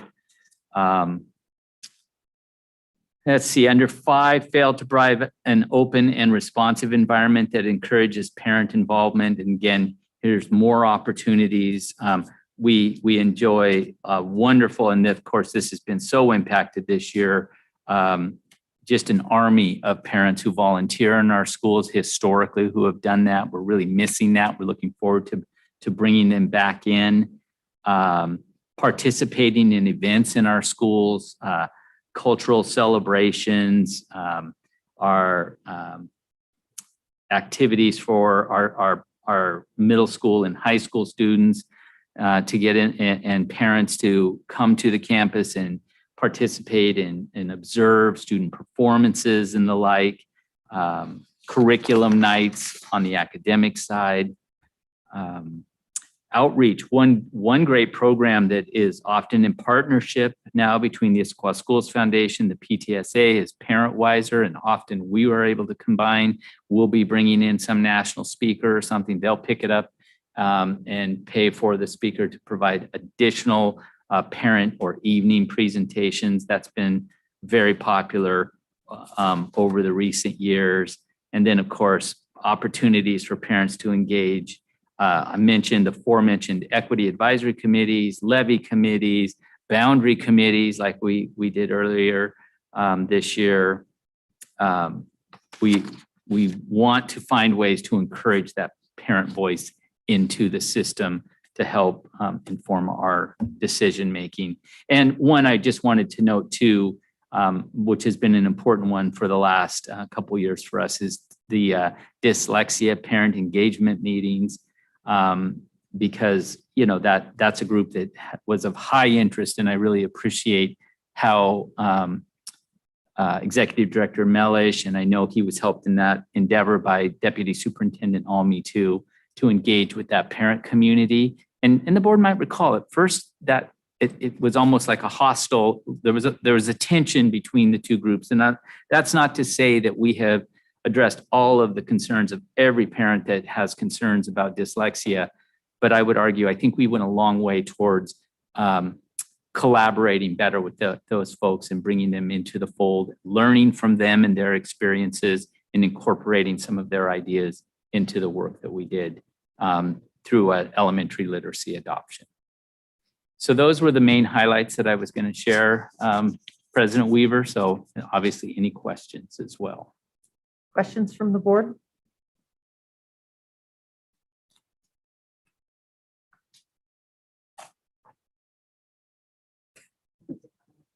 Sydney's thinking about it. I'm thinking about it because I would say I read this.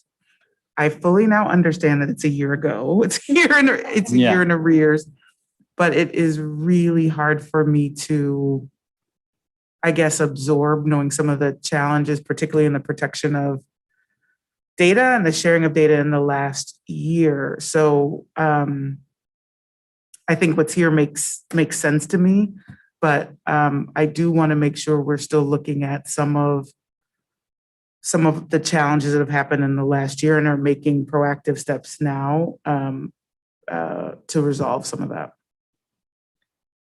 I'm particularly talking about some of the COVID data challenges and the concerns we've heard from parents about being identified in public forums, their family circumstances. So I think this makes sense for a year ago, but I do think we have still work to be done about this year.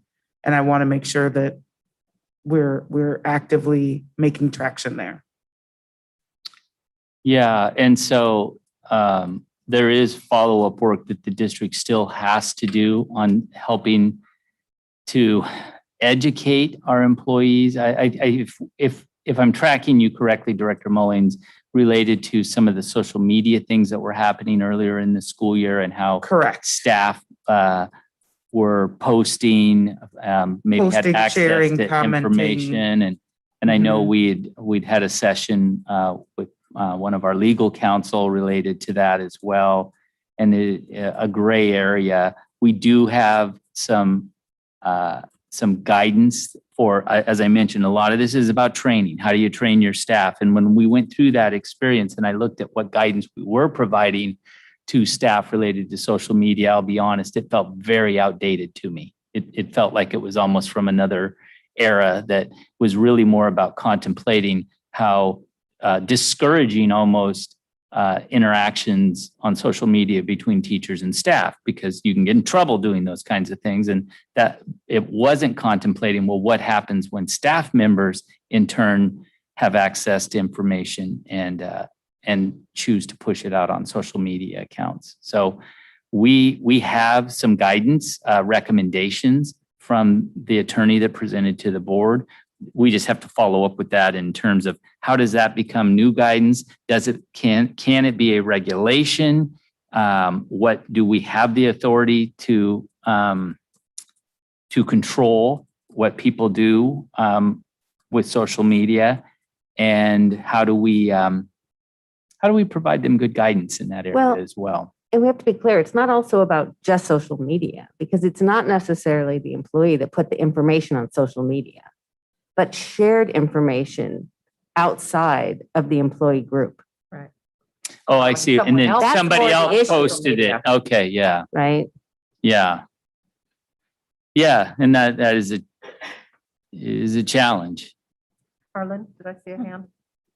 I think for me with this one, I just always struggle with page 3, number 2, fail to provide process for the effective handling of complaints. I maybe in previous years, maybe it's a different nail, I'm getting confused, where I feel like you provide data on how many cases that this went through this process. But that would be helpful for me to see to show that we're a learning organization. Meaning, like, I know in this year that we're talking about, we certainly had a board case in this room. It was during COVID because we were all spaced out. So I don't see those types of things reflected in this, which to me, I don't think it's an intentional omission. But I think if we don't document and talk about it and track and trend it, so if we're not measuring it, then we're not going to improve from it. Right. I think that's why for EL2's always bothered me, and why I push for like EL2 versus EL12 and whatnot. But even regardless, as we move towards that, for the treatment of people, I think we've got to look differently about moving from just, the compliance, like here's the handbook and here's the regulations, to how are we actually engaging students, families, staff to say, hey, if you have this concern, here's how you can get it addressed. And then of those, how many of those aren't addressed satisfactorily and get escalated and then addressed? Yeah. I don't know if I'm making any sense, but I just don't feel like we're like Groundhog Day every year. And I think part of it is because we don't go through and track and trend this type of information. So I don't think there's incentive to change it from just a purely compliance thing. Yes, I'm checking all the boxes, but it just doesn't feel good for this to be a box checking thing. And I know you don't feel that way either. So I don't know if I'm making any sense. Well, wait, do you mean like over the complaint section? Because like in the section that talks about illegal discrimination, I mean, they actually described there were three complaints from families or adults of illegal discrimination on behalf of students, and then the complaints were appropriately addressed. So you mean, so in the area of just complaints, more like the 4220 or something, having indication of how many cases? Yeah, over the course of time. I know in the past when we've had this conversation, it is easier for us to track the actual formal complaints that have been filed. And I know there was discussion about, so you know how many formal complaints parents filed. Obviously, the board knows how many of those ended up in a board appeal. But I know at times we've had a conversation too around kind of lower level complaints that are brought forward. We've talked a lot about that as a staff, and I'll be honest, we struggle because I hate to have to say it like this, but a lot of what we deal with every day is complaints. And we literally have sat around and said, so at what level would we start collecting? You know, I had a phone call with somebody who was, you know, wanted to share they were upset because the pickup line was moving so slowly at the school. You know, often what I would say, kind of referring to this, well, have you brought that complaint forward to the school? Yeah, I did, but they didn't do anything about it. Which in fact, a lot of times that prompts me to make a phone call. And then I find, well, no, maybe actually we did do something about it. It may not have, you know, that's where I get kind of, I struggle with this a little bit because I'm not exactly sure how to capture all of that and bring it to you in the form of a monitoring report, I guess. Well, I think there's a lot of data management systems that are built to do that. But I mean, I guess what I would say is like, if we had that approach, then we would never adopt it easy. Like, right? I mean, like we're tracking like whether a child like looks at the child the wrong way or pushes a child or says the wrong thing. I mean, like what we're asking our buildings to do is that detailed level of specificity. So I think for me, it seems inconsistent if we're asking our teachers and our buildings to do that kind of data collection. Surely we could adopt a data management system that certainly exists and is mandated in healthcare systems. And you're right, there's a lot of having to sift through what is legitimate, it's the wrong word, but what is a clearly identified a system issue that caused it, that impacted or harmed a patient, whether it was intentional or unintentional. Like, I think we'll never get there if we don't start, I guess is my point. Marnie? Well, I would agree. So this is not something I really talk about. I started really in the industry in customer service. So I have a customer service background and being able to log calls. What are you doing? Well, how is it resolved? Was it resolved to the customer satisfaction? Cisco, when I worked at Cisco Systems, we have like a 96% customer service rating, right? It's really high. And it comes from tracking and understanding how to serve. So I think we consider ourselves overall as a learning organization, but I do think when you get into the school office, that is a customer service organization.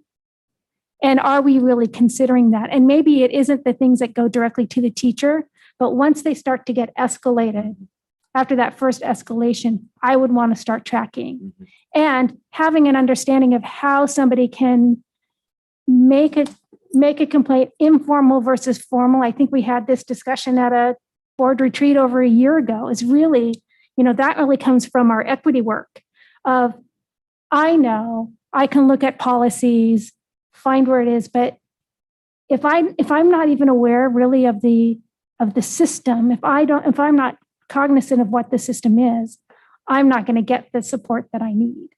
And so how do we, one, break down that barrier? And then to your point, how do we start tracking those informal complaints versus formal complaints? And you're right, we don't even have, I would love to see a thing over time about our 420s, the 4220s that are coming to staff, at what level they get resolved.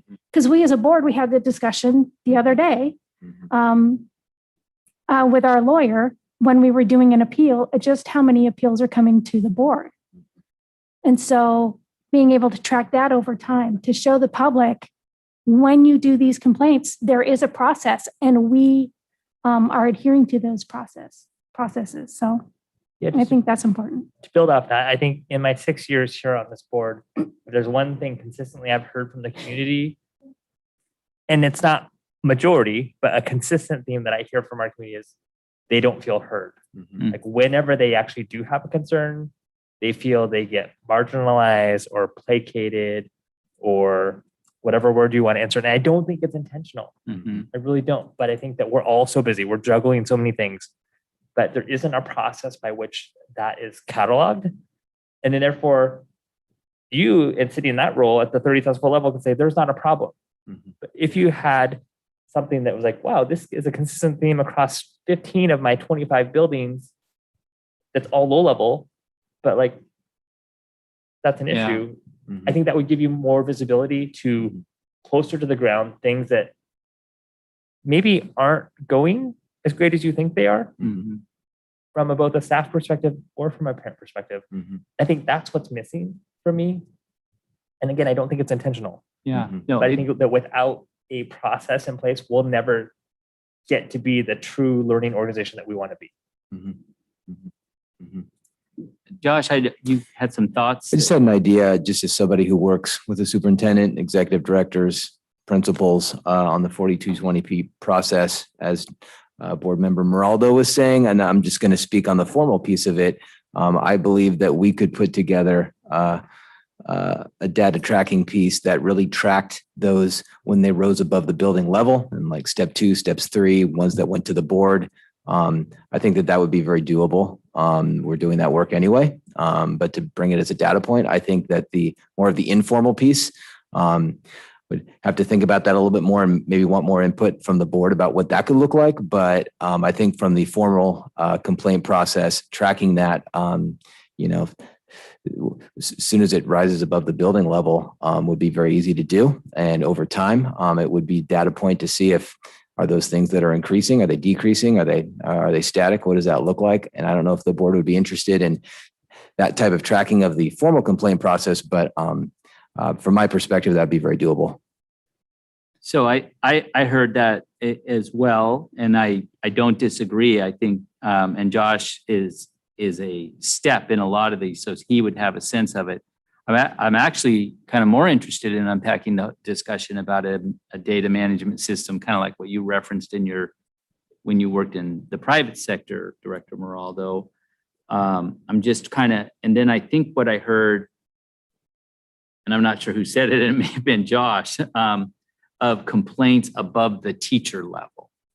If that would be the starting point. Well, that was Marnie. Yeah, I mean, teachers have to deal with all levels of things, and that's probably where I get. And they're beyond wrap my head around beyond their excellence as educators. They are problem solvers, and I appreciate when they have to deal with all those emails that come in and they solve those problems. But I mean, that was I am curious about that. If that because we've had this conversation a lot. I get it. It does feel a little bit like deja vu all over again for me as well. And I've always kind of tried to figure out, well, at what point do we want to, and I'm really trying to establish a baseline. So we're not saying teacher complaints, but okay, so it couldn't get resolved by the teacher. So this is now somehow landed in the lap of the dean or the assistant principal or the principal. That's when we would start tracking how it gets resolved. And it may be that the assistant principal says, yeah, I tried to do it, I couldn't. So they called Jason Morris and he responded, not happy. Then maybe that shifts into a formal complaint. It ends up either on Josh's desk or mine. So we seriously have had conversations around how do you do this?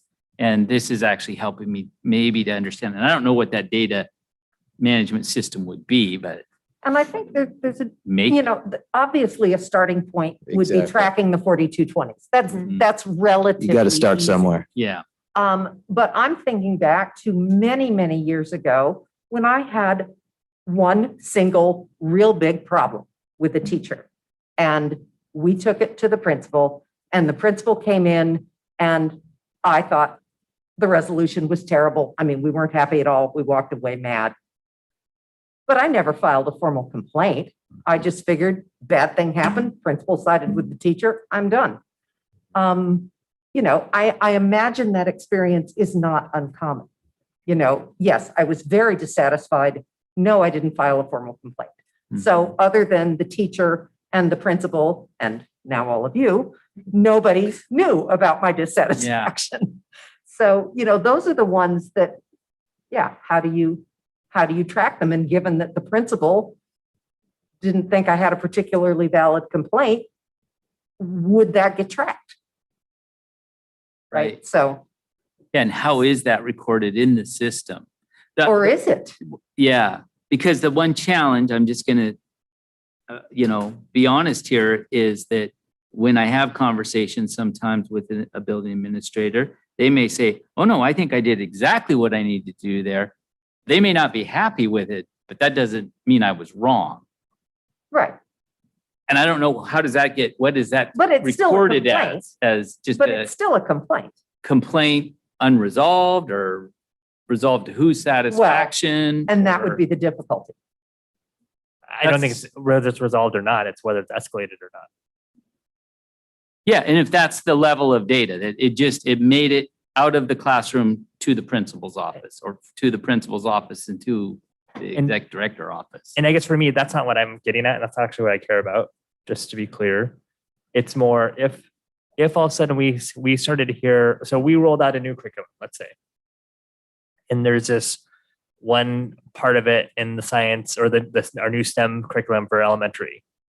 And this one section was just really bad. And we're hearing about it across buildings, but it's a low level complaint. But if you were hearing about that and you wouldn't have heard about it otherwise, because you have no way to track or trend that, it's those types of things that I'm worried we're missing. So one way you could also get at is, so you track all the families who give A and B. Maybe you could have focus groups for everyone who gives the district less than a C. Like if you're getting a D or F, maybe we bring those families in and let's hear from them, because they're probably the people who are unhappy because something happened that they were not happy about. Because generally about everyone says they moved here for the schools, right? Yeah, we hear that a lot. And then something goes wrong and they're not happy. So that could be another way at it. I just think if we don't do something, we're still next year I'll be having the same frustrating conversation. I mean, I have to say, as a leader, to actually have access to the data as you just described it would be really valuable. I mean, I can see a point in wanting to have that data, particularly if you're looking for trends across the system. I just have been limited in my ability to figure out how to do it. And so that's these conversations are helpful. Unfortunately, we have them and then we move on. And, so we've clearly, I think part of it is creating or buying, however it is, but it's a web-based process whereby a student, a parent, or a teacher, staff member could make a complaint. And it can be however you want to in the back end route them to it, but there is some process by which this is managed, and it will take time for this to become something that's built upon and managed. But it would be, if you have this concern, and it can be anonymous or not anonymous, that they're putting that in. And that's where you might get lots of people who are concerned about, I'm concerned about things that we heard tonight, or I'm not concerned about things we heard tonight. Right now, I think you can get a very filtered view of our community if we only were listening to this in this room, in this group. We don't do that. Yeah. But I worry that we're just missing that opportunity. Or for instance, when we've had principals that we know because we've had to been our principals, like, oh, Ron, there's some things going on in the building that you might want to look at. Mm-hmm. And you from your guys' level is like, well, I'm not really hearing anything. And to Suzanne's point, like, your executive directors do such a good job of managing things and people that sometimes they do such a good job that you guys don't hear about the problems until they're really big. That's typically true, Harlan. That's kind of the way the system is almost set up. When a problem arrives in our office, it's usually a pretty big problem. Yeah. So that's what I think that's what I feel like we're not ever, that's why we're struggling to become. And so for me, this is part of the opportunity to reimagine, right? Clearly, we have to do a lot of rebuilding of trust across the community. Mm-hmm.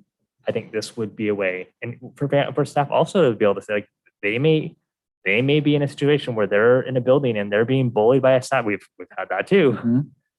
And this would be a way where they could be able to do that. And that way you would have a much more contemporary time frame of knowing those things that are really important to a lot of people and a lot of students and a lot of families and a lot of staff that right now you don't have visibility to.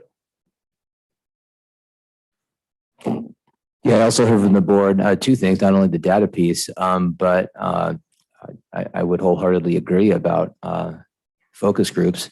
And if there are families who are giving us a low grade based on this, that are we engaging them and hearing what they're saying and why they graded us low? Hopefully we capture that too, Superintendent Thiele.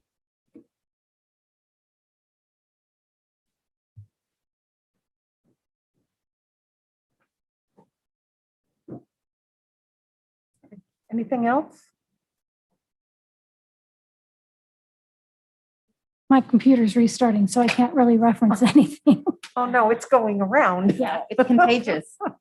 I would say to me, the other piece, and sorry, I don't have it in front of me to be able to point to which part in the EL really talks, it's specifically around respecting people's opinions, that section. And I think I am just wondering how we measure that at all. So we can say, oh yeah, it's in our EL, we're doing fine, but how do we know? Because I can see what I've seen on Facebook, that somebody will state an opinion. And again, because you have staff members using their personal Facebook, but we know who they are. And the way it's an attack. Like, you can't have that opinion. I'm going to tell you all the reasons why you're wrong. And it makes me wonder, if I'm seeing that on social media, where else is that happening? And how do we even measure it? So we say we're fine, but I would say that, especially over the past year, we've seen such a divide in everything. Is that even possible? And then we have public input saying, my student feels like they can't share their views in our classrooms. So how are we measuring that at all? So it's like, well, I guess I can say you're in compliance because I don't know that you're not, but I really don't know that you are. Yeah, it goes back to, that's hard information to gather. I mean, how do I know if if a student feels like their opinion is not being heard or valued, or that they're not being allowed to express their opinion? That's a tough one. I mean, because a student may feel that way and just choose not to share it, just as Director Weaver chose not to share that she had a unsatisfactory resolution to a problem, but wasn't going to file a formal complaint.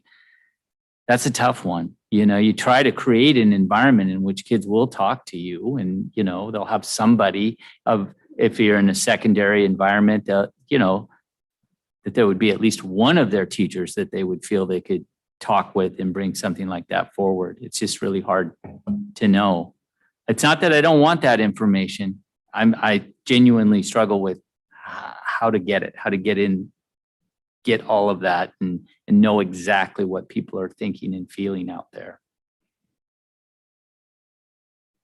Well, and even that parent who said that her child was uncomfortable, she shared it with the board. Did she share it with the teacher? Did she share it with the principal? I'm going to assume likely, but yeah, I don't know.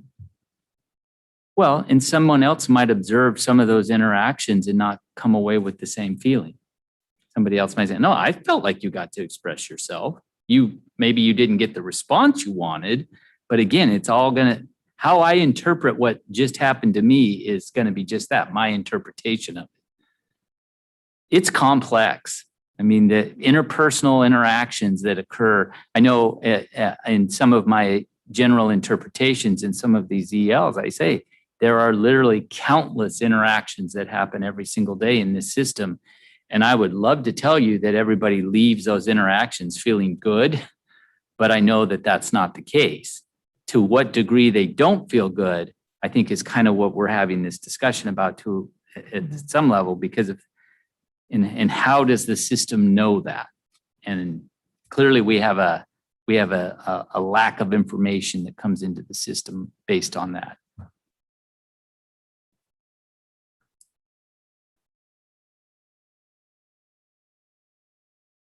Anything else, Sydney? No, I think we've covered it. I saw you hitting your mic, so I thought maybe you wanted to talk. Okay, are we ready to vote? Okay, there is a motion on the table to approve the EL. All those in favor say aye. Aye. Aye. Opposed? Nay. Nay. So guys have it, and the EL is approved. Thank you. I recognize, even though the EL has been approved, we've got a lot of work and a lot of thinking that we still need to do in this particular aspect of our organization. So I'm going to try to do better. Okay, next item, for board discussion only, no action needs to be taken. And this is what we talked about at the retreat, was adding a line to GP5, which is the Chief Governance Officer's role. That would be me. And on point 2, between C and D, add that one of the duties of the president includes appointing a subcommittee of 2 board members to review and update the board handbook no later than early spring of each election year. And that was what Ann and I suggested, because we wanted to be sure that that document continues to be reviewed and updated and just doesn't get lost in the history of the board. So comments, corrections, nothing. I think we're good. So we will bring this back next week, next meeting for a final vote to add that to GP5. Legislation, Dr. Gallinger.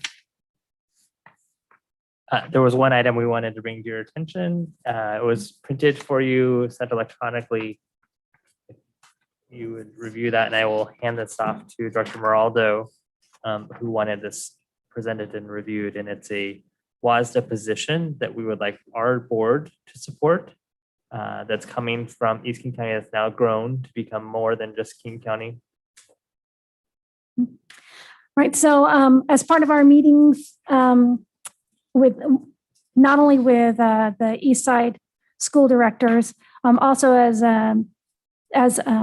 the legislative folks from WASDA have been meeting across the state virtually, we decided we wanted to put together some type of proposal for legislative or General Assembly, it's a new name, this coming fall.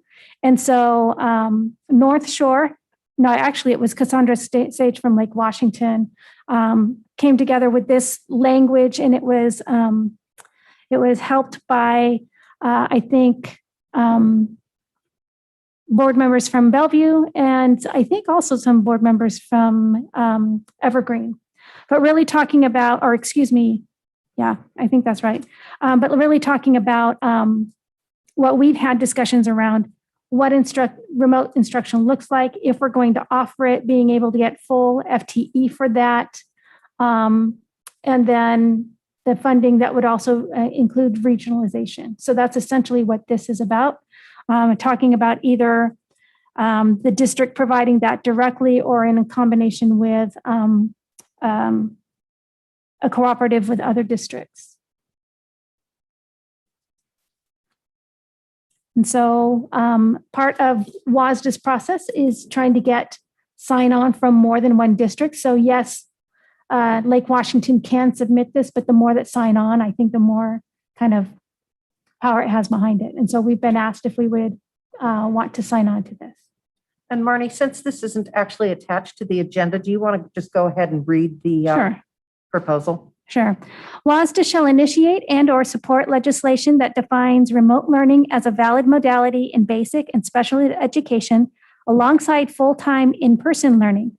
Legislation should allow districts to offer remote instruction either as a district or as part of a cooperative with other districts, and permit students to choose a modality or combination of modalities without loss of opportunity. State funding should support all approved modalities at or above FTE levels defined for in-person learning, including any regionalization or other applicable local adjustments. So really the intent is that remote students would be equal to an in-person student as far as funding. Correct. And would this then give us the flexibility, say, to have school on a snow day? I don't know about school on a school day, but what it does is right now, currently, the alternative learning environment is a lower funding threshold. Okay, fair enough. And so right now it's unequal, and the state has had to make exceptions. And so I think that hampers innovation. Okay. Yeah, so it's a 0.75 funding. So for every student that was in there, and it would be 0.75 of basic ed, like the basic allocation, not an allocation based on regionalization. Mm. So it would actually be 75% of $64,000. Right. And then when it says an applicable For, local adjustments, are they talking about trying to have them count for levies or what is that? That I'm not sure of. It might be. Right, because do they count as a whole student towards our student count? Right. Because our levies are funded, at least for us, it's per student, right? When we hit that level. Yeah, right. Whatever, yeah, with the increase. Anyway, I just, because we want those students to look as, right, be funded just like in-person students. Now, I think that the legislature looks at the reason they fund it at a lower level is because, well, you don't have some of the operational costs. You know, you're not paying for electricity for that student. You're not paying for the lunch person for that student. But there are other costs associated with providing remote learning that you don't have in a building. So I think that's part of what that is. You might be more professional development. It might be different systems by, technology systems, and even offering technology or things like that would be necessary for successful implementation. It might be different curriculum that you're going to have to purchase. So I think there are other costs that we would incur for the remote portion that may not be to kind of offset what we're saving in operations. And I think we have found that throughout this past year that we didn't see a huge cost savings. And I don't know, maybe we have. Well, no, I would say no, but it goes back to some of our earlier discussions about, well, we may have saved some money on that side. We were spending extra money on other things. I think for me, it kind of comes down to, as this is written, it says it defines remote learning as a valid modality, but I'd be curious, well, what do y'all think of as remote learning? Because there's a lot of talk about online learning and remote learning. We've chosen to define this past year remote learning as our ISD live system. And that's very different than an online, for example, online schooling at WAVA would look like. So that would be one question I would have. And then the only other thing that, because I certainly understand the intent behind this, but when it says choose a modality or combination of modalities without loss of opportunity, I get it if they're using multiple modalities, but if you're strictly on remote or online, there may be some opportunities that we can't replicate. That's where I struggle just a little bit. I don't want to overpromise something that I might not be able to deliver. So, well, what does that loss of opportunity even mean? Or refer to? Yeah, maybe it's the way I was interpreting what that was. I was thinking of it as, well, there won't be every class available to a student in that environment, but there might be in a large comprehensive high school. Right. Well, I think it was more that could you offer a class because of whatever enrollment issues at one of the high schools that is, maybe it's a hybrid. So those kids are in person at Liberty, but there's not enough people. So they would go to the library for Skyline and Issaquah, and that you would still get the normal amount of credits. That seems very good. Yeah. That kind of flexibility is what the intent of this is, because right now that's currently not allowed. And that's just silliness. I mean, right now it's currently allowed, but I mean, yeah.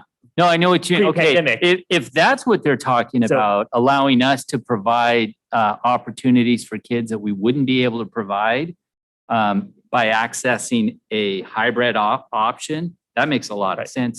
That's the intent of this.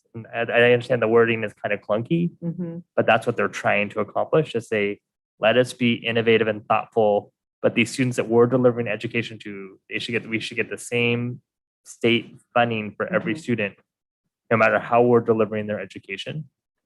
And we shouldn't be penalized for being innovative. Well, and particularly because in the example you gave, the students are still in school. They're just not in the school where the class is being delivered. So I agree, but in the current state without ALE, no, I understand we would that. get less money. Right? Yeah, you would. Sydney. I guess I'm unclear on the purpose of this statement and how it gets used. Because the beginning of it is saying that WASDA shall initiate or support legislation. So it just seems like an odd statement altogether to me. This isn't a position. This is saying that we're going to plan to have a position the way it started. So that's a standard format for how all of their positions are in WASDA. And so it's to say that they may work with a legislator pre-session to craft a bill that addresses this, or a legislator may have a bill that they bring forward that WASDA would then support. And so WASDA goes and supports or doesn't support bills based on the positions within WASDA that get approved by General Assembly. I guess my point is, why are we wordsmithing this part if this isn't the actual legislation? No, It seems like We're not wordsmithing anything. we're giving feedback of whether we agree with this piece. You're Whether we want to sign on Yes, to is put the this Issaquah- as Okay, a- because what I hear us doing is trying to wordsmith through individual pieces of it. Okay. No, I'm just trying to answer the questions because Yeah. like you guys weren't at the conversation. Yeah. So just so you can get the answers for where they were thinking by this. Yeah, I think this has already been wordsmithed, and it's just a question of, will we vote to sign on?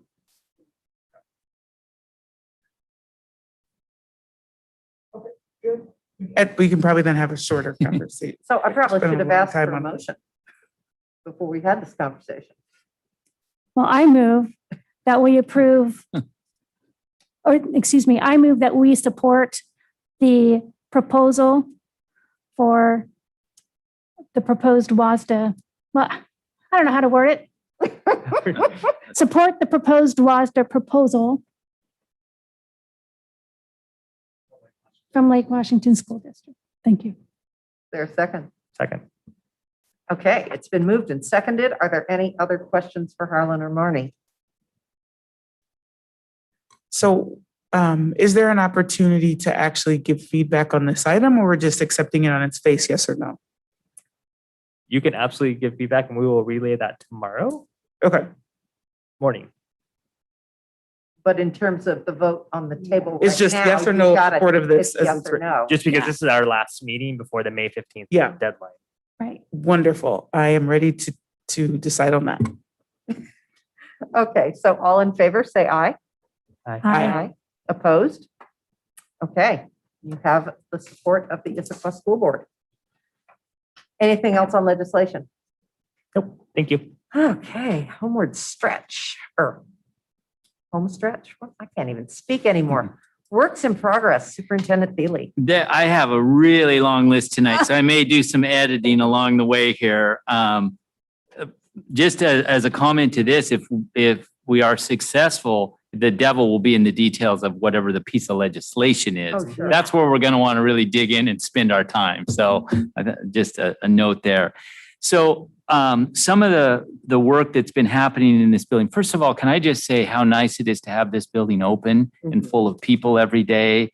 And, you know, I personally have also observed as people have come back into the building at first, there's a little hesitancy and we're not sure, can we get in the elevator together? But with each passing day, it feels more and more normal. And that's playing out in our schools, which is why it was so important that even if we can't get full days or whatever, we just have to get people back in those buildings. I won't belabor that point anymore, but and I know that this is happening in other industries as well. So it's not just unique to us. I'm just a believer we've got to get people out of their homes and back into the routines of work and school in particular. But I take great joy in getting to discuss things that really aren't driven by COVID-19. So you know that this district has had a desire to develop a strong multi-tiered system of support for our students. And so that work has continued on this year, even during the pandemic. It just at a much lesser level than we've been able to. I do have to commend a few individuals in the system, Dr. Mayatek and the special services, and Callie Greenside in student intervention services. They've kind of kept this initiative alive. We are very excited to re-energize it in the coming year as we get back to normal work. and continue to build our multi-tiered systems of support. We also believe that that is going to be critical. As you know, we are currently under sanctions for the over-identification of Black males for special education. And the way that you address that is by having better pre-referral interventions. And that's what multi-tiered systems of support are about. So I'm excited that that is the right work to do to address that issue. So that work is continuing, and there'll be more to come on that, and that will continue to be a focus along with inclusive practices as we get back to normal. Earlier, just a brief conversation, but I do want the board to know that we are actively working to find opportunities to vaccinate now our 12 to 15-year-old students.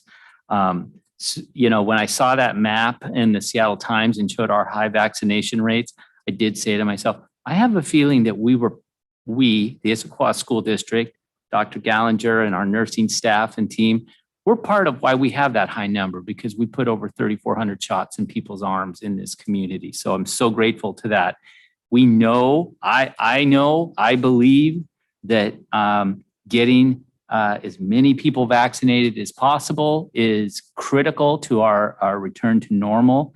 So to those ends, we've been reaching out and working with a couple of providers, but it appears that Costco is going to be the one that is really stepping forward. And I thought we might have a Costco clinic up and running in some of our schools as early as next week. It might be the following Monday. They're getting lots of demand, as you might imagine. All the providers, Safeway, Rite Aid, Costco, anybody. And that's because they've been told they should work with us to try to make this happen. We are really trying hard to have, so we surveyed our community. We had about 2,250 people say that they would be interested in having their 12 to 15-year-old or 12 to 18-year-old receive a vaccination through the school district if we could make that opportunity available.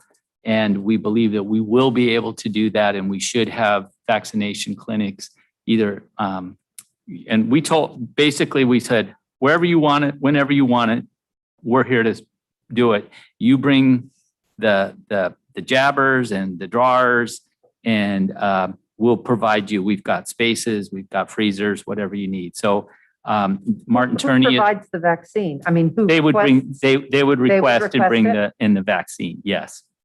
And so that's why we did that survey work, because they wanted numbers. Okay. The providers we were talking to wanted ballpark numbers that we could give it to them. Can you repeat the number you said again?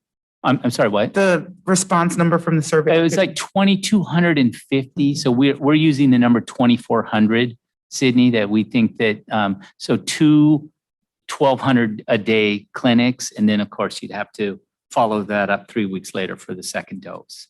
The goal was to get them in, try to get them in before the end of the school year. And do it in the school? In the school, One of our we are, Costco's been running clinics out of the Cinnabare. But you know, wherever our schools would be the preference, because the kids are here, and we'll work with the permissions, and do the parents want to come or not come. I mean, frankly, I just my guidance to Mr. Turney was just whatever we have to do to make it happen, let's make it happen. We've got, you know, a month of school left or so, 5 weeks. An opportunity here. This will be critical to the fall for us. And so, and our community's done a great job of going out and getting vaccinated. So I believe they'll take us up on it. Ironically, I think the longer it takes for us to get started, our number's going to go down, because I believe our community goes out and finds vaccines. That's what I was just going to say, because I'm already seeing people on Facebook going, yep, already had my kids vaccinated. Yeah. Yeah. So you might get some for the second shots. I don't want to discourage that, but I also know that, and what we've seen as a nation is that there are those eager people, and I would count myself as that.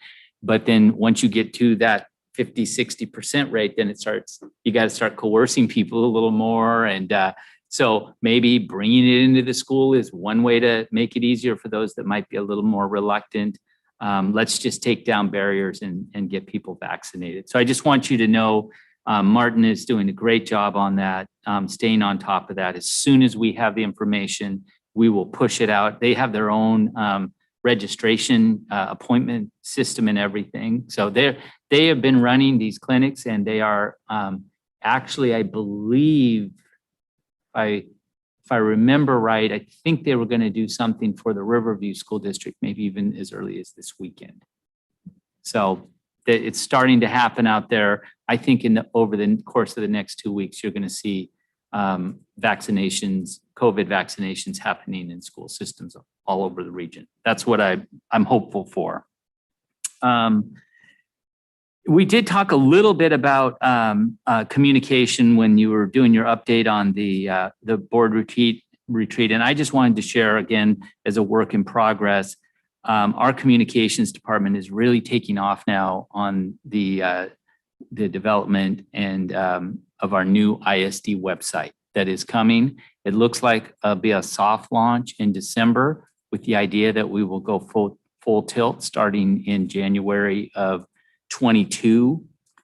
I bring this up now because there's a lot of work that's already happening and a lot of meetings that are happening. And, Leisha is working with an outside vendor, and I'm very excited about the potential here to bring our website into the modern time, because frankly, we have a website that looks like it was built in 1998, and we need to move away from that. And so I think there's an exciting opportunity there for us to work on the district image, launch a new website, all of that starting in the winter of 21-22. I did want to talk a little bit about end of year activities, and I've had an opportunity to talk to some of the board members individually, but we are excited about the opportunity to graduate our comprehensive high schools at Lumen's Field. But I do want the board to know it won't look like it has in previous years. We won't be able to go into the Diamond Club. We are very limited by how many people can be on the stage. The ceremonies themselves have to only run an hour in length, and it takes for Skyline and Issaquah High, about 45 minutes to run through the names, the important part of the ceremony. So as you can see, there won't be a lot of long speeches. We do need the board to accept the class. We've gotten rid of the speech. I'm sorry that we've gotten rid of the speech. I know how bad that makes you all feel. But we do need you to accept the class, and but we're going to be there. The one thing I do just want you to be aware of that, again, there's no food or anything, and it could be a very, very long day. So you might want to ask yourself if all of you want to be there for all 3 graduations. I'm just posing that I will be, but just however you all want to work it. Yeah, did you have a question, Harlan? Are these like non-negotiable things? I mean, the guidance has changed so much over the past.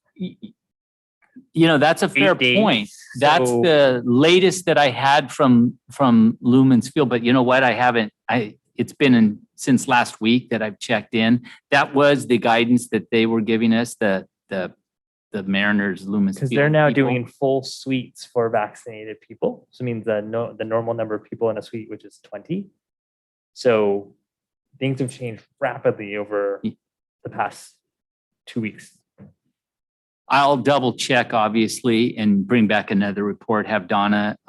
That was the latest that we had, but you're right, Harlan. They may be loosening that up. That would be awesome if they're doing that for our graduation ceremonies as well. And they're doing fully vaccinated sections where you can sit next to people you don't know and all sorts of things, right? Because the capacity is now increased to 22,000 people, right? Which is dramatic. So maybe it won't be quite as stark as we originally thought it was. And just know we were accepting that because that's what we had to do. And that was our way of doing it outside or doing an actual in-person graduation. So, but I just wanted you to all be aware of that. Yeah, Director Moraldo. I can't imagine a world in which we don't attend graduation for students. Yeah, no, I understand. That's our final measurement of our ends, right? Yeah. So I would like to attend and figure out a way to get us fed at certain points. Yeah, and because I was even wondering about that, and it may be that we have to leave the stadium in between one of the graduations or something and go to a nearby place. Again, and I'd have to see what's open and available. I mean, it's interesting. I still go into some parts of Seattle and it still feels more shut down, I would say, than what I experienced living here in downtown Issaquah.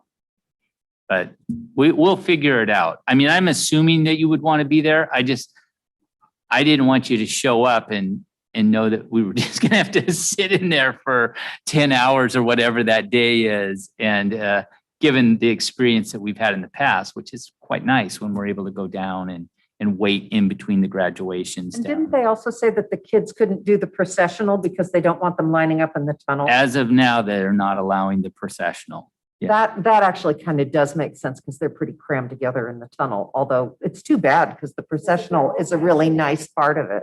I mean, it's weird you can't, if they're vaccinated. But it also takes time. And if they only have an hour, well, that's. I mean, this whole thing should be Yeah. looked at. I mean, baseball games are 4-hour events. Yeah. Yeah. Well, their concern was they were planning on doing some disinfecting in between each graduation. It's not a contact virus. Yeah. I might have them call you, Dr. Gallancher, and just say, hey, come on, work with us a little bit. Bellevue and Lake Washington are also using the facility this year for I think the first time for them. So, We maybe chatted with Patty Hayes last week about it. So. Oh, yeah. Well, I would be thrilled if some of these restrictions could be opened up and make it feel more like a normal. I mean, just being able to do it I was thrilled by, but so we'll keep. Heather's doing a great job working on that in Donna's office too.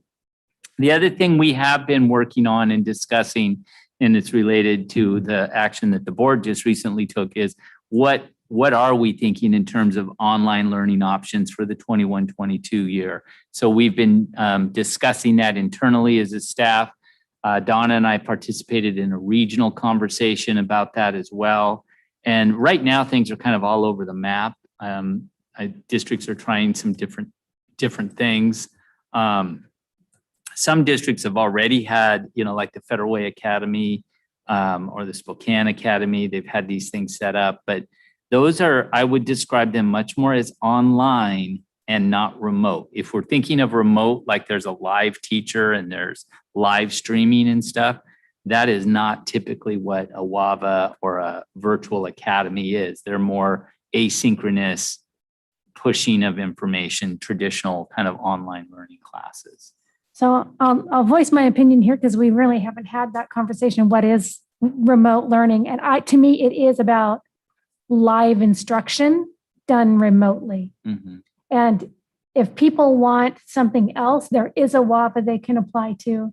But if we want to say we're in Issaquah and we're going to provide a different level of remote experience, I would say I'd want it to be that live instruction. And that's what we've heard. If you look at the data from, from the thought exchange we did over the summer, yeah. It was when we didn't have live instruction that our community is not going to be okay with that. So I think whatever we do for the fall, I think we do have to consider there are some people that are just not going to be ready to send their child. It might mostly be at the elementary, so maybe it does look a little bit different because they may not be able to get their vaccination, so people won't feel comfortable moving them in.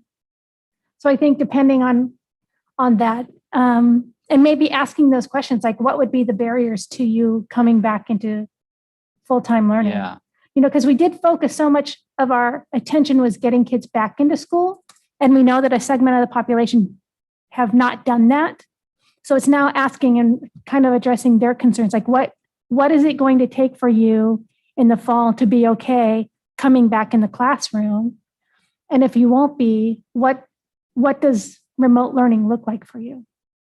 And I think it's likely it would look very different for elementary and secondary because it's just to offer the breadth of courses that students want to take in a remote setting. To do it as you were just describing would be very, very challenging. Now at the elementary, and we are, just so you know, we are planning, obviously, because I don't think the numbers would justify it any other way, a ISD remote experience, not a sunset element. We're not going to try. What we've tried to do to this point was recreate that third grade classroom at Cougar Ridge to the best of our ability in a virtual setting. That was kind of the goal. We wanted to live stream. We wanted it to have it feel we could, that's more realistic, that we could create that kind of a live stream, not class or school by school, but at the elementary level. There are some additional challenges at the secondary level to be able to offer the breadth. Which is why in the proposal that we just agreed to sign on to, it talks about a cooperative. And I really had that as kind of my thing of what can we do that's a Wannick style thing. So if like Washington's doing something, Bellevue's doing something, North Shore, us, Mercer Island, can we work as a cooperative so that we can build a schedule that's robust for students? Interestingly, and I don't know, I just heard this briefly today in a hallway conversation, but because they had put it out already in the Lake Washington School District that that there will have a remote option. As the longer we are moving towards more normal, their numbers are already declining. So like they had 100 people register for it, and a number of them are already saying, well, looks like we're going to be back in full time in the fall. So kind of to Dr. Gallinger's earlier point, I honestly believe a lot of the enrollment decline has been driven by our not being in person. And so that's why every chance I get, you hear me say the intent is to open full time 5 days a week, because I really, honestly, I'm trying to promote enrollment growth in the system. And because I believe that is the best way for us to deliver an educational product. And we can do it successfully. Yes. So, my hope is that there's very little need for this, that it's all an overblown conversation right now, and that there's very little need for it. But it does appear, based on everything I'm seeing come out of OSPI and the motion that you just all passed, that option's going to have to exist in the fall.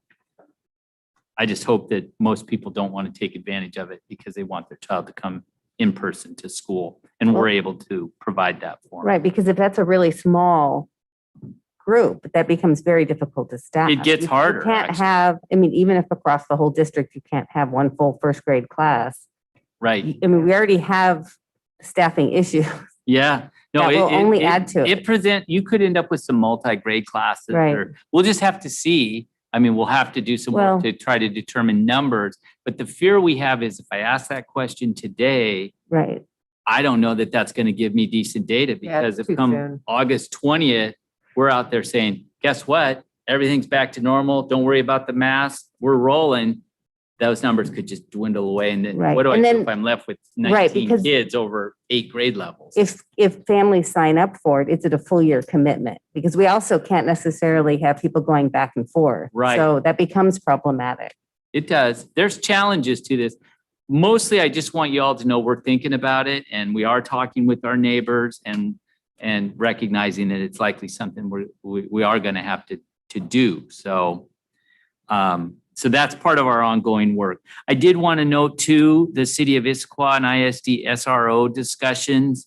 There was a reference that somebody wasn't able to find them. I do want you to know that we have pushed out that.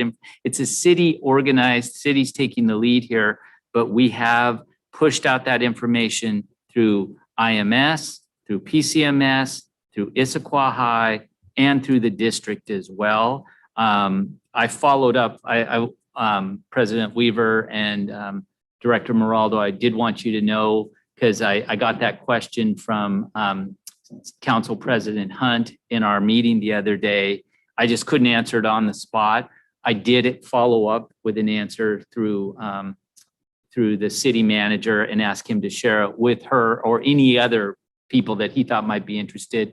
I shared with him, here's the statement, here's the link, here's where we've posted it. So we are advertising that. So it's on the website, Notice of School Board Assembly, City of Issaquah SRO listening sessions, and it gives the dates and the times, but there's nothing in there to link to the Eventbrite. So I think that would be a good place to have an easy access on the website. Yeah, no, I thought that, okay, the e-news message, I believe that went out on Tuesday did have that link. Right, it's Should- under the event details. Okay. So I know because we have been, because you do have to register to attend. And I did share, I was at the first listening session. I am not planning to be at the next two, which are both on Wednesday, the 19th. I have a family commitment that, and this was a rescheduled meeting. And it's one that I really can't miss. We'll be well represented. I'll have the staff there that needs to hear this. We are busy. WANIC was mentioned, and I wanted to share just today, as a matter of fact, as part of the WANIC Leadership Council. This is our skill center consortium that we belong to with Lake Washington, Bellevue, and Mercer Island, and Everett, and a number of districts. Our interlocal agreement is coming due. It's a 5-year interlocal agreement. So I gave some time today with Superintendent Holman from Lake Washington and Superintendent Smith. Anthony and I are kind of the two old guard now in the area because we've both been here for a number of years to go through and do rewrite and make updates to our interlocal agreement that we'll be bringing back before the council for approval. But just wanted you to know that WANIC stays a very viable and they've actually continued through the pandemic as well. But you'll be shocked to learn those classes do much better in person as well. So we just know that's something we have to do. But I did want to note too, one of the things that we agreed to as a leadership council, and I should point out the leadership council is just the superintendents of all the districts.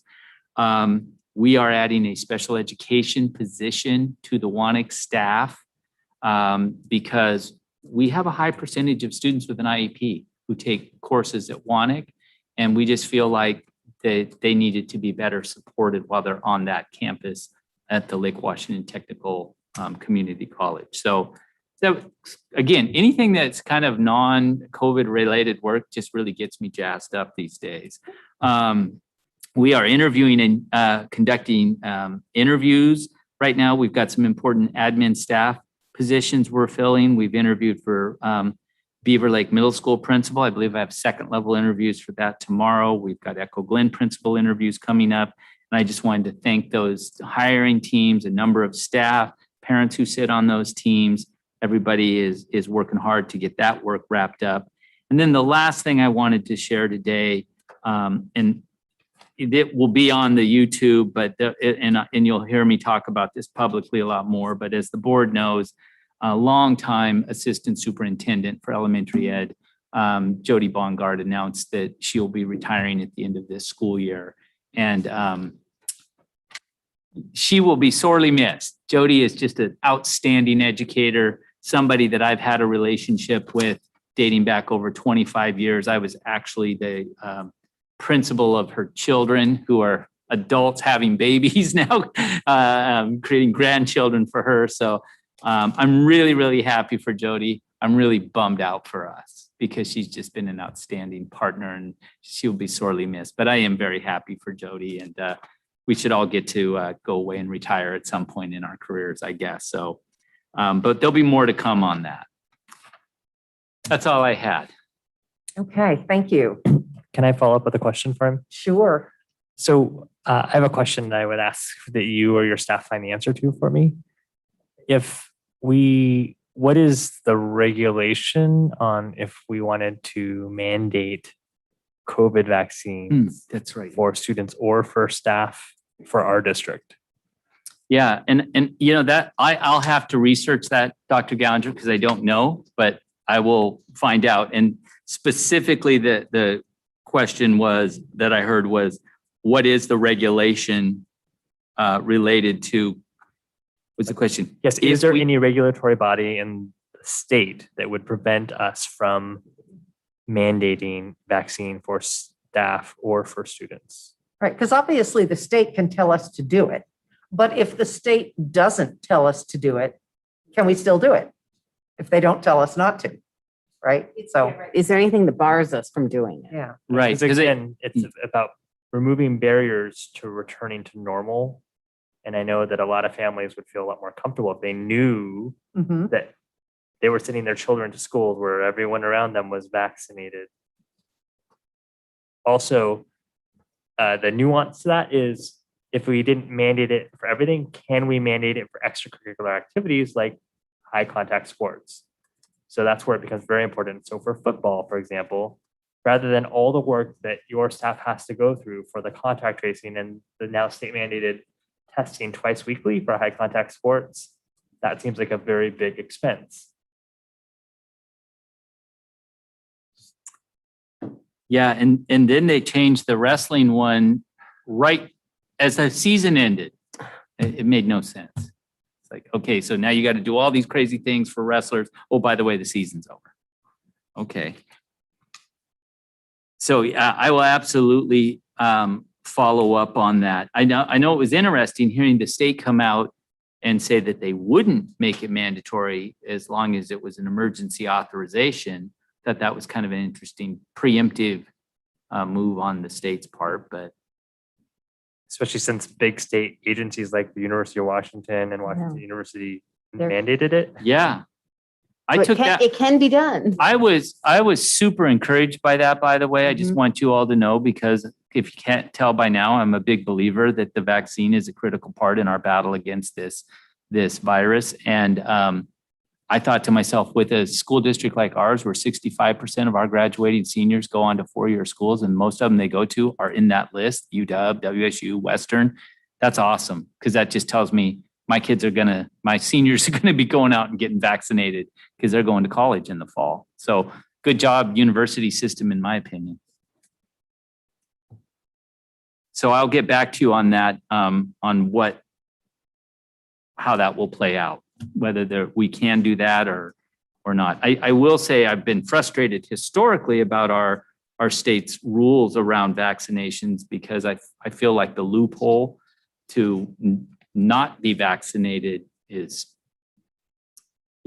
I know it got tightened up a couple of years ago and it's better now, but there for a while, we had some bad vaccination numbers as a state because our loopholes were so easy. Well, and I guess that would be the secondary question, that if we can mandate it, what are the rules around? Do we have to follow those Yeah. rules? What kind of exceptions?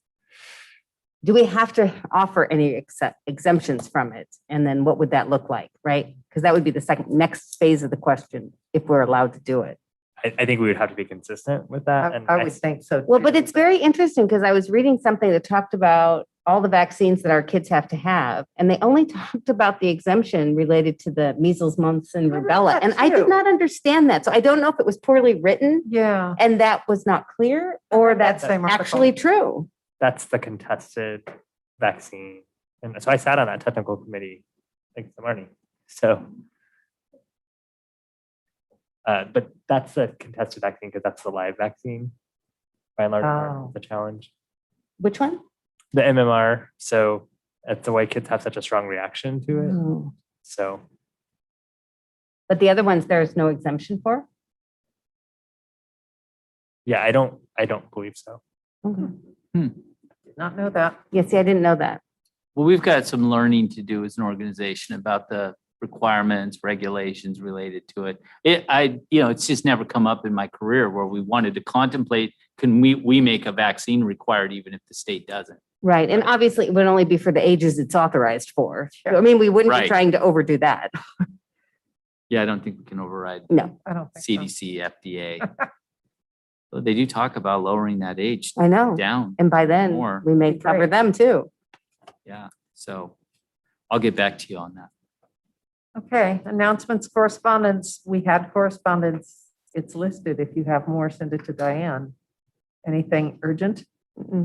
No, because it's late. Okay, calendar and future agenda topics. Thank you, Diane, for always sending out the things that I never remember. 519, the audit exit interview. Ann and Marnie, you guys are set for that? Cool. And Ron already mentioned the 2 SRO outreach meetings also on the 19th. On the 21st, 11:30, there's the WASA Community Awards Ceremony. If anyone wanted to attend that. It's virtual. Yeah, I'm not going to be, I usually go, I used to go when it was in person. I can't go this time. I am the Wassa Metro incoming president, and one of my goals is to get back to an in-person Wassa Community Awards ceremony next year. June 3rd, 6 o'clock, my house for wrapping up the superintendent evaluation. June 10th, 2 p.m., Gibsonette graduation. Someone said that was on the lawn of the community center? Yes. Yep. Okay. And June 11th, graduation of all the high schools. 1 o'clock, 4:30, and 8 p.m. That's all I've got. Anybody else? Well, and I will not be at the board meeting on the 10th. Because you have a daughter graduating, and that's very exciting. So I think we'll excuse you from that meeting. Meeting that night. We do have a board Yeah. meeting following the graduation Okay, because, well, Marnie and I can trade places because I don't think I'll be at the last June board meeting. So, okay. I won't be at the one in August, but we're not planning that far ahead. All right, so unless there's anything else for the good of the order, we're adjourned.